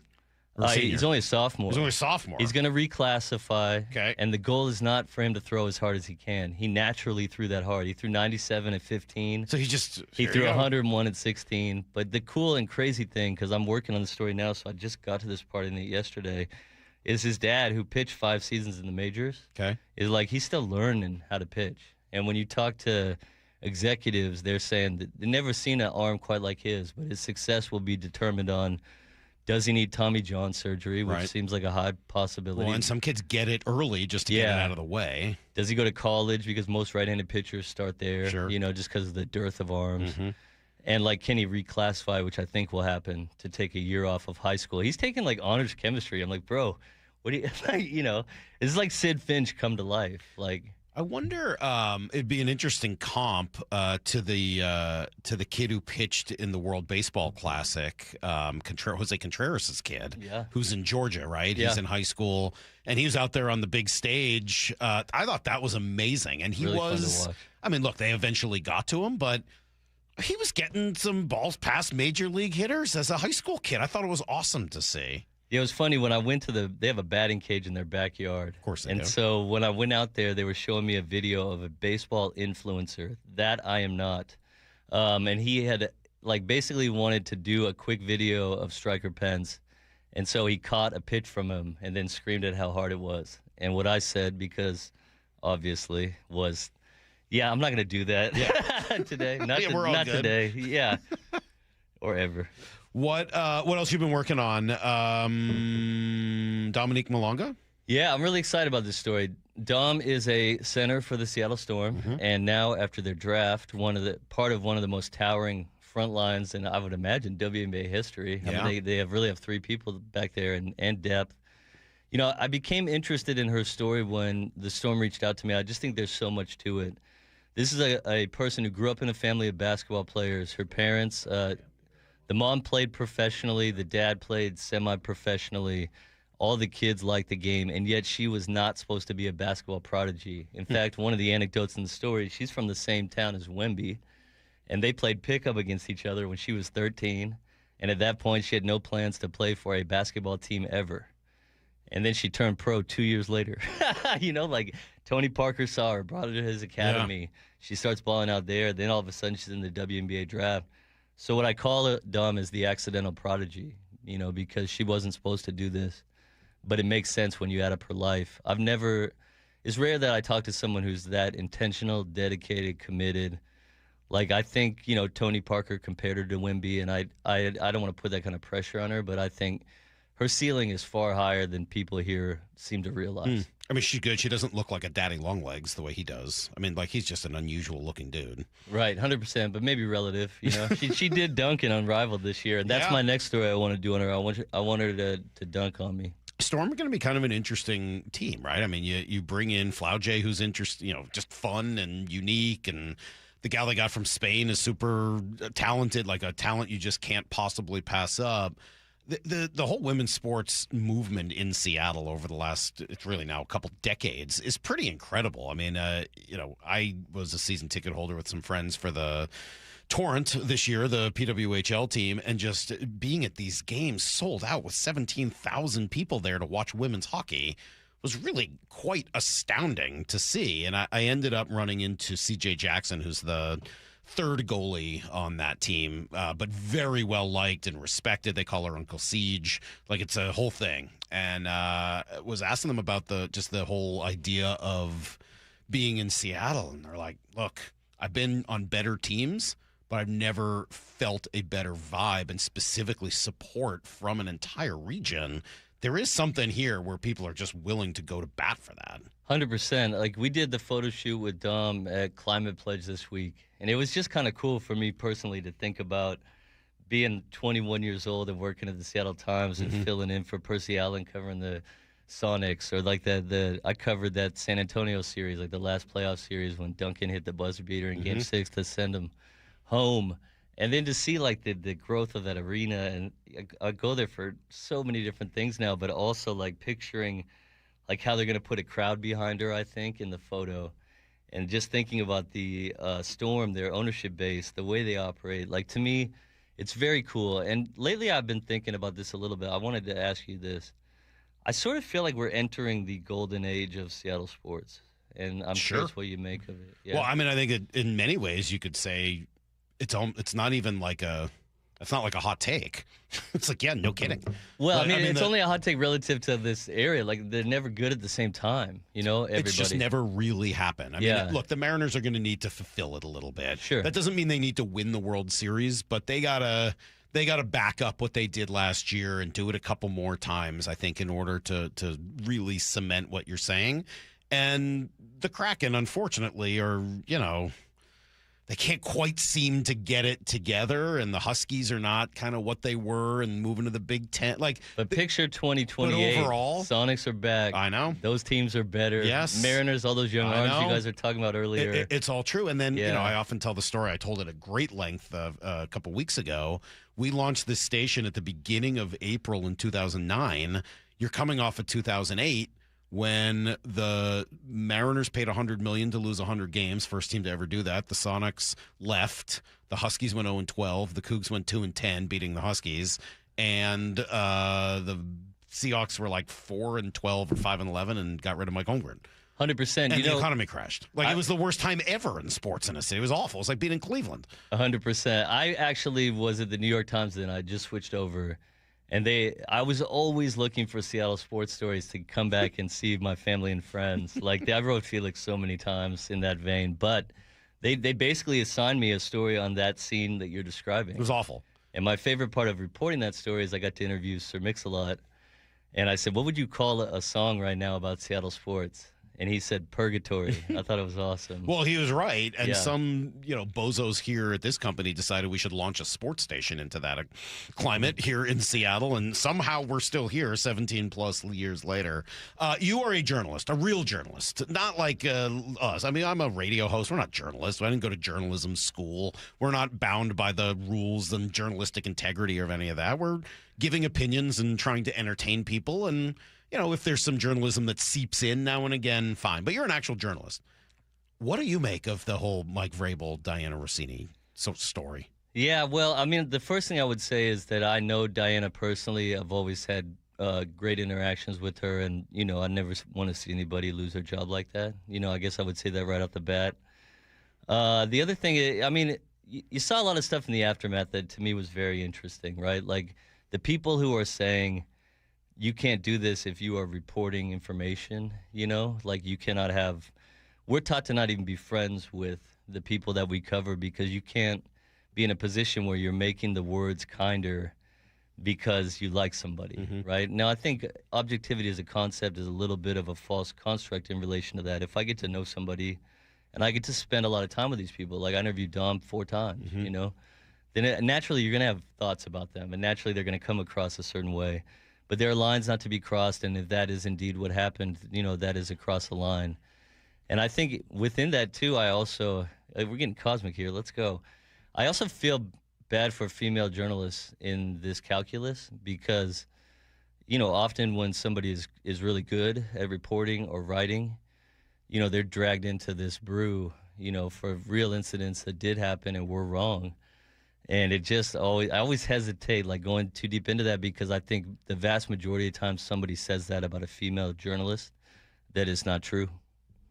Yeah, it hurts when it is. Yeah. Right. It hurts all the people who've had wrong claims against them.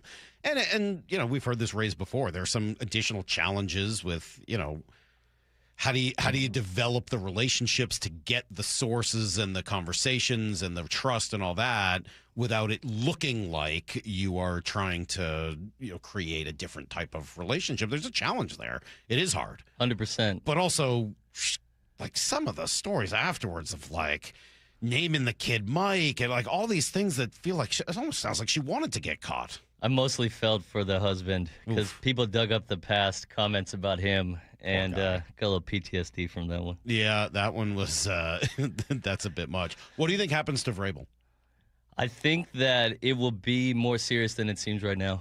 I thought the penalty that seemed to be implemented either by him or the team or a compromise of him missing the third day of the draft was, fairly laughable, especially when you frame it as, this guy is doing it for his family when clearly, he was probably told he had to. I think you don't think he got 1 day of therapy on a weekend? Maybe. That fixed everything? I don't want to judge. Weird. Yeah. But I think that there will be a penalty, and if it's not from the team, I expect it to be from the team because of Robert Kraft's relationship with Goodell. Yeah. Like, they're going to tell him what they should do and what's enough. And I think that is a market, and this is a sport where if they fool around with that, they will receive heavy backlash because I think it's going to be something where you say, whoa, like a game, something like that. I think he's going to resign. I think it's on the table. Dude, this is so fun. I love when you come in. I love hearing Greg Bishop stories. What a cool life you lead. All the fun stories you get to write, and you've deserved it all. Great writing, great reporting, great relationships that you've built, and just super fun to have you come in. Thank you. Well, thank you for having me. I always love coming on here. This feels like my radio home. And now we cemented it today with, I got to go at Tweetman a little bit. So thank you for that, too. Always happy to oblige. We did that in lieu of payment. We don't give you any money, but we're happy to let you make fun of Jeff if that's something you're looking to do. Priceless. All right. That is Greg Bishop, Sports Illustrated. I'm going to get out of here and turn things over to Bump and Stacy. Lefko and Charlie Furbush in tomorrow. Talk some Mariners. Get you guys ready for the big weekend series. Brock and I will both be back on Monday, I promise. He was FaceTiming me from Italy today, which is just absurd in its own right. But we'll see you guys Monday morning at 6 a.m. And until then, the hay is in the barn. See you, everybody. Get to the chopper! Bump and Stacy. I loved the pick of Bud Clark, but only in hindsight. Like you, Bump, he was not. It wasn't that he wasn't on my radar. He wasn't on your radar? Well, no, I'll say it's not that I looked at it and thought, what a horrible reach. Right. Like, he's a smooth safety, very aggressive, attacks the football. And once you put on the film, it makes sense. He feels the football when it's in the air. He just has a radar of the football field that a safety needs when you're a freelancer back there roaming around. Bump and Stacy. Weekdays 10 to 2. Only on Seattle Sports.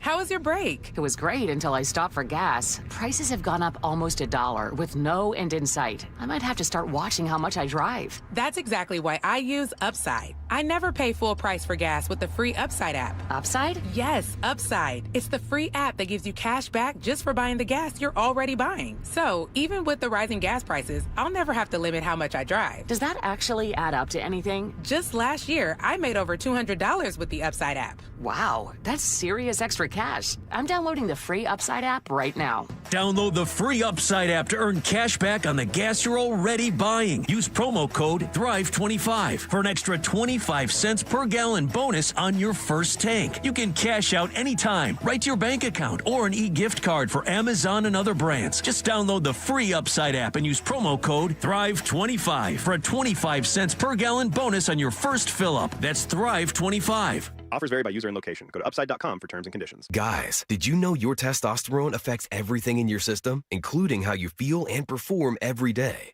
Right now, Revive Men's Health Seattle will check your testosterone for free. Knowing your T levels is the first step in understanding if you have low T. Your testosterone level impacts your energy, libido, sleep, weight, hair loss, mood, and even ED.